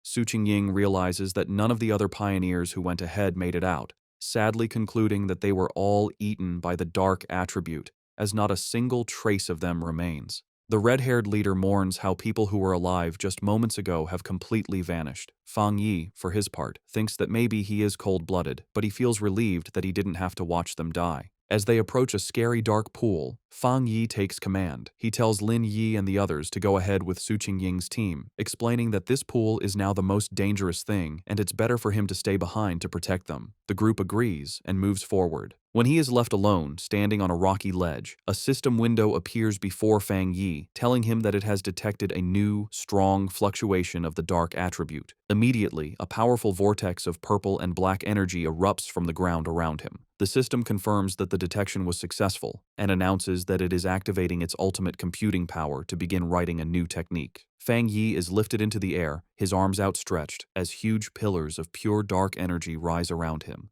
The system declares that the writing process has been successful, and Fang Yi's eyes snap open, now glowing with a menacing purple light, filled with the essence of the power he has just mastered. A system window confirms his new acquisition. He has obtained the dark attribute technique, the limitless dark world. The system explains that this ability allows him to create a sealed space of dark mist, inside which spiritual energy is massively weakened. Fang Yi thinks about his new power, recognizing the dark world as a special domain he can control. He understands the huge strategic advantage this gives him. The corrosive effect of his new power will drain his enemies' spiritual energy and slow their ability to refill it. He imagines himself rising over a sea of desperate hands. He realizes that if he combines this new weakening effect with his other powerful attributes, he will become even more formidable, confidently concluding that he could destroy even a monster stranger and more powerful than the dark tide itself if it were to appear again. As the last of the purple energy settles, Su Qingying, still in disbelief, asks Fang Yi if he feels the dark mist reforming around them. Her eyes widen in shock as she fully processes the immense spiritual fluctuation she is sensing. She stares as Fang Yi is surrounded by the leftover energy, wondering how he could possibly be having another breakthrough without any of the usual big signs like a change in heaven and earth. The realization then hits her with stunning force. He hadn't just sealed the S-class dark tide, he had absorbed its power. She finds the very idea ridiculous and unbelievable. In the early days of the spiritual revival, all pioneers knew that the dark attribute was the most terrifying power, born from the collective negative emotions and deep-seated evil of all living things. Because of this, absorbing its power is strictly forbidden by the government. A flashback shows a failed official experiment where researchers tried to purify the dark attribute but paid a painful price, leading to it being classified as a uniquely dangerous monster. The power of these dark monsters can range from D to S-class, but even the weakest can overwhelm early pioneers, let alone the absolute S-class threat of the dark tide, which could eat even spirit creation realm cultivators with ease. Another flashback reveals the fate of a 3-star Ghost Axe pioneer who, before the ban, tried to absorb the energy from a mere sea-level monster. He was driven mad by the backlash, suffering from skin decay and a mental collapse, and remains in a psychiatric hospital to this day. Back in the present, the chaotic dark energy goes down, receding back into Fang Yi as he lets out a quiet breath. He calmly calls out into the empty, misty landscape, stating that whoever has been watching them for a long time can come out now. His red eyes scan the area with a sharp, knowing gaze. From the mist, Jiaolan emerges. She confirms that if she is not mistaken, Fang Yi was the one who single-handedly sealed the dark tide. Su Qingying is stunned by her sudden appearance, gasping her name in disbelief. Jiaolan floats down, landing before Fang Yi and asking what he was just doing, specifically questioning if he was absorbing the dark attribute. Fang Yi calmly confirms that he was. The directed mission sends another wave of shock through Su Qingying. In a swift and shocking motion, Jiaolan draws a pistol and aims it directly at Fang Yi's head. The red-haired leader shouts Jiaolan's name, demanding to know what she is doing, while she and a terrified Lin Yi can only watch in confusion and fear. Su Qingying immediately leaps into action, placing herself between Jiaolan and Fang Yi and blocking the gun with her arm. She confronts Jiaolan fiercely, reminding her that if she recalls correctly, Fang Yi is the military's highest priority recruitment target. She then challenges Jiaolan, pointing out that the association had also wanted to recruit him before the military intercepted him, and demands to know the meaning of this hostile action. Ignoring Su Qingying's defense, Fang Yi calmly places a hand on her shoulder and addresses Jiaolan directly. He finds it strange, asking if their mission wasn't to find the Shizai flower. He points out that while she seems eager to complete the mission, she also appears very unhappy that they did not die there. Jiaolan remains silent, her expression unreadable as she continues to aim her weapon, the light glinting off the barrel. The red-haired leader, however, is not so calm. She erupts in anger, shouting at Jiaolan. She reminds her that their squad had always trusted her, and she furiously questions why Jiaolan didn't step in when they were facing the dark tide. She declares that without Fang Yi, they would have been doomed, pointing out that Yi is still just a child. She accuses Jiaolan of simply standing by and watching, only to now threaten the very person who saved them. Jiaolan suddenly lowers her weapon, a smirk playing on her lips. She dismisses the entire confrontation as a joke, remarking that Fang Yi seems to be very well liked by his teammates. She then congratulates him, announcing that he has passed the test. The sudden change leaves the red-haired leader and Su Qingying completely confused by her words. Fang Yi, however, understands immediately. He asks if her true purpose was to test him.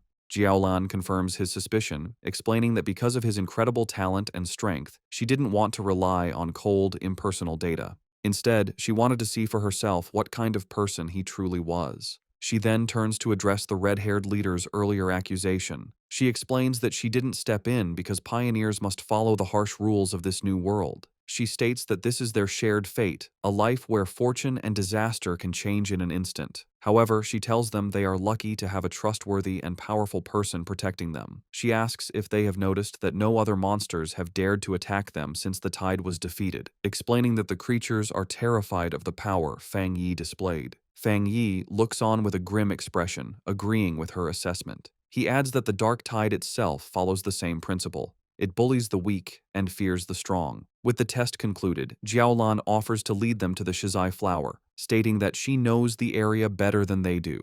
As they follow, Su Qingying whispers to Fang Yi, expressing her feeling that something is mentally wrong with Jiaolan. She reveals a crucial piece of information. Jiaolan's own squad had previously encountered the dark tide, and she was the only survivor. Fang Yi processes this information, piecing together a clear picture of her psychology. He understands that her absolute obedience to her mission and the rules has made her cold and detached. He also deduces that the sacrifice of her teammates has left her with a form of post-traumatic, self-destructive tendency. Yet he realizes that another powerful belief keeps her going, and that witnessing him seal the dark tide had simply caused her to lose her composure for a moment. With a newfound understanding, Fang Yi shows a hint of a smile. He tells his teammates that they should all be considerate of this injured person.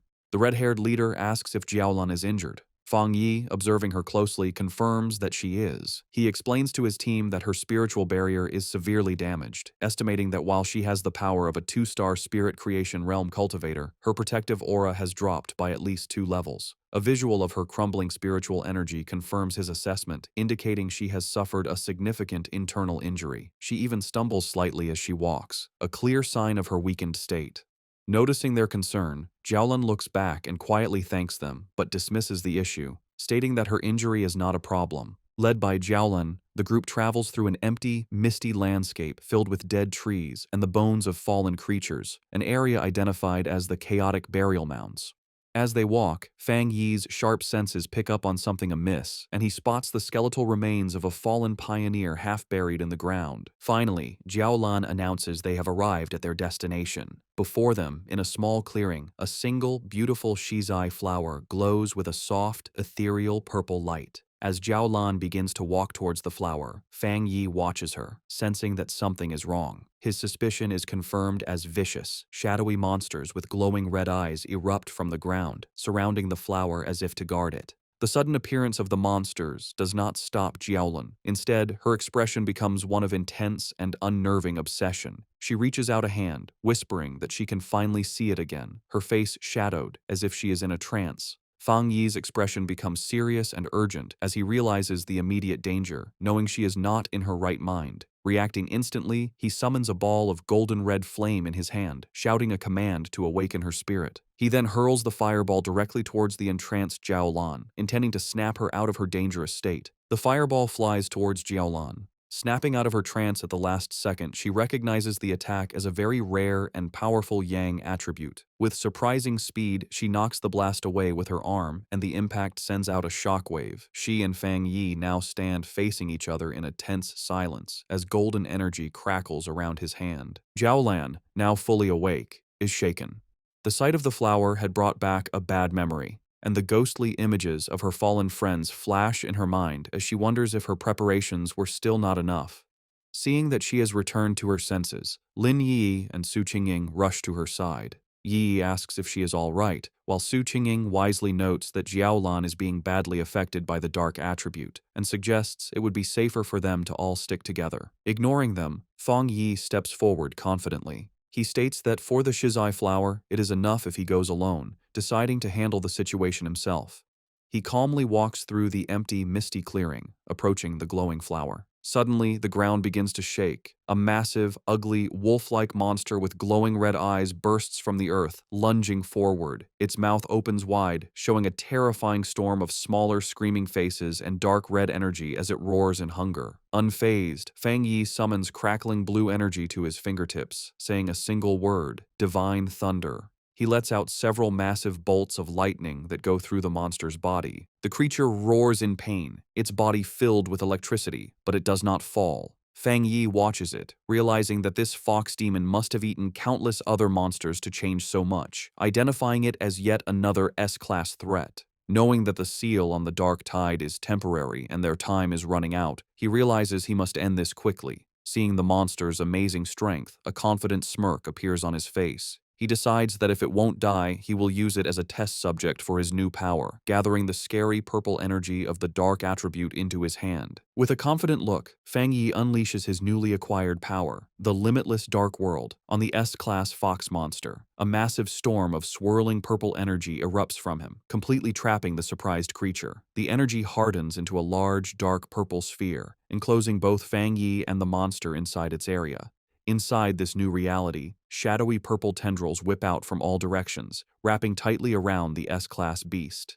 The monster struggles and whimpers in pain, its massive form beginning to shrink under the immense pressure of Fang Yi's area. A system window then appears, confirming the devastating effect of his technique. Under the influence of the limitless dark world, the S-class anomaly has been forcibly downgraded by 2 full levels to a B-class threat. Standing before the now weakened creature, Fang Yi notes that the S-class anomaly must have had a very weak foundation to be downgraded so easily. With the monster now manageable, his sword ignites in a blaze of golden-red fire. He declares that the fight is over and delivers a single, massive fiery slash, completely destroying the creature in a fire. Outside the sphere, Su Qingying and Lin Yi watch the massive orb of dark energy. Su Qingying finds it strange, noting that while it is clearly a dark attribute, it feels different from what she's used to. Lin Yi agrees, confirming that she doesn't feel the usual disgusting and heavy coldness from it. Jiaolan provides the explanation. She states that this is because they are witnessing Fang Yi's personal domain, a space he created himself after mastering the dark attribute without a teacher. Jiaolan thinks about the immense importance of this achievement. She explains that creating a domain is an incredibly difficult ability. Before this moment, the only person she knew who could create a spatial domain with their spiritual power was her teacher. She guesses that, besides him, there are at most 3 other people in the entire world with this power. A painful memory flashes in her mind, showing a vision of a massive, citywide disaster. She recalls how her teacher had tried to use his own domain to stop the disaster, but had ultimately failed.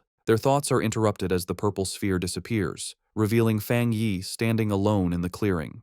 Jiaolan and Su Qingying are stunned at how quickly he finished the battle. With a casual wave and a reassuring smile, Fang Yi announces that the chaotic burial mounds should be safe from any more trouble now. With the area now secure, Fang Yi calmly walks towards the glowing shizai flower. He carefully cups his hands around the plant, gently pulling it from the ground with its roots intact to preserve it. Holding the glowing prize, he examines it for a moment, concluding that this should be enough to complete their mission. Jiaolan watches him with a tense and nervous expression as the mission reaches its critical point. Fang Yi returns to the group and presents the flower to Jiaolan, who remarks on its small size. He confirms that their mission is complete and urges them to leave immediately, explaining that the sealed dark tide is unlike other monsters and could become a problem at any moment. He adds that they also have to deal with the unconscious, arrogant pioneer and his team. Her tense mood melts away, replaced by real gratitude. Holding the glowing flower, she sincerely thanks Fang Yi, admitting that his overwhelming power was the only reason for their success. She then thanks the rest of the group and announces it is time for them to leave.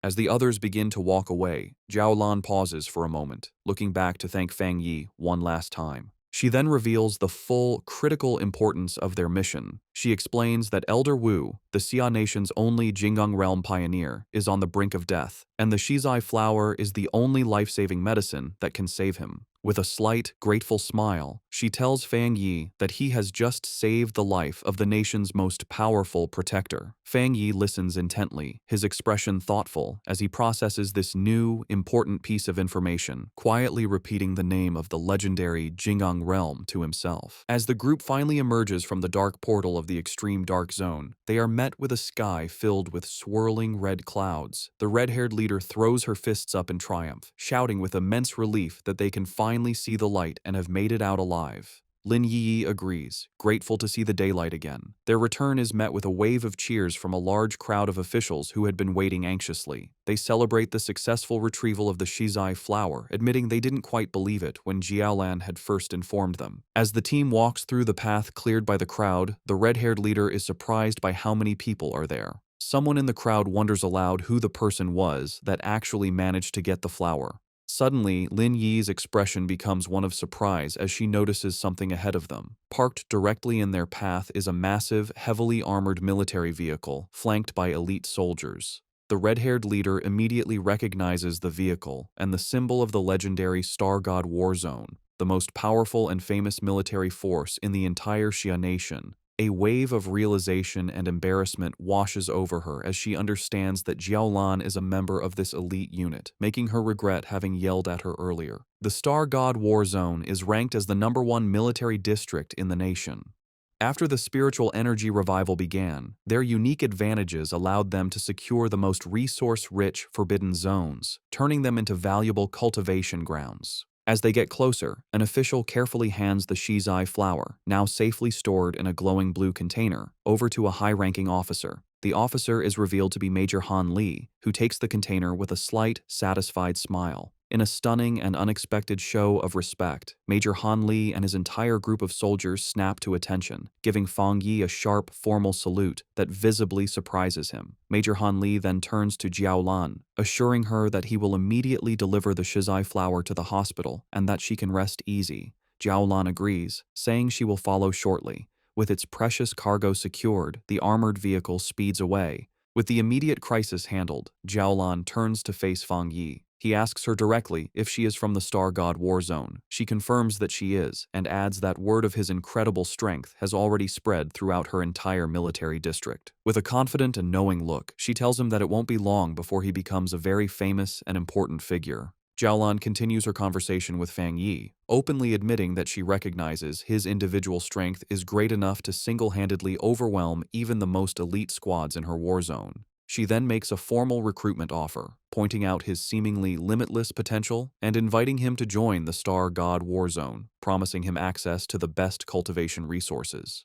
She also reassures him that the rewards for this mission for his team and for Su Qingying's squad will be delivered soon. Fang Yi listens with a slight smile but seems to be considering his options. Her tone then becomes much more serious as she explains the true seriousness of their situation. She tells Fang Yi that with the world changing so rapidly, the nation's most urgent concern is the threat of dark attribute anomalies. A vision of a city being consumed by a massive, ominous cloud of purple and black energy illustrates her point. She warns that the number of these anomalies is growing at an alarming rate. She explains that the influence of these dark zones will continue to expand like a deadly tumor, capable of causing catastrophic consequences at any moment.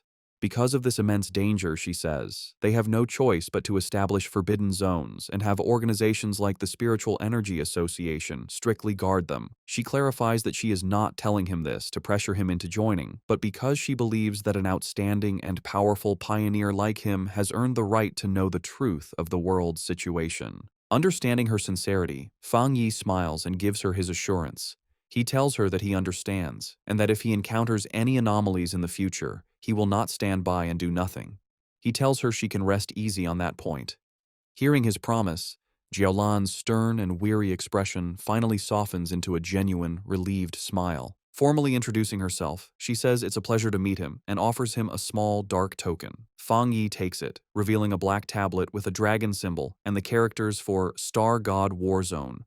Jiaolan explains that this token will grant him unrestricted access to any forbidden zone for his cultivation, and that the gates of the Star God War Zone itself will always be open to him. She then makes one final, important request, asking if he would like to come and see Elder Wu. Fang Yi asks if she meant the Jingang Realm Pioneer. She explains that this person is her teacher, and she thinks Fang Yi should meet him, though she says this is just a personal wish, as she would like to be his friend. Fang Yi accepts her offer and the token she gave him, putting it in his pocket. He agrees to go with her, saying it's always good to have more friends. As a gift to seal their new friendship, he holds out a hand crackling with blue lightning, telling her he has something for her. Jiaolan is confused, but Fang Yi explains that he thinks he can clean out the rest of the dark attribute poison in her body. Before she can react, he unleashes a flood of blue lightning that completely surrounds her, leaving her shocked. The energy flows through her, and she is amazed to find that the thunder attribute has a healing effect. The cold, deep pain she felt is replaced by a warm numbness, and she realizes the discomfort is completely gone. Internally, her old wounds from the dark attribute begin to heal as her body is cleansed by the energy. She feels like she is being reborn as the rare and powerful thunder attribute removes all the toxins from her body. When it's over, Fang Yi asks Jiaolan how she feels. Still surrounded by faint sparks of lightning, she confirms that she feels great and that the leftover dark energy has been completely removed. Su Jingying watches as paramedics take care of the unconscious, arrogant pioneer. Wondering if it's possible to save someone so badly injured, she turns and is surprised to see Fang Yi and Jiaolan still there, but she immediately notices that her aura seems different and her injuries appear to be gone. Jiaolan explains that Fang Yi used his rare, pure thunder attribute to completely clean the dark attribute poison from her system. Su Jingying is amazed by this, realizing that this is the true nature of our boy's power. It can be used to destroy enemies and to save people. She points at Fang Yi in amazement, who just asks her what she's looking at. A brilliant idea strikes Su Qingying, and she excitedly waves over the paramedics. She goes to Fang Yi and suggests a partnership, explaining that if they could combine his spiritual power with their advanced medical equipment, they could save many more pioneers suffering from dark attribute corruption. To show she is serious, she bows deeply, begging him to show his power just one more time. Fang Yi stays silent, thinking about her request. Fang Yi agrees and unleashes a controlled burst of blue lightning from his hand, asking if that is enough of a demonstration. One of the paramedics, seeing the pure energy, excitedly confirms that it seems to be working and that such a high-level thunder attribute can indeed fight the dark attribute. Jiaolan explains that when Fang Yi treated her, the power was sent directly and destroyed the corruption inside her. Su Qingying suggests that all they would need is for Fang Yi and the patient to hold hands. However, the paramedic clarifies that not every cultivator, even at the spirit creation realm, can handle such pure energy. He explains to a smiling Su Qingying that while Jiaolan's injuries were serious, they were minor compared to the other patient. He estimates that healing the arrogant pioneer would require 10 times the amount of spiritual energy. He adds that just saving the pioneer's life will be a great achievement, and a full recovery is likely impossible. Fang Yi agrees to the procedure, asking the paramedics how to transfer his spiritual energy. They lead him toward the ambulance. A paramedic tells him to place his hand into a special device and release his spiritual energy, which Fang Yi agrees to do. From a distance, Lin Yi watches, thinking about how she never imagined Jiaolan was a high-ranking member of the elite Star God War Zone. She is amazed that her cousin is so powerful that even this legendary military unit is trying to befriend him. She remembers how the normally cold Jiaolan personally asked to be her cousin's friend and even gave him her personal token. After a while, Fang Yi turns to Lin Yi and the red-haired leader, checking on them. Lin Yi confirms they are feeling fine. She then explains that she and the red-haired leader have decided to go out for more training and take on some missions by themselves. They feel they can't always depend on him and need to grow stronger on their own. Having finished transferring his energy, Fang Yi agrees with their decision, simply telling them to be careful. He watches them with a small, proud smile, thinking that his cousin has grown up. Su Jingying and her team prepare to leave. She waves goodbye, telling Fang Yi and Jiaolan they will see each other on the next mission. Jiaolan then tells Fang Yi it is time for them to go visit Elder Wu. As their ambulance drives away, Su Qingying is visibly frustrated, complaining loudly that the military's Star God War Zone has stolen such a powerful person from them. Her teammates try to calm her down. A final thought reveals the internal problems within the Spiritual Energy Association, which is described as being too chaotic, and its top elite squads unwilling to cooperate. Fang Yi and Jiaolan arrive at a large, modern hospital, which is the highest security ward of the Star God War Zone's medical base. Fang Yi asks if this is where Elder Wu is. Inside the hospital room, they stand before the bed where Elder Wu lies unconscious, surrounded by medical equipment. Fang Yi comments on the strange sight, noting how odd it is that the ultimate powerhouse of the Jinggang realm is actually a shriveled old man. Fang Yi observes the elder's condition. The old man's face and neck are covered in red veins, and he breathes through a respirator. Jiaolan explains that his condition was much worse before, saying he looked like a corpse. She adds that even after using the precious shizai flower on him, he still has not woken up. Concerned, Fang Yi wonders what could have happened to such a powerful person to leave him in this state. Jiaolan begins to tell the story of the battle that led to her teacher's coma. She describes how a huge dark attribute anomaly appeared over the capital city. To stop the anomaly from consuming the city, Elder Wu, her teacher, stepped forward to seal it all by himself. A flashback shows the rest of her squad transferring their own spiritual energy to their teacher to support him. The anomaly they faced was far beyond an S-level threat. A monstrous, dragon-like form made of dark energy loomed over the ruined city. Jiaolan continues, explaining the immense danger. If the anomaly had fully come down, it would have destroyed the capital and all the surrounding cities, plunging the entire nation into chaos. In a desperate last stand, Elder Wu used his own personal domain to seal the S-level anomaly, but the disaster was even more powerful than they expected. The overwhelming power of the dark attribute backfired on him, corrupting his body. Jiaolan concludes that if he hadn't been a master of the Jinggang realm, he would have been instantly turned to ash. Back in the present, Fang Yi looks down at the comatose hero with new respect. He acknowledges that to stop the destruction of a city, Elder Wu is truly a great pioneer. As Fang Yi looks at the comatose Elder Wu, his thoughts go to his past life. He remembers that many pioneers had sacrificed themselves so he could be the last human to survive. He realizes with a sad thought that in his original timeline, Elder Wu had probably already died by this point. A new determination fills him, and he reaches a hand towards the elder. Jiaolan, startled, shouts at him, demanding to know what he is doing to her teacher. Fang Yi calmly tells her not to worry. He explains that while the shizai flower is already working, he wants to try and remove some of the stubborn dark attribute that remains in the elder's body. He places his hand on the elder's chest, and a powerful surge of blue lightning begins to flow into the old man's body. Fang Yi explains that this will help him wake up faster. Jiaolan watches in shock, exclaiming that the power he is trying to clean came from an S-level disaster. After a moment of hesitation, she gives in, telling Fang Yi to go ahead and try. Perhaps he is the miracle they need. The room is filled with the crackling of Fang Yi's power as he pours his energy into the elder. Jiaolan warns him to be careful, explaining that the dark attribute inside her teacher is far more terrifying than the dark tide. She adds that, without the shizai flower, the elder's recovery would not have been so slow. Fang Yi, his face serious, confirms that he understands. He can feel the immense power of the darkness within the elder's body. He knows that even though the shizai flower's purifying power has weakened it, the dark energy can still exert an immense and oppressive force. Suddenly, a powerful wave of dark energy erupts from the bed, pushing both Fang Yi and Jiaolan back. Jiaolan shouts a warning, telling Fang Yi to be careful and focus his mind as the dark energy is beginning to affect him. In response, a brilliant golden aura erupts around Fang Yi as he activates his own spiritual protection. His eyes glow with a golden light, but he realizes with a start that the dark energy has pulled his consciousness into a vision of the past.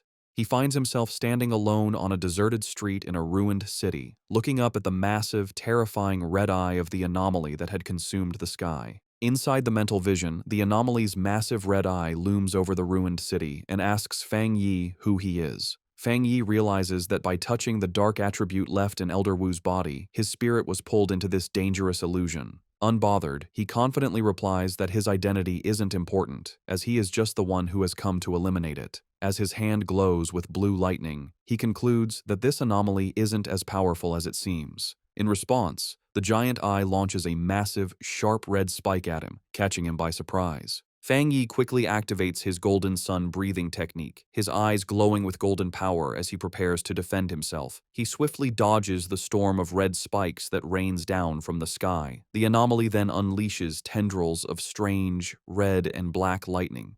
Fang Yi notes that this strange lightning is as strong as the divine thunder he absorbed on Yuhuang Mountain. The anomaly reveals its true form, shifting into a huge swarm of countless insect-like creatures made of pure dark attribute energy, swirling around a central red eye. Fang Yi recognizes that each of these creatures is as strong as the monsters from the dark tide, and he understands there are tens of millions of them. The entire swarm then comes down on him like a terrifying vortex. In response to the huge threat, Fang Yi summons his flaming sword. Facing the monstrous swarm, he declares that his only option is to wipe out these pests. With a determined shout, he charges forward and unleashes a massive, fiery slash that cuts a bright path through the heart of the swarm. His powerful attack successfully cuts the central eye of the creature in two. He analyzes the threat, identifying it as an S-level collective anomaly. However, he guesses that its power has been greatly weakened. Maybe because it's an illusion, or because of the purifying effects of the shizai flower that was already used on Elder Wu. The two halves of the swarm fall to the ruined city below, exploding on impact. Fang Yi lands on a rooftop, looking over the remains. He guesses its current power is around A level, and reflects with awe that this is the city-destroying disaster Elder Wu faced alone. Fang Yi realizes the threat is even greater than he first thought. Gathering dark, swirling energy in his hand, he unleashes his own dark attribute technique, the limitless dark world. A massive vortex of pure darkness erupts from him and begins to absorb the insect-like anomaly. The creature is shocked, realizing its opponent is not human. With a confident smirk, Fang Yi simply replies, "Guess so." He shouts a command to open, and his dark vortex fully absorbs the rest of the S-level anomaly. As the last of its energy fades, a final warning message echoes through the void: "We will be back soon." Fang Yi floats inside a sphere of his own dark energy, thinking the final message must have been a piece of the anomaly's consciousness. He considers the warning use of the word "we" and wonders if this means other similar disasters are waiting to appear. As the illusionary world roars and begins to fall apart around him, he decides it's best to leave and think about it later. His consciousness returns to the real world with a jolt. He immediately reaches into Elder Wu's body and begins to pull out the corrupting dark attribute energy. A mass of dark purple energy, crackling with his own blue lightning, is pulled from the Elder's chest. To contain the dangerous substance, Fang Yi uses his Nine Dragons Skyfire sealing art, trapping the energy inside a sphere of red, fiery chains. Holding the sealed orb, he explains to a stunned Jiaolan that this is the dark attribute remnant left in Elder Wu's body. He concludes that this must be the last piece of the city-destroying anomaly. He explains that while the sealed orb of dark energy is still powerful, its influence has been greatly reduced thanks to the Shizai flower and Elder Wu's own seal. He praises the Elder, noting that he is truly the nation's #1 pioneer for using his own body to hold back the dark power. He knows anyone else would have died many times. As Jiolan looks at her teacher, she sees the red veins on his face have faded and his breathing seems more peaceful. She tells Fang Yi that he has truly saved the Elder's life. Fang Yi, however, humbly says that it wasn't all his own ability. He explains that without the Shizai flower weakening the corruption first, he wouldn't have been able to remove the stubborn dark attribute. Jiaolan agrees, saying that while the flower saved the Elder's life, Fang Yi's power has now given him a chance for a full recovery. With a final surge of power, Fang Yi clenches his fist and completely crushes the sealed orb of dark energy, turning it to dust. He announces that the remnant is now completely useless. He then tells Jiaolan he has one more thing to tell her. He reveals that in the mental illusion, the remnant of the dark attribute anomaly warned him that it would return. He concludes that they must always be prepared, as they can't let an old man who has just recovered from a serious illness fight on the front lines again. Jiaolan confirms that she knows, as she has heard the rumor before. When Fang Yi asks her what she means, she explains that the monitoring departments of the military and the association collect data on spiritual energy changes. She reveals a rumor based on this data. With the current power of the Xia nation, they might not survive the first year after the full spiritual energy revival. Of course, she adds, no one believed it. Fang Yi remarks that monitoring spiritual energy changes sounds very official. Jiaolan then asks if he also believes the rumor could be true. A shadow crosses Fang Yi's face as he wonders if his own rebirth has somehow changed the future. He recalls that in his original timeline, he lived for 3 years after the spiritual energy revival, and by that time, the entire planet had been nearly destroyed. Coming back to the present, he puts a comforting hand on Jiaolan's shoulder, telling her not to overthink things and that Elder Wu should wake up soon. He looks at her with a serious expression and makes a solemn promise. If the disaster does return, he will stand with them and fight. He knows that the final battle against the great disaster will come, sooner or later.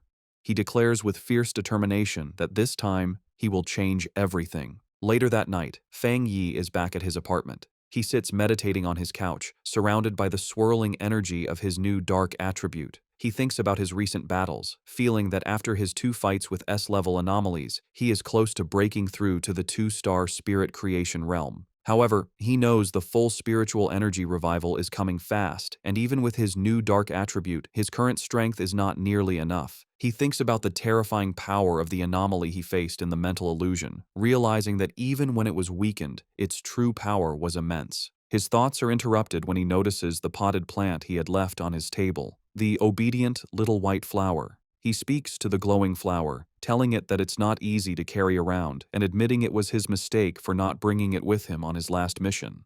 Smiling, he picks up the plant, which seems to brighten up, and tells it that he regrets not giving it a chance to level up. He then decides to take it out for a walk. Fang Yi heads to the back mountain, his private training ground. As he walks along the moonlit path, he notes how skilled the association's plant research department must be. He observes that in the short time since the area was last damaged, the forest has already begun to recover, a sign of nature's improved self-healing in this new era. He finds a good spot in the woods and kneels down, taking the flower from its pot to plant it in the rich soil. He makes a mental note to thank Su Qingying and her team for securing this place for him. As he prepares to plant it, he holds the flower and gently warns his new companion to take it easy and only absorb a little at a time, reminding it that if it becomes too greedy, not Not even all the forests on the planet would be enough to feed it. Once in the soil, the obedient little white flower immediately takes root. A massive vortex of green, life-draining energy erupts from the plant, spreading quickly through the forest and absorbing the life of all the nearby trees. After a few moments, Fang Yi stands with his arms crossed in the now dead and empty section of the woods, deciding that the flower has absorbed enough for now. With a satisfied smile, he gently pulls the brightly glowing flower from the ground, roots and all, and tells his companion it's time for them to find a new place to feed. He holds the plant, which seems to bloom with new energy, and wonders where it might rank among all the evolved plant-type spirits. He concludes that with its powerful desolation attribute, it must be at least an A-level threat. As he walks along a dark ridge, he notices the deep silence of the forest and realizes that all the animals that once lived there must have fled in terror from the flower's power. His thoughts are suddenly interrupted by a loud, ferocious howl that echoes through the night. Fang Yi's expression hardens as he recognizes the sound as the howl of a wolf. On a nearby cliff, against a blood-red moon, a pack of monstrous wolves with glowing red eyes gathers, their forms shifting and growing. Fang Yi realizes with alarm that the wolf pack is in the middle of a dangerous evolution. Standing before the pack of monstrous wolves, Fang Yi identifies the huge creature on the cliff as the Wolf King, noting its evolution is almost complete. With a loud howl, the Wolf King finishes its transformation, its body now glowing with a menacing green energy. Fang Yi, holding his potted flower, is surprised by the immense spiritual power coming from the creature, realizing with alarm that it is about to become an A-level anomaly. The newly evolved wolf pack quickly surrounds him, cutting off any escape.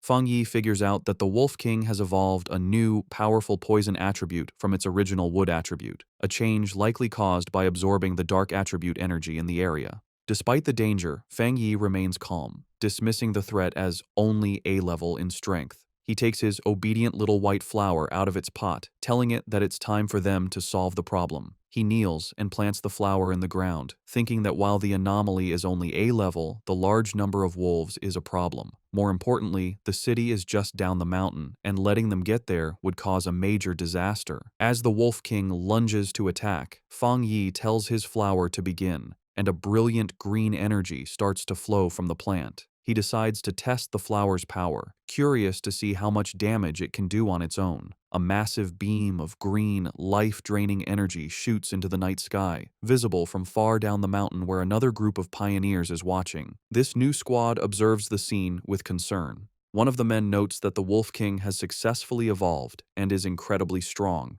He asks about the contamination level, and a cloaked figure replies that it has reached 90. The man and his companion are stunned by the dangerously high reading. The squad's blonde-haired leader grows tense, realizing the danger is still increasing. He identifies the Wolf King's wood attribute as being at least at the 3-star Ghost Axe realm, maybe even reaching the Spirit Creation realm, while the rest of the pack is also powerful. He worries that his team doesn't have enough people to handle the threat, admitting that even he has only recently broken through to the 3-star Ghost Axe realm. Suddenly, the leader notices the massive beam of green energy and the clear presence of the dark attribute.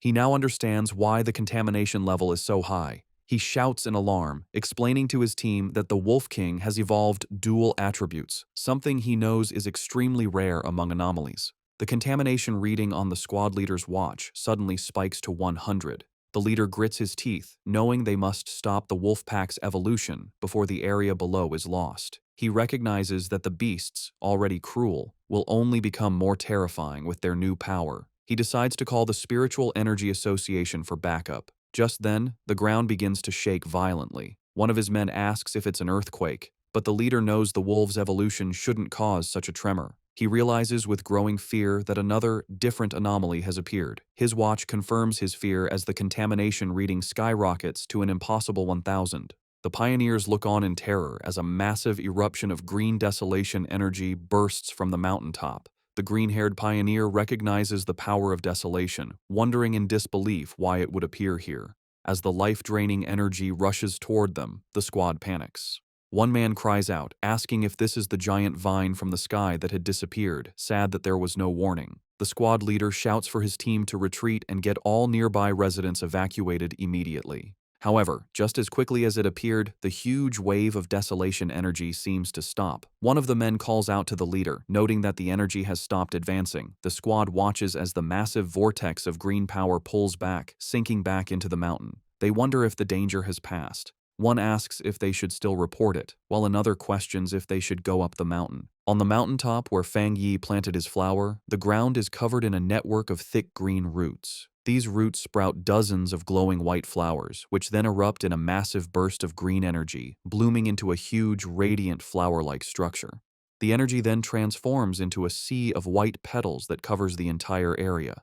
The Wolf King howls in fury as the seemingly harmless petals turn into a deadly weapon, forming a sharp blade that slices through the air. Fang Yi stands calmly among the swirling petals and explains the terrifying nature of his flower's power. The sea of spiritual flowers will endlessly grow back and multiply, absorbing and purifying the enemy until nothing is left. Fang Yi stands on his flower's massive root system. As the wolf pack begins to fall to its power, he taunts the Wolf King, asking how its pack members will do without the same spiritual protection he has. The smaller wolves are quickly trapped by vines covered in white flowers, their life energy rapidly drained until only their skeletons remain, collapsing into dust. Having absorbed the life force of the entire pack, the flower and its petals turn a deep, menacing red. In a last, desperate attempt, the Wolf King gathers its energy and fires a powerful green blast from its mouth. The red flower, however, easily forms a protective barrier, absorbing the full force of the attack. Hidden among the swirling red petals and vines, Fang Yi tells the beast that its attack is useless. He explains that the desolation attribute of his spiritual flower has already taken root deep within the mountain itself. The sea of flowers, he says, draws its power from the mountain and uses it on the mountain, creating an endless cycle of power. The Wolf King, now smart after its evolution, seems to understand its hopeless situation, but still refuses to give up. It identifies the main red flower as the source of the power and charges directly at it. Fang Yi watches with a small smile, mockingly asking his little flower what it will do now that it has been discovered. In response, the central red flower grows to an immense size and lunges forward to meet the charging Wolf King. It opens its massive petals and traps the beast within its grasp. The Wolf King howls in agony as its life force is drained away by the powerful desolation attribute. The massive red flower continues to absorb the Wolf King, its green energy being eaten by the desolation attribute. Fang Yi watches with a serious expression, surprised that his flower is allowing the dark attribute to invade it. The Wolf King is completely consumed by the flower's pulsating red petals. Fang Yi is amazed by this development, marveling at the formidable power of the desolation attribute. He realizes that he never expected the flower to be able to create its own technique without his direct input after he implanted the attribute. As the giant flower shrinks back down, he understands the terrifying nature of its new ability. Once an enemy is trapped within the sea of flowers, there is no escape. The flower then spits out the clean, bleached skeleton of the Wolf King. Fang Yi concludes that even if the spiritual flowers are destroyed, they can endlessly grow back and use their desolation power to reduce any enemy to bones. Standing before the massive red flower, which is now surrounded by a field of smaller red flowers, he decides to give this new technique a name, the Endless Spiritual Sea. A system window appears, confirming his creation and announcing that the spiritual flower has successfully written the desolation attribute technique, Endless Spiritual Sea. Having finished its battle, the flower's petals close up, glowing brightly from within. Fang Yi looks on, a bit tired from the battle, as a single red petal gently brushes his cheek. The flower then erupts with a massive surge of energy, and Fang Yi realizes with surprise that his little flower is also about to evolve. In a high-tech control room, alarms blare as an analyst reports an A-level anomaly. He explains they are detecting two different spiritual powers in the same area. Just as the Wolf King was evolving and creating a dark attribute, a separate and powerful desolation attribute appeared. The Association Superior, listening with Su Qingying, demands to know the location. A technician points to a map, explaining it was an area Su Qingying's team was previously in charge of. The Superior questions this, asking if the destroyer squad wasn't already sent to deal with the wolf pack. His question is cut short by a call from the squad on the ground. The squad leader reports that a powerful wave of desolation energy appeared and wiped out the A-level wolf pack. However, he adds that the desolation power moved back into the mountain, where a large number of unusual flower anomalies have since appeared. The pioneers stand before the mountain, which is now glowing red from a sea of flowers, unable to get closer. The Association Superior and the squad leader continue their talk. The leader warns that if this new, unknown anomaly were to erupt, it would be far worse than the celestial vine. He requests support, admitting that even with all the pioneers there, they likely couldn't handle an unexpected event.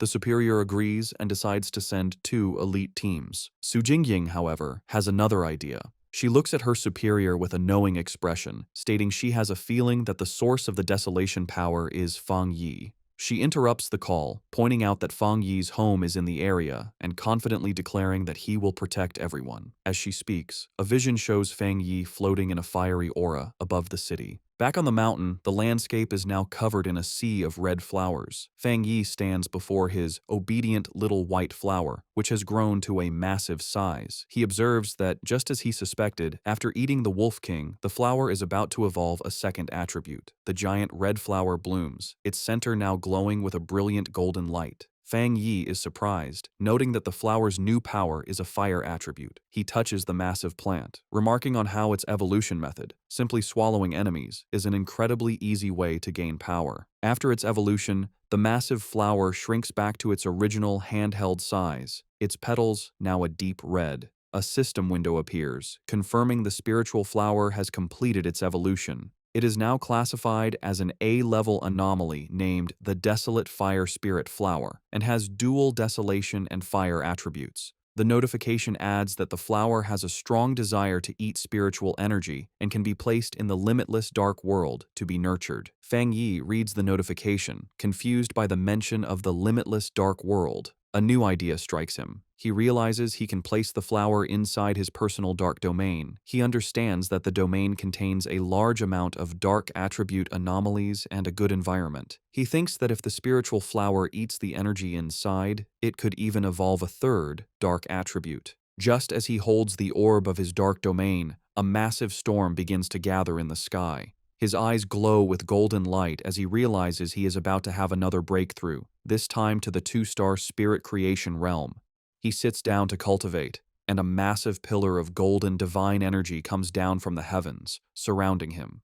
As he meditates, he feels his power becoming easier to control, the spiritual energy of the world merging with his body as if they were one. Elsewhere in the mountains, a muscular man with spiky hair senses the immense energy of the breakthrough. He follows the light and is amazed to find the source of the power. He is thrilled, recognizing the legendary Heavenly Fire Blade and realizing he has found a 2-star spirit creation realm cultivator. Watching a video of Fang Yi's previous battle, the man is surrounded by his own fiery aura. He declares that he will crush this new fire attribute pioneer to prove to everyone that he is number 1. Back at his cultivation spot, Fang Yi's sharp senses pick up a new presence. He shouts out, asking who is there. The mysterious man launches a massive fireball at him, questioning if he is a fire attribute pioneer. Unfazed, Fang Yi gathers his dark energy and easily absorbs the powerful attack with his own vortex. He smiles, satisfied that he has finally lured out this hidden enemy. Fang Yi recalls that he had sensed the man hiding nearby for a while, not even trying to hide his spiritual energy. He identifies the newcomer as a wild pioneer, someone not with any organization who loves to challenge others, who has just broken through to the spirit creation realm. The muscular man, now fully revealed and surrounded by a powerful fiery aura, lands before Fang Yi. He comments that Fang Yi is interesting and that he can feel a strong spiritual pressure from him. He then introduces himself as Jiang Lu and aggressively asks how Fang Yi managed to hide from his fiery attack earlier. Fang Yi remains silent, observing his new opponent. With a confident grin, Jiang Lu says he forgot to introduce himself properly. He declares that his name is Jiang Lu and that Fang Yi will remember it soon enough. With that, he charges forward, his body covered in flames, ready to attack. In response, Fang Yi calmly raises a hand, pointing 2 fingers toward the sky, and simply says the words, "Divine Thunder."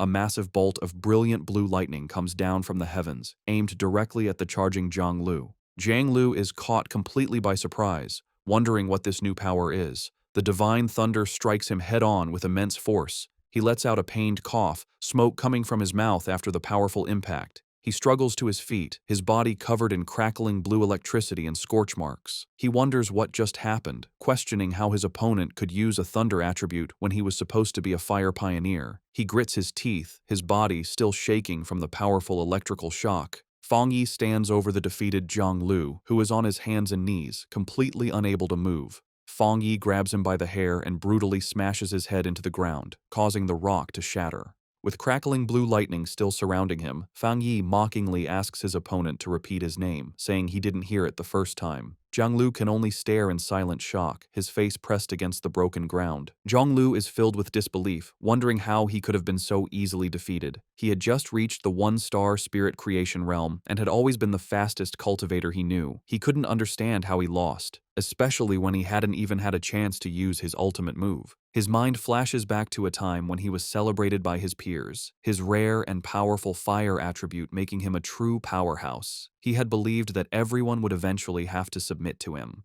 A small, dismissive sound escapes Fang Yi's lips as he sends another surge of electricity through Jianglu's body, causing him to scream in pain. Jianglu wonders how his opponent can have a thunder attribute when he was supposed to be a fire user. Fang Yi, his eye glowing with blue energy, looks down with disappointment, remarking that he had expected his opponent to be much stronger. With a condescending smile, Fang Yi mocks the younger generation's overconfidence as he pins Jianglu to the ground with his electrical power. Jianglu grits his teeth in pain and frustration, his mind racing. He realizes that even though his opponent is clearly at the two-star spirit creation realm, his spiritual pressure feels as if it is much higher than his own, by at least 2 entire realms. A final, terrifying realization hits him. It feels like a difference of 3 full realms. Convinced he is about to die, Jianglu thinks to himself that his end has come, and that he, the great Jianglu, is truly going to die here. Terrified on the ground, Jianglu begs Fang Yi not to kill him. With a cold, silent look, Fang Yi lets him go. He warns him that a pioneer's power shouldn't be used lightly against others, and suggests that if he has so much free time, he should focus on clearing up some of the new anomalies. After a final, dismissive look, Fang Yi walks away, leaving a confused Jianglu on the ground. Jianglu watches him leave, wondering about Fang Yi's great spiritual power and whether the gap between them is because Fang Yi is a genius or because he himself is too weak. Later, in a luxury apartment, a sad Jianglu enters a room where 2 men are waiting for him. One of the men welcomes him back and comments on his new hairstyle, while the other, a red-haired man, immediately scolds him, saying he had warned him not to pick fights. The red-haired man continues to scold him, telling Jianglu that his aggressive attitude is too dangerous, especially since the spiritual energy revival hasn't officially started yet, and that it will only bring him trouble. To his friend's surprise, instead of getting angry, Jianglu collapses onto the sofa, completely defeated. Confused by his strange behavior, one of the men asks what happened and if he is still the same fight-ready Jianglu they know. The red-haired man asks Jianglu what happened, reminding him that he had gone to challenge the Heavenly Fireblade user. Still sad, Jianglu quietly admits that it was over in an instant. His other friend grabs him, demanding that he speak clearly.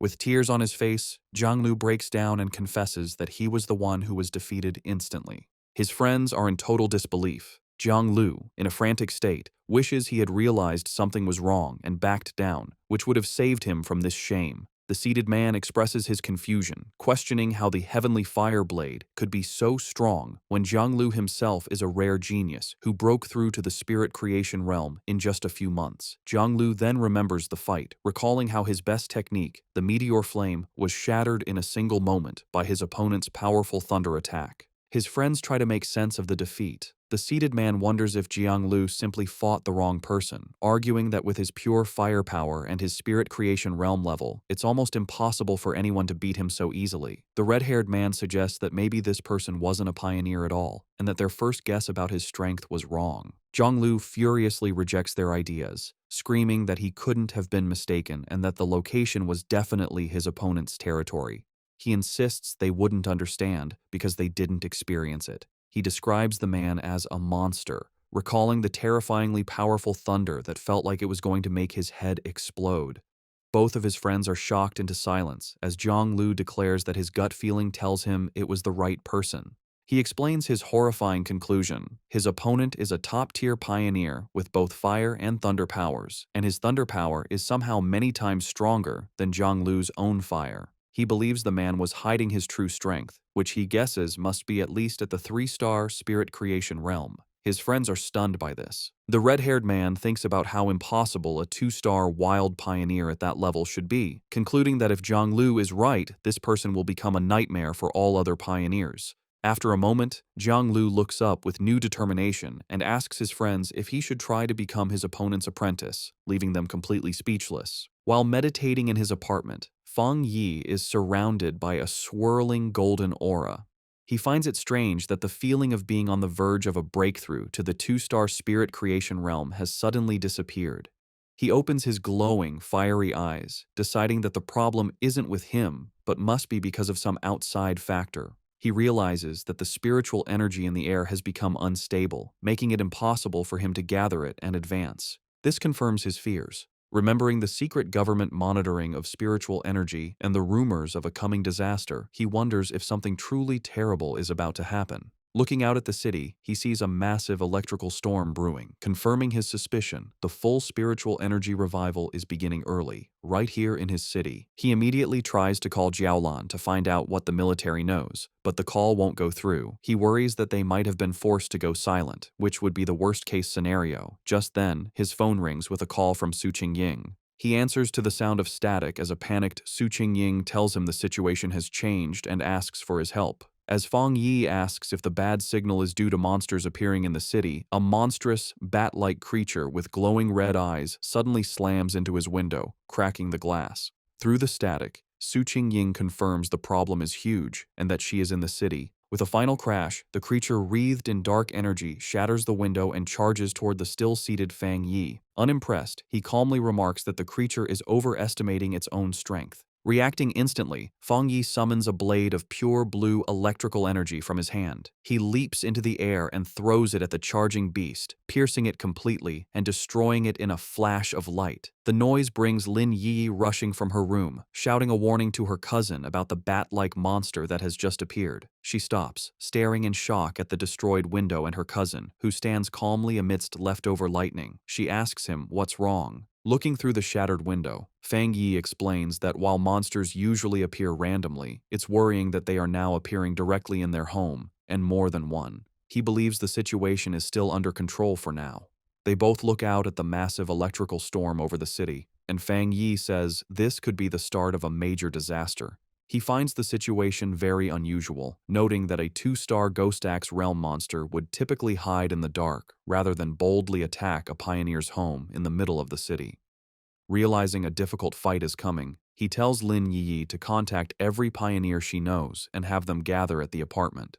She agrees without hesitation. Feng Yi then steps onto the ledge of the broken window, telling his cousin that since she is about to have her own breakthrough, he is trusting her with the safety of their home. He tells her to guard the window while he is gone. Elsewhere, across the chaotic city, Su Qingying and her squad are on a rooftop, their communications already being affected by the intense storm. One of her teammates, Zhang Xiaoya, wonders if their equipment is just broken. Su Qingying grimly states that if a true disaster happens, they will have to handle it on their own. They look up at a massive, swirling vortex in the sky, and Su Qingying hopes it's just a false alarm. Acting as captain, she gets on her communicator, checking patrol statuses and ordering all units to stay on high alert. Her command is cut short as she, Zhang Xiaoya, and the other member of the group look up with expressions of pure shock and terror. A massive swarm of the dark, bat-like monsters begins to descend from the vortex, and a warning is shouted that a group of anomalies has appeared, signaling the start of an invasion. Across the city, a red alert warns of the biggest rainstorm in 50 years, telling all citizens to stay indoors.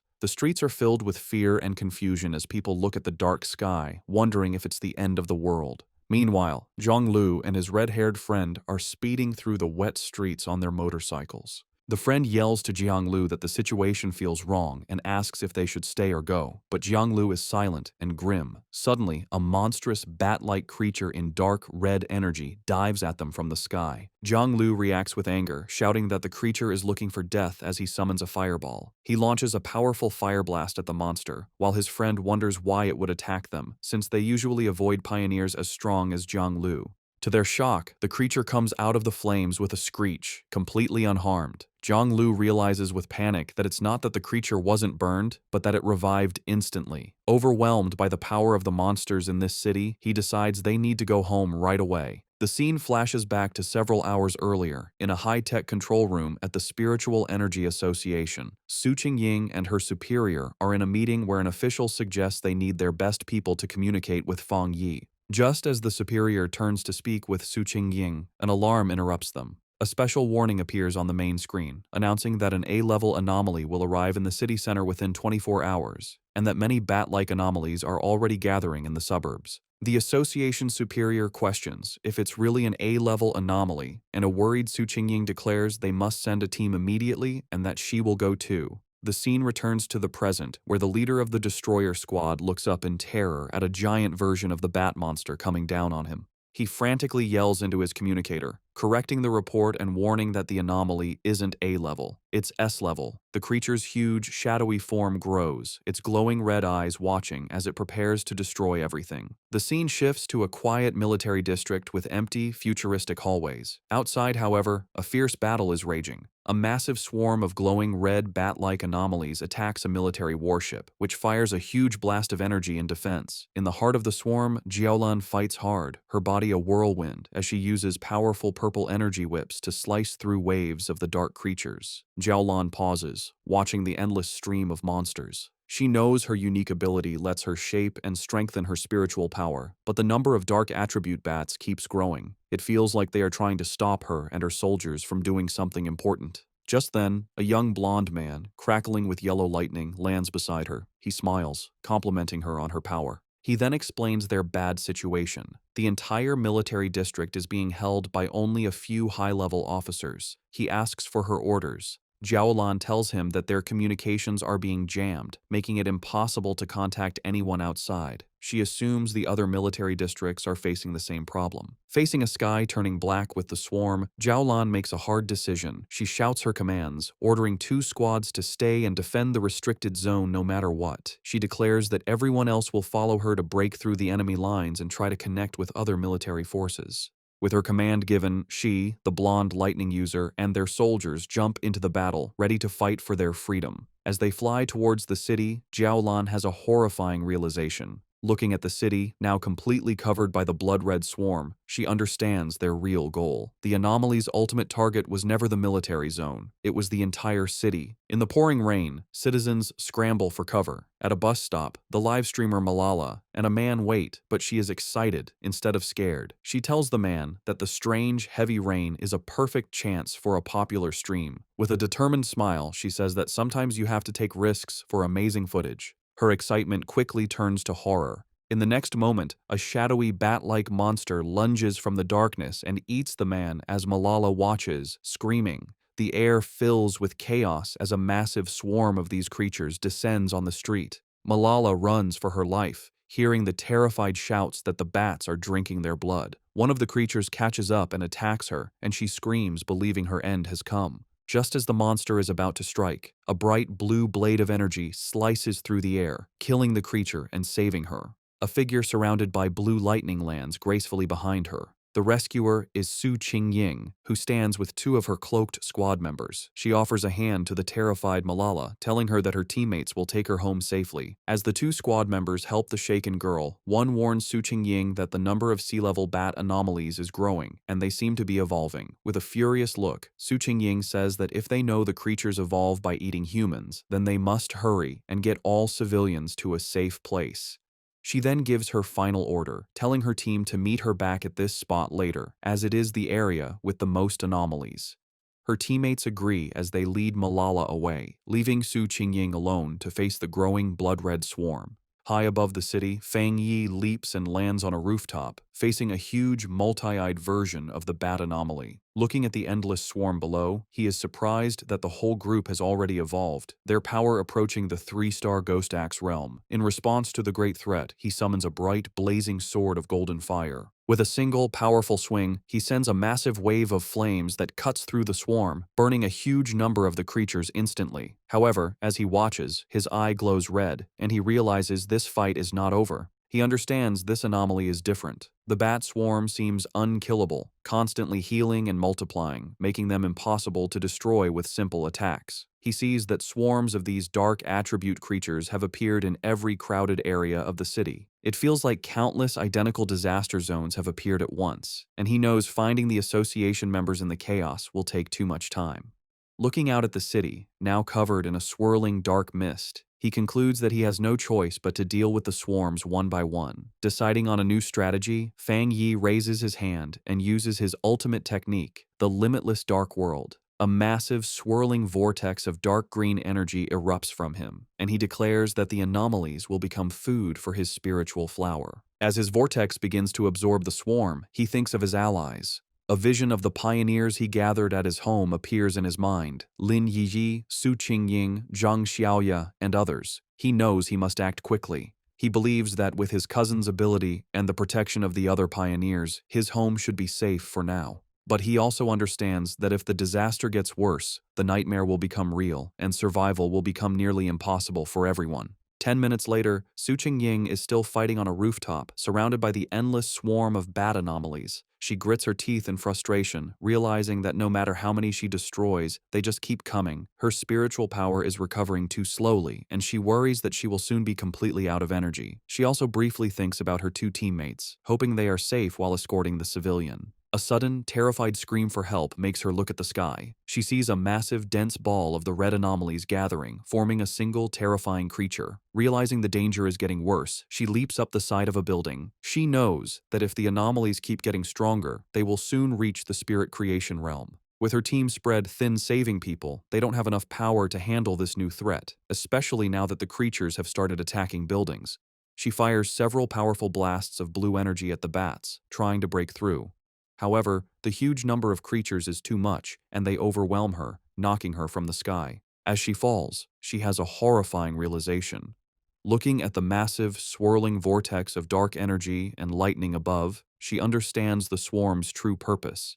An anomaly king is about to be born. The city is falling into ruin, overwhelmed by the massive swarm of shadowy, bat-like creatures under a heavy downpour. The disaster is so immense that it seems no one, not even the military or the Spiritual Energy Association, can stop the city's destruction. In the middle of the chaos, pioneers fight desperately. Reports come in that pioneer teams are sacrificing themselves or being destroyed. Su Qingying fights alone, her protective barrier holding back the endless horde, as a new alert classifies the S-level anomaly as an anomaly king. In the association's command center, the situation is grim. Officials receive reports of catastrophic casualties. The number and regeneration speed of the creatures are overwhelming their defenses, and it's too late to call for reinforcements from other regions. A subordinate reports that the city is completely surrounded by a massive black fog, cutting off any chance of rescue. They realize with horror that they have become an isolated city. Facing the city's final moments, the association superior stands with his men, declaring that as pioneers, they will stand and fall with the city. He vows that the monsters will have to step over their dead bodies. With grim resolve, he gives a final order to send a last code to headquarters. If they cannot stop the disaster, headquarters must immediately launch a destruction strike to prevent the dark attribute from spreading. Meanwhile, Su Jingying's fight continues. Her protective barrier begins to crack under the constant attack of the swarm, and she feels her spiritual power is almost gone. Gathering her last strength, she concentrates her energy and unleashes a final, massive blast at the swirling vortex of monsters. However, her attack is easily deflected. The evolved creature, now more visible, lets out a terrifying shriek as it reveals its true power, which Su Qingying is shocked to realize is at the level of a 3-star spirit creation realm.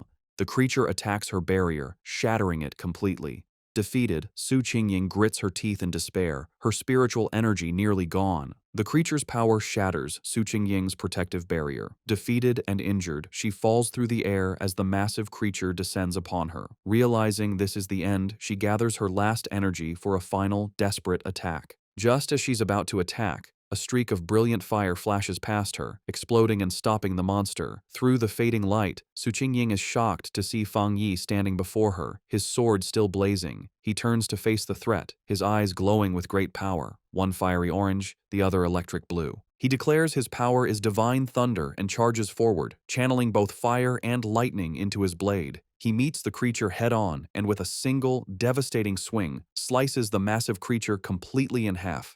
The two halves of the monster erupt in a series of fiery explosions that light up the dark city sky. After the battle, Fang Yi and Su Qingying land on a rain-slicked road. He calmly apologizes for taking so long to find her, explaining there were too many identical swarms of monsters. Still weak, Su Qingying warns him to be careful, as the creatures can revive. As she speaks, the scattered remains of the monster begin to reform in the sky.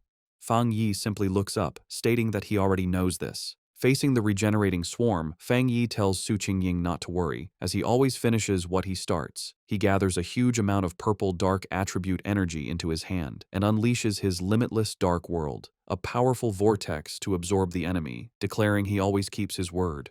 Watching this incredible display, Su Qingying is filled with new hope, realizing she had forgotten the city still has a peerless pioneer like Fang Yi. The massive purple vortex spreads across the street, pulling in the entire swarm of bat-like creatures. With a single command, Fang Yi causes the vortex to shrink, squeezing the countless monsters into a single, stable orb of pure dark energy. He turns to Su Qingying and asks if she is all right. She thanks him for saving her and says she is fine, having medicine that can help her recover. Noticing her injuries, Fang Yi's expression is serious. He places a hand on her shoulder, and a surge of blue lightning immediately covers her, causing her to cry out in surprise. He explains he has cleansed the dark attribute from her system and tells her to bandage the wound. Su Qingying is amazed by his powerful thunder attribute, noting her wound's pain has lessened and it's healing faster than the association's advanced medicine. Meanwhile, in the association's command center, an operator shouts in excitement that the number of monster groups seems to be decreasing.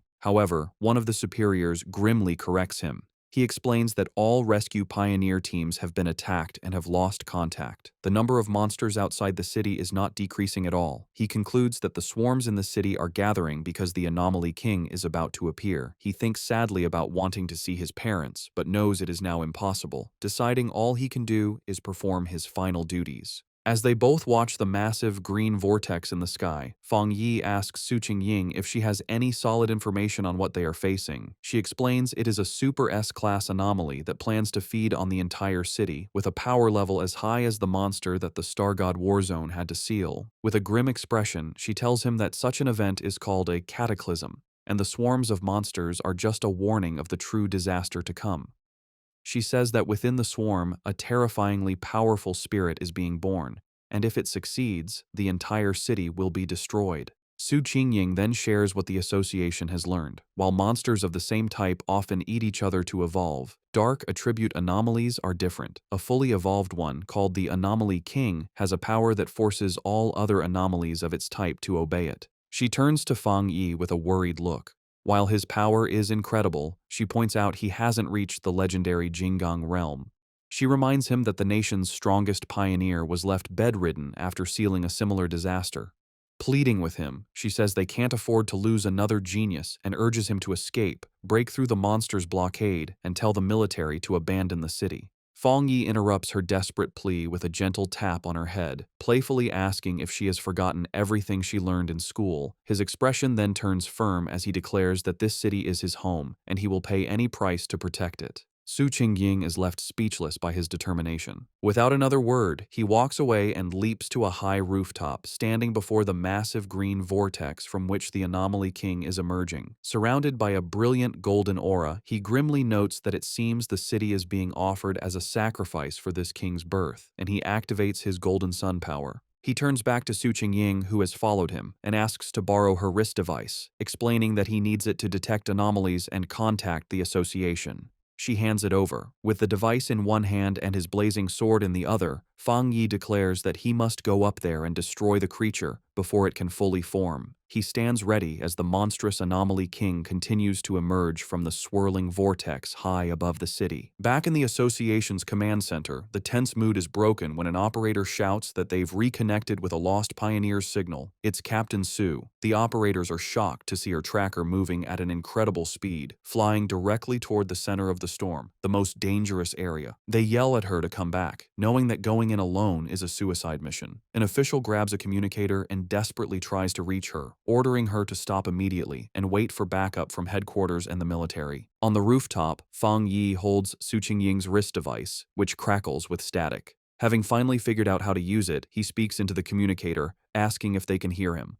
The official on the other end is stunned, demanding to know who he is and where Su Qingying is. Fang Yi ignores the questions and takes charge, telling the official that he needs everyone in the command center to work with him because he is going to destroy the Anomaly King at the center of the storm. As Fang Yi flies towards the massive vortex, he continues his demand, telling the speechless official that if they don't want the city to be destroyed, they will cooperate. He demands that all their communication equipment and information be used to help him. After a moment of shocked silence, the official makes a decision. He furiously orders everyone to stop what they are doing and immediately connect with the unknown pioneer. He commands his teams to use all available satellite radar to give him information and assigns an operator to be his main contact. The operator immediately begins his report, explaining that satellite images show a huge number of anomalies surrounding the king, swirling like a typhoon. He suggests that the number of anomalies on the northern route is lower, offering it as a possible way in, and recommends an approach from the southeast to avoid the thickest swarms.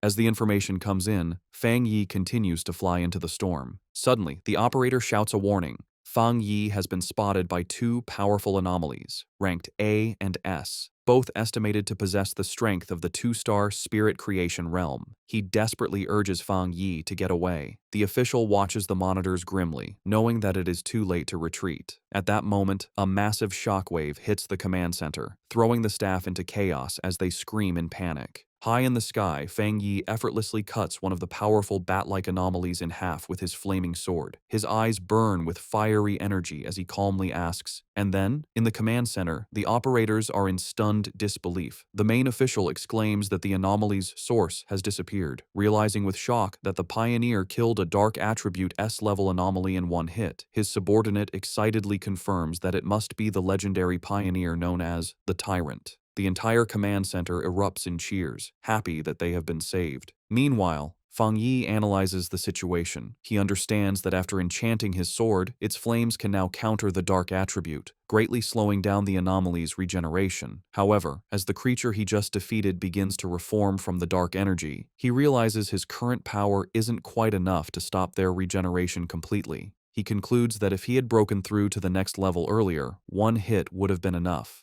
Realizing he needs a different plan, Fang Yi clenches his fists, gathering both his fire and thunder energy. Deciding that speed and frequent attacks are the only solution, he unleashes a flurry of fast slashes that cut the reforming monster to pieces, though he notes with annoyance that their endless numbers are a problem. Suddenly, a strange, swirling green orb of energy appears in the sky, catching the attention of the dark creatures, which begin to fly down towards it. On the ground, a group of cloaked pioneers watches in confusion. One of them wonders what is happening as the bat-like creatures have suddenly stopped their attack. The association superior, who is with them, grimly states that this is not good. He knows there is only one reason the swarms would stop. They are being called back by the Anomaly King, which means its arrival is getting closer. The remaining military and pioneer forces watch as the swarms gather into a massive, blood-red cloud over the city, understanding that their only chance is to stop the swarms before they can be fully recalled. Outside the surrounded city, the battle continues. Jiaolan, from a high point, unleashes a powerful blast of energy into the swarms of dark creatures. Her subordinate, the blonde lightning user, approaches her with a grim report. He asks how much longer it will be until they can enter the city, and Jiaolan replies that their instruments estimate it will take at least another half hour. The subordinate despairs, knowing that in half an hour, the Anomaly King will have fully hatched and the city will be lost. Jiaolan can only watch the huge blood-red swarm, explaining that they have no choice, as the number of creatures is more than 10 times what they first thought, a threat equal to 10 S-class anomalies. Even with the military's powerful weapons, they can't completely eliminate the endlessly regenerating creatures. Jiaolan worries that if they fail, the nearby cities will also be consumed by the dark attribute. She asks if they still don't have enough people to break through the blockade. Her subordinate replies that they are completely outnumbered, complaining that some pioneers are just watching from a distance, not realizing the danger will eventually reach them too. Suddenly, Jiaolan's expression changes as she notices something in the sky. Her subordinate asks what she sees. They both watch as the swarms of bat-like creatures within the city begin to come together, flying towards the area where the Anomaly King is being born. At that moment, a bright point of golden light erupts from the very center of the massive vortex. The subordinate recognizes the energy, asking in disbelief if the bright flame could be Fang Yi. He turns to her, questioningly saying her name. With a new, confident smile, Jiaolan simply replies that it is nothing. She then takes command, shouting to all her forces to increase their firepower and push forward without worrying about their supplies. She declares that they must enter the city because the Star God Warzone will not abandon any city. As her forces advance, a single fiery figure rises into the heart of the storm, a beacon of hope against the darkness.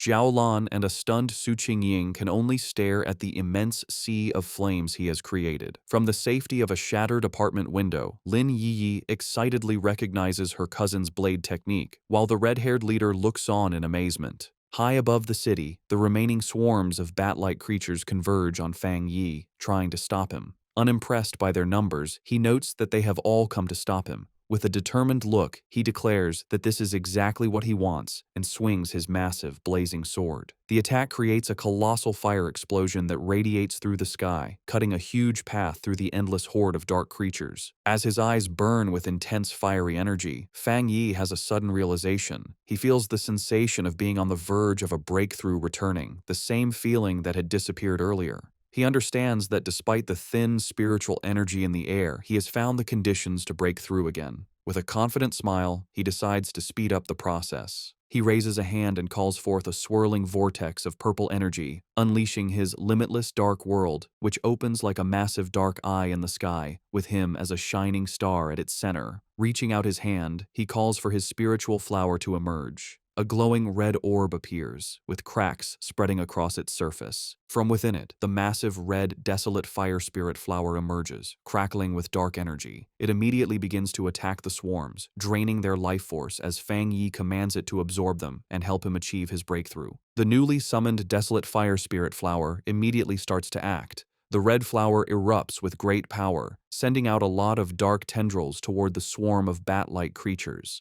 The tendrils pierce through the monsters easily, and the flower begins to eat them, using their dark energy to help Fang Yi's breakthrough. Once the swarms are gone, Fang Yi lands gently in the middle of the now huge red flower. From there, he watches the big green and red vortex in the sky where the Anomaly King is still forming. With his eyes glowing red, he thinks that although the giant creature is visible, it feels strangely unreal, like a reflection in water. However, a confident smirk appears on his face as he realizes he can sense the creature's core. He can hear its heartbeat, a dull, powerful sound like war drums. Fang Yi understands that the king's power can bring out the deepest and most evil desires in people, making it a serious threat. His eyes glow with an intense red light as he realizes the king is holding back, hiding itself, maybe because its evolution isn't complete yet. Standing on his flower, Fang Yi asks it if it has found the king's exact location. The flower seems to confirm that it has, sending the location to the device on Fang Yi's wrist. The device glows with a red light, shooting a beam into the sky that shows the Anomaly King's core inside the swirling vortex. With the target found, Fang Yi's eyes begin to glow with golden energy as he uses his golden sun breathing technique at full power. A huge explosion of pure golden energy shoots out from him, going toward the heavens like a rising sun, aiming to destroy the dark creatures for good. Far below in the ruined city, Zhang Lu and his friends watch the sky in total disbelief. They wonder what kind of power can create such a bright light, thinking it must be a fire attribute. However, one of them realizes that a normal fire attribute can't be so strong or fight the dark attribute so well. They come to the only possible conclusion: it has to be a high-tier yang attribute, the natural enemy of the dark power. Meanwhile, inside the association's command center, the tense mood is broken by shouts of joy. An operator reports that the number of monsters is dropping fast and the containment field is shrinking. Staring at the monitors in disbelief, the officials can hardly believe the situation has turned around so suddenly. Outside the trapped city, a military convoy is forced to stop. A subordinate reports to Jiaolan that all the swarms blocking their path are going back to the city, as if they get a new command. From where she is, Jiaolan watches the massive golden light of Fang Yi's power shining over the city, realizing that he must be attacking the Anomaly King's core. Her blonde subordinate joins her, confirming that the incredible power belongs to the Tyrant, and recognizing it as the purest form of the Yang attribute. Jiaolan, however, says she's worried about him facing such a powerful enemy alone. Her subordinate, feeling urgent, declares that they must enter the city immediately to help, but Jiaolan stops him, her eyes on the sky as she shouts for him to look. Her expression is one of pure shock. Inside the massive vortex, a strange, green, spiky ball like a giant virus has appeared. Jiaolan realizes with horror that the Anomaly King is starting to hatch early. Down in the streets, other pioneers also see this scary development. One man stares at the pulsating green mass, identifying it as the source of all evil. Filled with anger and sadness for their fallen friends, he and the other pioneers promise to kill every last monster. Meanwhile, inside a damaged building, Lin Yi, the red-haired leader, and another pioneer watch the crisis. Yi insists that they can't just wait to be killed. They must do something to help her cousin, understanding that the birth of the Anomaly King will require the whole city as a sacrifice. Elsewhere, Su Qingying uses her powers to heal an injured pioneer, showing the desperate fight happening all over. Lin Yi rallies the other pioneers in the building. She reminds them that the very creatures trying to stop her cousin are the same ones that have hurt their families and friends. As she speaks, an idea suddenly comes to her. She remembers the massive flower her cousin has summoned, the one that eats the swarms of bats. She realizes its power is just like the desolation attribute of the ghost vine they have seen before. This leads her to a stunning conclusion. Her cousin also has the power of the desolation attribute. With this new understanding, Lin Yi suggests a bold plan. She tells everyone that they will transfer all of their spiritual power into the network of vines created by her cousin's flower, feeding it their energy to make it stronger for the final battle. The other pioneers agree without hesitation, raising their hands and sending their combined power toward the flower. From the ground, the Association Superior notices the streams of blue energy flying toward the sky. At first, he wonders if other pioneers are gathering their power to attack the monster directly, but he quickly dismisses the idea, knowing they aren't strong enough to hit it from so far away. He then understands their real plan. They are sending their spiritual energy to the plant that Fang Yi has summoned. Inspired by their bravery, the superior declares that he too will help. He lets out a powerful surge of his own blue energy, sending it toward the sky. All around the city, the remaining pioneers follow his lead. They focus their wills and send out their spiritual power, creating a massive wave of energy that flies toward the heavens to help in the fight. Su Gingying, while helping an injured pioneer, suddenly senses the huge shift in power. Looking up, she sees Fang Yi's spiritual flower, now glowing with the combined energy of every pioneer in the city. Realizing this is humanity's last stand, she gathers her own remaining power and sends it to join the others, supercharging the flower for a final powerful strike against the Anomaly King's core. The monster lets out a final pained scream as the attack hits its target, followed by Fang Yi delivering a quick, decisive slash that cuts through its body. After the huge battle, Fang Yi floats in the air, wiping blood from his face. A voice from the communicator urgently warns him that all the bat swarms from outside the city are now coming to his position. The numbers are huge. Tens of thousands of B-level, A-level, and even S-level monsters are rushing toward him, a seemingly endless wave of red and black. Unbothered, Fang Yi looks up at the pulsating green cocoon of the Anomaly King and says that no matter how many minions it sends, he will destroy them all. He taunts the creature, asking if it is hatching early because it is afraid of him. Provoked, the Anomaly King finally begins to emerge. A monstrous, shadowy green claw tears through the cocoon, and its full form begins to take shape. With his hand covered in golden flames, Fang Yi watches with a serious expression as his true enemy reveals itself. The fully formed Anomaly King, a terrifying beast with a single, menacing green eye, lets out a final horrifying scream, ready for the final battle. The fully formed Anomaly King swirls in the sky, a terrifying vortex of dark green energy and shadow, with a glowing green orb of power at its center. Its immense power immediately shakes the city. The ground cracks and splits as a violent earthquake rocks the streets, sending the remaining pioneers running. They cry out in despair, realizing that the king can destroy them all just by appearing. From outside the city, Jiaolan and her subordinate watch with grim expressions, their hopes resting only on Fang Yi. Deep within the city's ruins, Su Qingying also looks toward the sky, her face a mix of worry and hope as she silently prays for him to succeed. From the safety of the apartment building, Lin Yi clenches her fists, her expression fierce and determined, sharing the same desperate wish. Floating high above, surrounded by a bright golden light, Fang Yi faces the monster. He speaks to the creature, identifying it as the king of the dark anomalies and the cause of the city's suffering. As his own spiritual flower blazes with fiery energy around him, he explains that he grew up in this city and loves his life here, making his reason for fighting clear. In response, the Anomaly King lets out a furious, deafening scream. With a final, determined look from his burning red eyes, Fang Yi gives his final message, telling the monster that for the sake of his home, it has to die. Their two immense powers collide in a massive explosion of red, green, and golden light, the fate of the entire city hanging in the balance. The huge clash between Fang Yi and the Anomaly King creates a massive, blinding explosion that lights up the sky. When the light fades, Fang Yi is floating in a strange, dark void, facing the single, giant green eye of the Anomaly King. The creature stares at him, its voice echoing in his mind as it mocks him for daring to challenge it when he is only at the one-star spirit creation realm. Before Fang Yi can react, the Anomaly King opens its huge, shadowy mouth, creating a powerful vortex. Fang Yi senses the danger right away, but cannot stop the force that begins to suck him in. As he is pulled into the monster's mouth, he realizes the Anomaly King is different from any other creature he has faced. Even after being hurt by his full power attack, it is still strong enough to swallow him whole.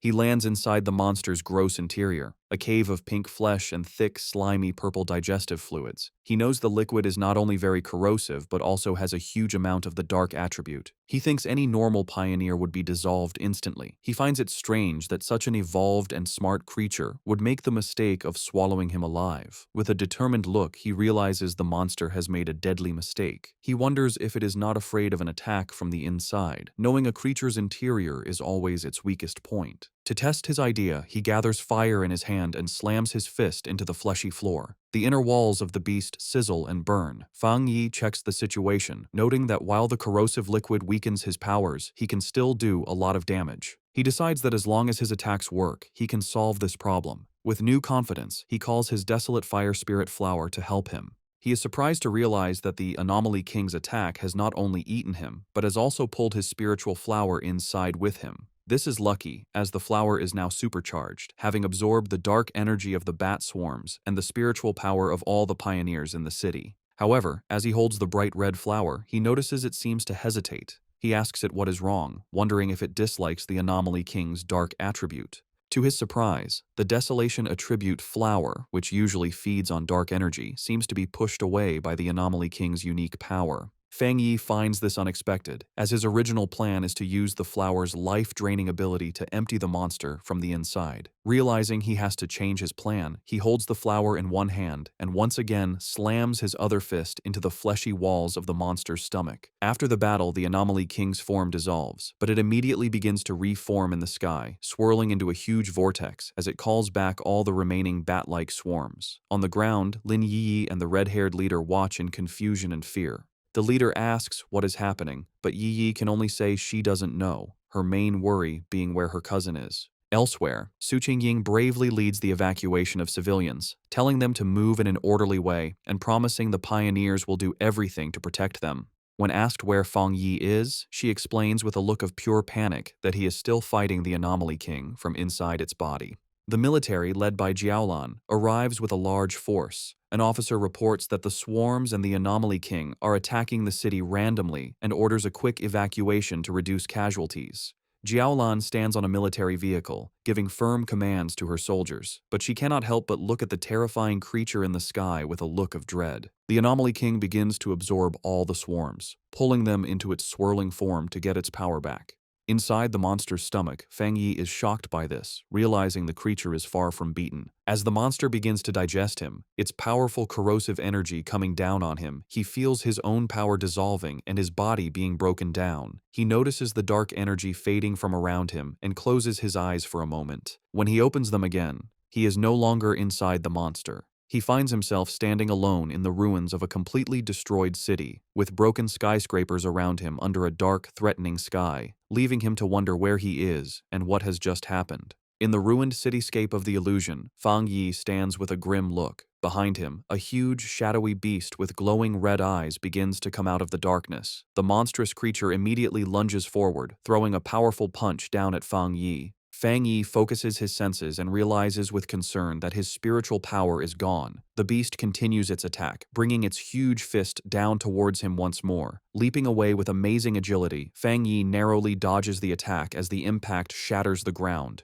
He lands safely on a piece of rubble and realizes something important. He notes that even without his spiritual power, his body still feels strong from his training. He now understands the situation. This is an illusion created by the Anomaly King to trick him into thinking he has returned to his past life before he became a pioneer. The beast tries to crush him with a huge stomp, but Fang Yi once again leaps out of the way, dodging the attack. As he lands, he comes to a critical conclusion. The Anomaly King is not powerful enough to completely take his strength. Its power is not actually greater than his own. He understands that his abilities are not truly gone. Now, he just needs to figure out how to break through this mental block. He figures that every illusion must have a flaw, and that this flaw will be the Anomaly King's own weakness, which it will accidentally show. Just as he is planning, the beast moves with blinding speed, trapping him in its huge hand. The monster brings him close to its snarling face, its voice echoing as it tells the foolish human that once he enters this place, he will never be able to leave. Held in the monstrous beast's hand, Fang Yi's situation seems hopeless. However, a confident smirk appears on his lips as he realizes he has found the key to breaking the illusion. The Anomaly King's fake form begins to merge with his own, showing him a mocking, monstrous smile. The creature then opens its huge jaws, declaring that it is all over and that this is the unavoidable fate of him and all of humanity. To break his spirit, it shows him a horrifying vision of his defeated friends, Jiaolan, Su Qingying, and the others, lying lifeless, reinforcing its belief that humans are nothing more than food for its evolution. Pretending to be defeated, Fang Yi remains silent for a moment, before looking up with a small, defiant smile. He calmly asks if that is truly what the monster believes. In that instant, Fang Yi unleashes his true power. His body explodes in a brilliant golden surge of energy as he declares that the monster is nothing but a puppet. He explains that the monster does not seem to understand the truth of his existence. Golden shapes of countless people appear around him as he reveals he has been reborn for the sole purpose of protecting his home and everyone he cares about. The huge golden light completely covers the shadowy beast, causing a massive explosion that shatters the illusion from within. A wave of pure fire sweeps through the mental space, its power reflecting in a single blazing eye. Now free from the illusion and back in the real world, Fang Yi's form has changed. His hair blazes like fire, and his body crackles with blue lightning as he calls upon his system to get to work. Floating in the stormy sky, he is surrounded by a huge handshape of pure golden energy, fully prepared to end the fight. Just then, a system window appears before him, confirming that he has met the requirements for a breakthrough and asking if he wishes to advance to the 2-star spirit creation realm. With his power surging, Fang Yi accepts his breakthrough to the 2-star spirit creation realm. He declares himself the king of anomalies and charges forward in an explosion of golden energy. Fang Yi realizes that, thanks to the Anomaly King, he has reached a new understanding. Channeling his immense power, he delivers a devastating slash. In his new form, with golden flame-like hair and blue lightning crackling around him, he declares his rebirth is meant to change the world's fate and that he is the chosen avenger. Back in the real world, the Anomaly King laughs, mocking Fang Yi for being only a 2-star cultivator. Unfazed, Fang Yi leaps into action, preparing for the monster's next attack. He agilely dodges a powerful blow from the shadowy creature. The Anomaly King looms over him, its dark form filling the sky, telling him he can't escape and will become its food. However, the monster's expression changes to confusion, not understanding what is happening. In contrast, Fang Yi shows a confident smirk, knowing his plan is working. Suddenly, blue thunder energy erupts from within the Anomaly King. The monster writhes in pain, yelling at the stinking human for causing it pain and wondering what this strange body is. With his power at its peak, Fang Yi prepares his final move, declaring that he will seal the monster. He calls on his technique, the 9 Dragons Skyfire, to purge all evil. From his fiery aura, 9 huge fire dragons emerge and converge on the Anomaly King's core. The monster screams, realizing the power is far greater than a 1-star cultivator's. The attack ends in a massive explosion of light that fills the city sky. The pioneers on the ground watch in awe as Fang Yi eliminates the anomaly. The Anomaly King lets out a final scream of pain as its essence is destroyed by Fang Yi's power. The last of the Anomaly King's power disappears from the sky, leaving a clear blue day. High above, a massive vortex of purple energy, the last of the dark attribute, is absorbed. Fang Yi, his form back to normal but still holding his blazing sword, stands as the swirling purple energy is drawn into a sphere before him. He looks on with a calm, serious expression, his eyes glowing red. He creates his limitless dark world, a vortex that pulls in all the leftover chaotic energy from the battle. On the streets, surviving pioneers and soldiers look up at the peaceful sky in disbelief. One of them wonders if the nightmare is finally over, while another confirms the battle has ended. Atop a military vehicle, Zhao Lan is met with a massive cheer from the survivors. They celebrate that the city has been saved and they have survived. As dawn breaks, Zhao Lan's blonde subordinate asks if she is going to find Fang Yi. She looks toward the rising sun with a gentle smile, explaining they have their own duties now. She explains their job is to help people's lives return to normal and restore the city. Below them, the survivors embrace, cry, and cheer in the morning light. Miles away, the Spiritual Energy Association's staff celebrates. They are overjoyed they helped stop the Anomaly King, feeling like they've woken from a bad dream. They stand by a window, reflecting.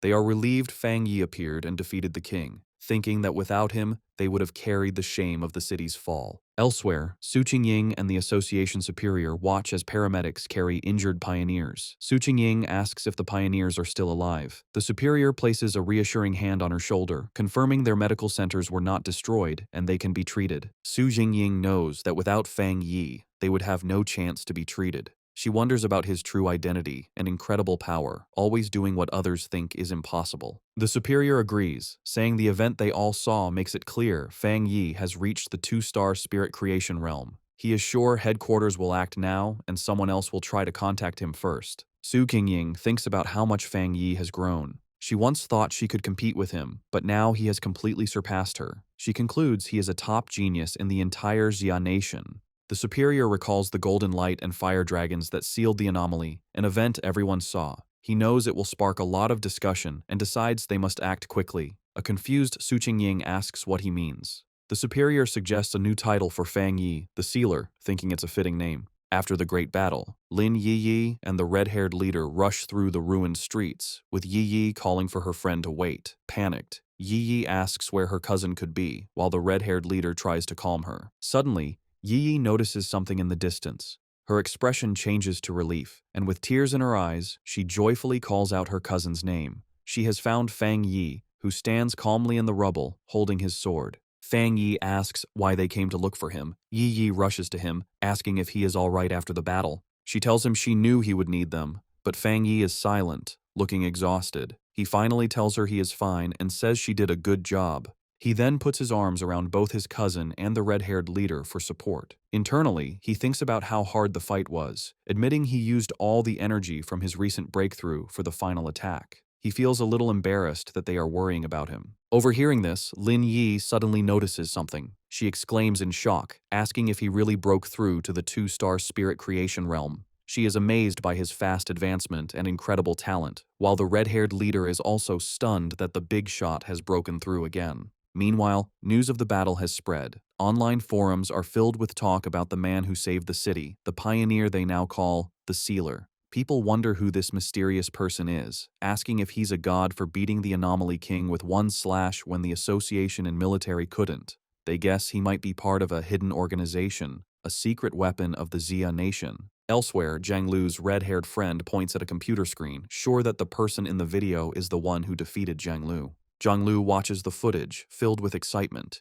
He declares he is honored to have lost to someone so powerful. He leaps from his chair, announcing he's going to find this man and ask to become his student. His friend, however, advises against it, suggesting that many people will be looking for him right now. The scene shifts to the great Xia capital city. In a dark, secret room, shadowy figures gather around a glowing table to discuss recent events. One man, smoking casually, says he's disappointed he didn't get to see the military and the association destroy each other in the disaster. Another member suggests they find a pawn or assassin to deal with this new powerful figure. But a mysterious woman with long, sharp fingernails dismisses the idea. She says such a simple approach isn't worthy of the so-called chosen one and savior of the world. She holds up a photo of Fang Yi, scornfully noting his new title, the Sealer. With a swift motion, she pierces the photo at Fang Yi's neck with a sharp nail, tearing it. She calmly says there's no need to rush, as the photo in her hand bursts into a purple flame. She declares that anyone who stands in their way will be destroyed. As she speaks, the purple flames form the shape of menacing eyes, making their threat clear. While Fang Yi and Lin Yi are resting in their apartment after the intense battle, they are startled by a knock at the door. Fang Yi opens it to find Su Qingying and the association's superior. Su Qingying is holding several large gift boxes, and the superior expresses his sincere thanks on behalf of the Spiritual Energy Association. He explains that they made a grave mistake during the S-class anomaly invasion, and it was only thanks to Fang Yi that they avoided terrible consequences. Su Qingying excitedly thinks of him as a big shot. Fang Yi tells them it's no problem and invites them inside. After Fang Yi serves them water, the group sits down at the table, with Lin Yi also joining them. The association superior thinks to himself that the association should get a better home for Fang Yi. He then gets to the point, explaining that the association has another matter to discuss. He reveals that they plan to publicly promote the title of the Sealer. Intrigued, Fang Yi asks him to explain. The superior projects a map showing powerful pioneers who have appeared in every major city, explaining that they are well-known figures. He contrasts this with the recent S-class anomaly, which he calls the most terrifying disaster yet. He explains that they want to use the name the Sealer to establish their city, Tai, as a key strategic city. Fang Yi listens to their proposal. The superior clarifies that after the disaster, they have decided that their city needs a powerful pioneer leader. Su Qingying adds that in the future, anomalies will become more frequent, and they can't risk their city being nearly abandoned again. When Fang Yi questions the term abandoned city, Su Qingying explains that without him, everyone in the city would have died.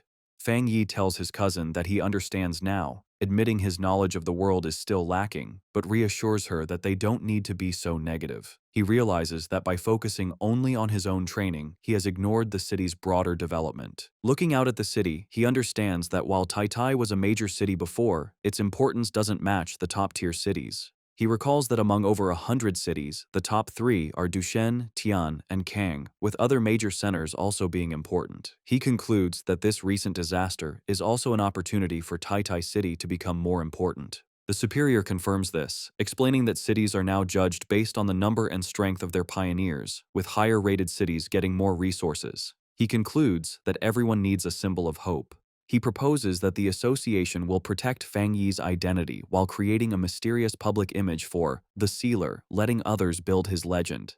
Fang Yi agrees, understanding that some mystery is smarter than full exposure. Lin Yi agrees, adding that human imagination can sometimes be more threatening than reality. Fang Yi calmly says he has no problem with the association's plan, as it helps him and the people he cares about, and he hopes for a good partnership. He extends his hand to seal the deal, which surprises both the association superior and Su Qingying. Fang Yi and the superior shake hands, finalizing their new partnership. The superior officially welcomes him, calling him by his new title, the Sealer. In the following days, with the full cooperation of the association and the military, Tai City begins to recover quickly. The reconstruction of the city and the rescue of the injured go on in an orderly way. The great disaster has helped speed up the creation of a new order across the world. The scene then shifts to the modern headquarters of the Spiritual Association in Dushan City, where news of Fang Yi's actions has already arrived. Officials wonder if the Sealer is the pioneer who solved the S-class anomaly in Tai. Inside an office, several men discuss the reports. One notes that Fang Yi is the most prominent among the newest pioneers, with another adding that his high-grade Yang attribute makes him a chosen one and a natural enemy to the dark attribute. An official, pointing at a monitor showing footage of Fang Yi, reveals that the data indicates he has more than just one high-grade attribute.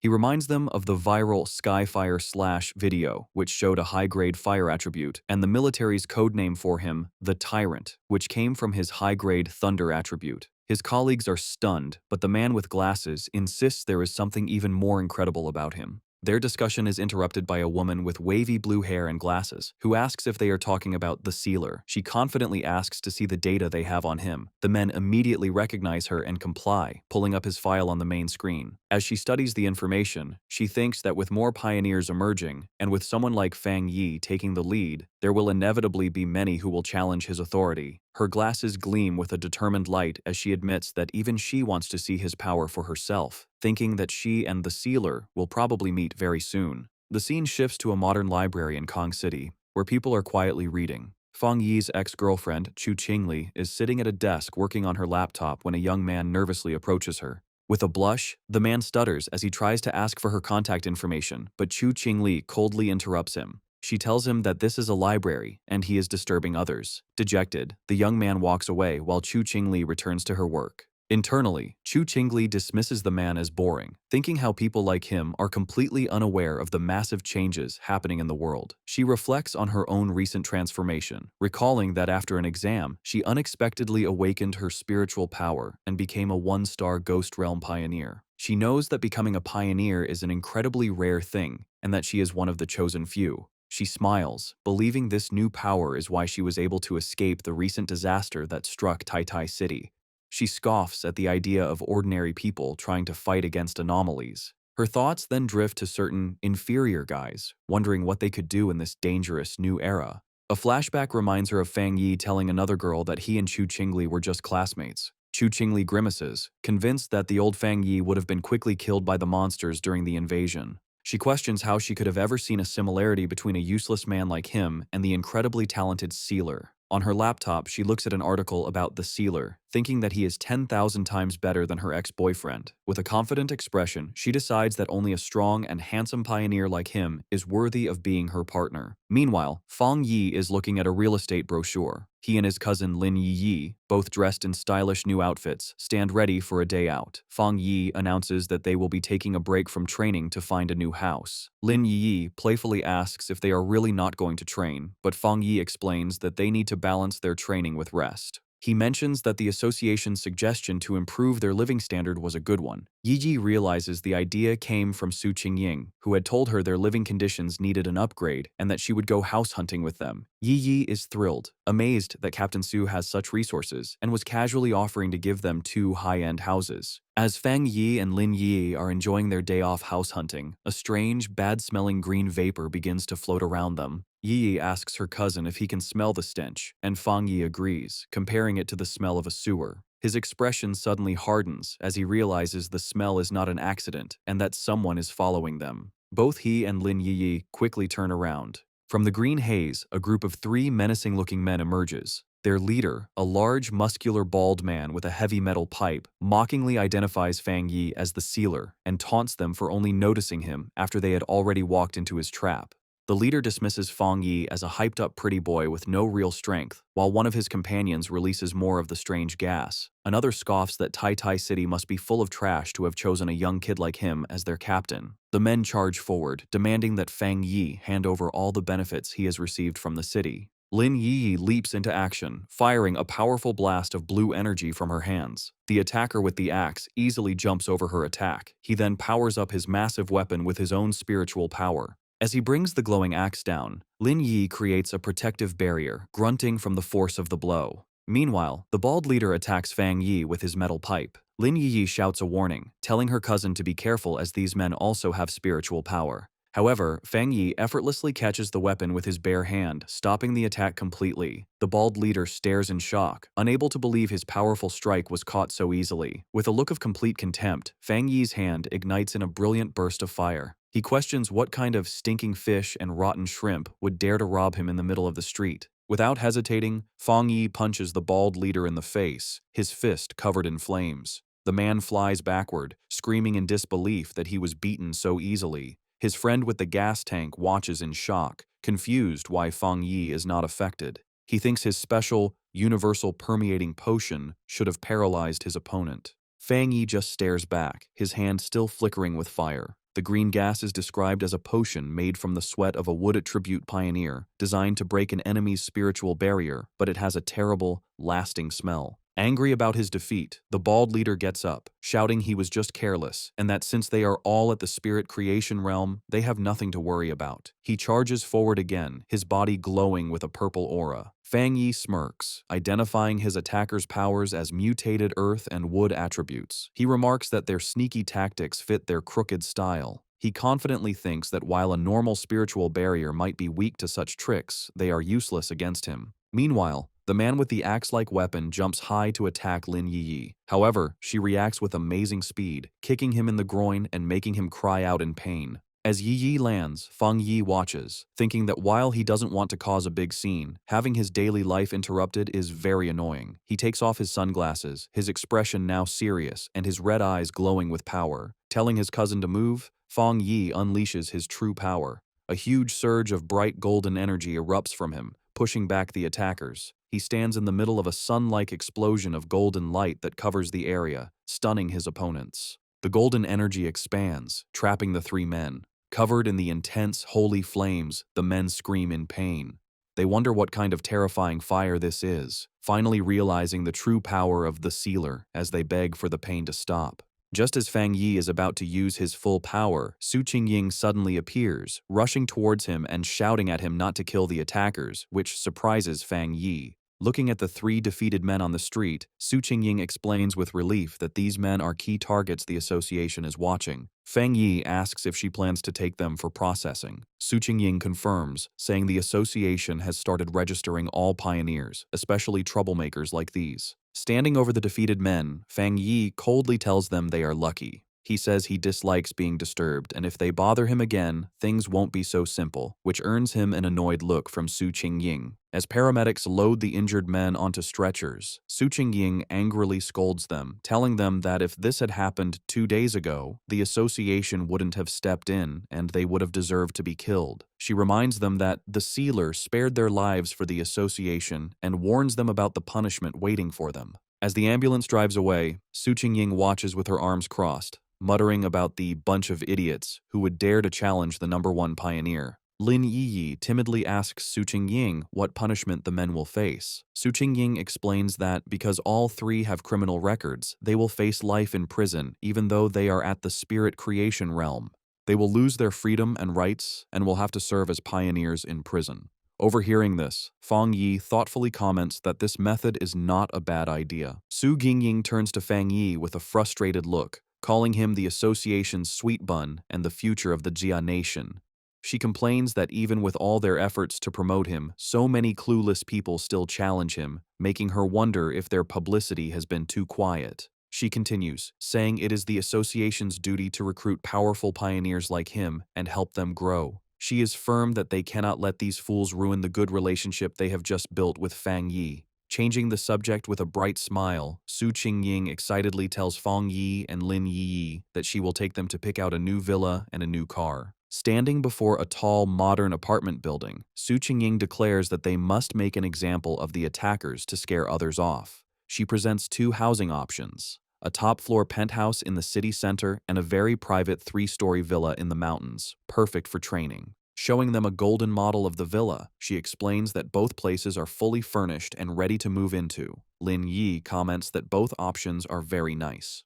With a confident smile, Fang Yi simply holds up 2 fingers and says he will take both. His decision leaves both Lin Yiyi and Su Qingying speechless. Fang Yi playfully asks if it's possible, saying he trusts Captain Su's sincerity. Flustered but happy, Su Qingying quickly agrees, assuring him it's no problem. Afterward, the 3 of them visit a luxury car dealership. Su Qingying explains that the association has a partnership with the showroom and they can choose any car they like. While looking at cars, people comment on Lin Yi's fair skin and elegant look. From outside, a group of men watch them, noting that even though his clothes are ordinary, it is Fang Yi who stands out. They wonder if he is the son of someone important. Inside, Chu Qingli's friend is also present, and the others guess that Fang Yi is buying a car for his girlfriend. Chu Qingli's friend is shocked when she recognizes him. She remembers he is Chu Qingli's ex-boyfriend, the same young man the university principal had personally greeted.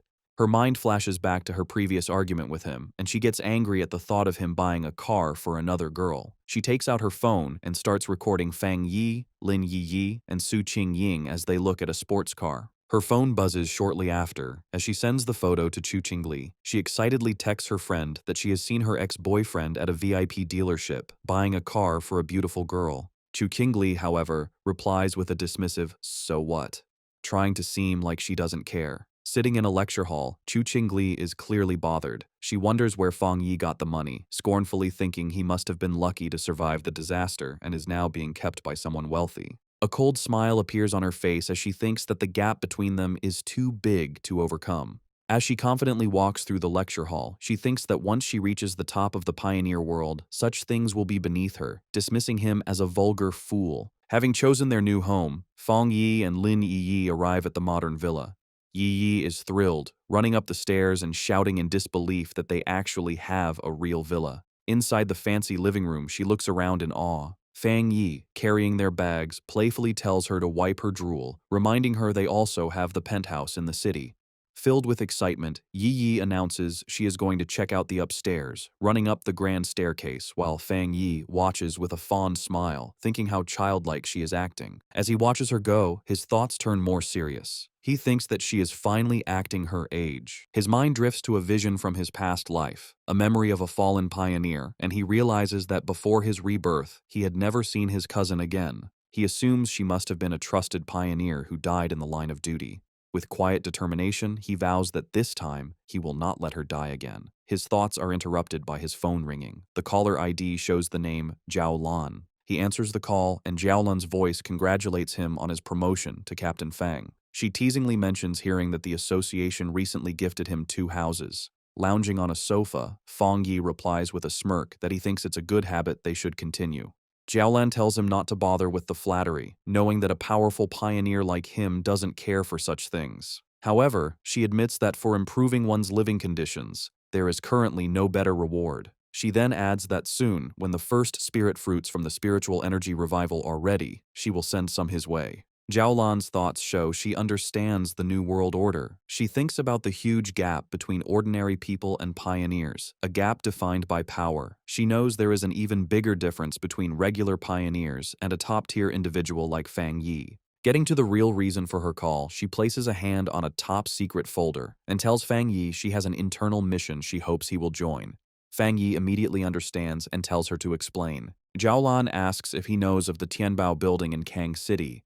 Fang Yi recalls that it is the largest shopping mall in the city. Jiaolan confirms, but explains that it was recently sealed off due to a monster invasion that caused many deaths, angering the citizens. She reveals that the building has now become a literal ghost building. Chang City becomes the center of attention, with the huge Tianbao building standing tall over the area. It was once the city's most famous landmark and busiest place. However, recently, because of frequent strange vibrations and events, the building becomes a place of terror. Surrounded by a dark, swirling mix of red and purple energy, the situation gets so dangerous that the Kang City Spiritual Association has to completely seal it off. Fang Yi arrives in Kang City to help with the mission. At the meeting point, he waves to a group waiting for him, introducing himself as the one who took the mission. The group has 4 other people. Fang Yi remembers Jiaolan told him not to reveal his true identity or power level yet, so he decides to keep a low profile. Fang Yi quietly analyzes his temporary teammates. He notices the team is a mix of different people. He guesses that 2 of them are from the military because of their clothes. The other 2, a serious-looking man with gray hair and a woman with short purple hair, introduce themselves as members of the Kang City Spiritual Association. They say Officer Jiaolan has already talked to them and that they will be working together. The group gets into an armored vehicle and drives through a heavy rainstorm toward the sealed building. Inside the car, it is tense. The brown-haired guy is driving, and the blonde girl in the passenger seat looks nervous. She breaks the silence, suggesting that since they don't know each other's strengths, they should agree to help each other once they enter the danger zone. In the back seat, it is even more awkward.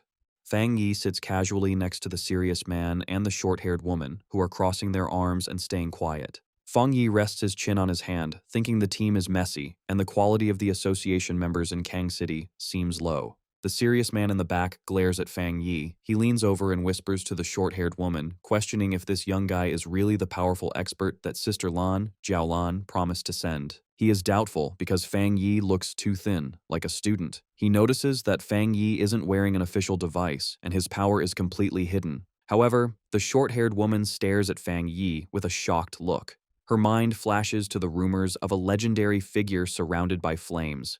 She wonders if this student could actually be the Sealer, the godlike figure who single-handedly stopped a natural disaster. But looking at his young age, she finds it hard to believe. The short-haired, purple-haired woman stares at Fang Yi with great interest. She connects the dots, realizing this young student matches the description of the legendary figure with 3 rare high-level powers who sealed the King of Anomalies. She is now almost sure he is the Sealer. Meanwhile, at the Star God Warzone office, the phone rings. Jiaolan answers and gets terrible news. The Tianbao building has completely fallen. The voice on the other end reports that they have lost contact with everyone inside. The anomaly level has shot up to 12,000, and there are 53 confirmed deaths. Jiaolan looks stressed, realizing the situation is getting worse faster than they thought. However, she promises that the person she sent, Fang Yi, will be fine. She ends the call firmly, saying that since the mission was handed over to them, no more questions should be asked. Back in Kong City, the Tianbao building is surrounded by a terrifying, swirling mix of red and purple energy.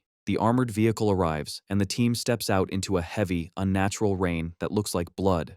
Fang Yi observes the area with a serious look, noting the situation is bad and the creatures inside seem much stronger than what he has faced before. The group looks up at the massive skyscraper. The outside is covered in dark stains. Fang Yi points them out, and the team realizes the entire side of the building is covered in huge splashes of blood. The short-haired woman tells Fang Yi that the building has 40 floors and is the tallest in the city. While many were evacuated, the narrow inside makes it hard. Fang Yi realizes that some people didn't cooperate before the lockdown, meaning many civilians are still trapped inside. Fang Yi asks if there is a way to contact the people inside. The brown-haired driver says it is impossible. No news has come out since the anomaly started. He reveals that he helped on the second day of the lockdown. The driver remembers the building looked like a dead zone, aging decades in moments. He describes the horror of seeing chopped-up body parts falling from the windows, chewed on by monsters. He explains that in less than a week, the building's dark aura has grown heavier. Hearing this, Fang Yi turns to the group with a sharp, critical look.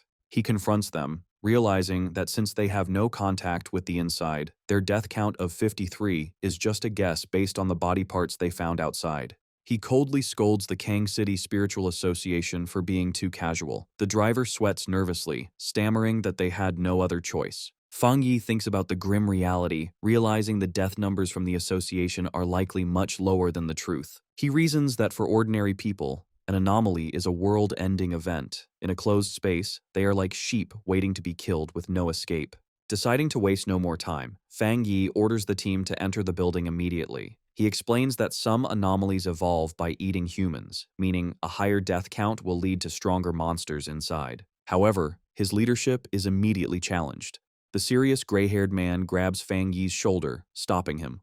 While acknowledging the military's order to follow Fang Yi, the man demands that Fang Yi first explain his plan before they rush in. Fang Yi turns to look at him coldly, asking what plan there is to discuss when they are blind to the situation inside. He insists they have to go in to investigate first. The gray-haired man is not satisfied. He argues that everyone there has experience with anomalies, and that, as the commander, Fang Yi should at least know their abilities. He starts to criticize Fang Yi, pointing out that he hasn't even joined the official organization and lacks training. The argument is cut short when the short-haired, purple-haired woman steps in, looking angry. She pushes past the men, telling the gray-haired man to be quiet because they are short on time. She reminds him that Fang Yi took this mission because Officer Zhao Lan recommended him, meaning questioning Fang Yi is like questioning a high-ranking officer. Fang Yi watches, silently, thinking to himself that fighting among themselves is the worst thing to do before a mission. Without arguing further, he turns and walks into the dark entrance, coldly telling them that if they don't want to enter, they should stay behind. The team, including the hesitant members, quickly follows him. The group enters the Tianbao building and finds it completely destroyed and spooky. Cars are crushed and trash is everywhere, but the blonde girl notices something strange. Despite the destruction, there is no sound. Suddenly, a dark shadow swoops down from the high ceiling. The serious gray-haired man senses something and looks up, confused. Before he can react, a terrifying green-eyed monster descends from the darkness, screaming as it ambushes him. Fang Yi reacts instantly and summons his sword that immediately bursts into intense flames. With a fierce swing, he sends a wave of fire at the descending monster, his expression cold and focused. The creature doesn't stand a chance. In a split second, it is sliced into pieces by a flash of light and sword beams. Fang Yi lands gracefully, posing with his flaming sword, as the monster behind him is completely destroyed. The serious gray-haired man and the short-haired, purple-haired woman are stunned. They can barely believe the fight ended the moment it began. The woman stares in shock at the massive blade of fire in Fang Yi's hand, wondering where he got such a powerful weapon. Ignoring their shock, Fang Yi crouches down to inspect the creature's remains. He grabs a piece of the body to examine it. Standing up, he analyzes the monster, noting it looks like a twisted mix of a bird and a gecko. He grimly concludes that based on the high level of mutation, this creature has already eaten a lot of humans. The short-haired, purple-haired woman looks closer at the body and has a terrifying realization. She identifies the dead creature as an A+ grade anomaly. The team is terrified by the fact that Fang Yi has just instantly killed a monster that would usually take a full team of elite pioneers to handle.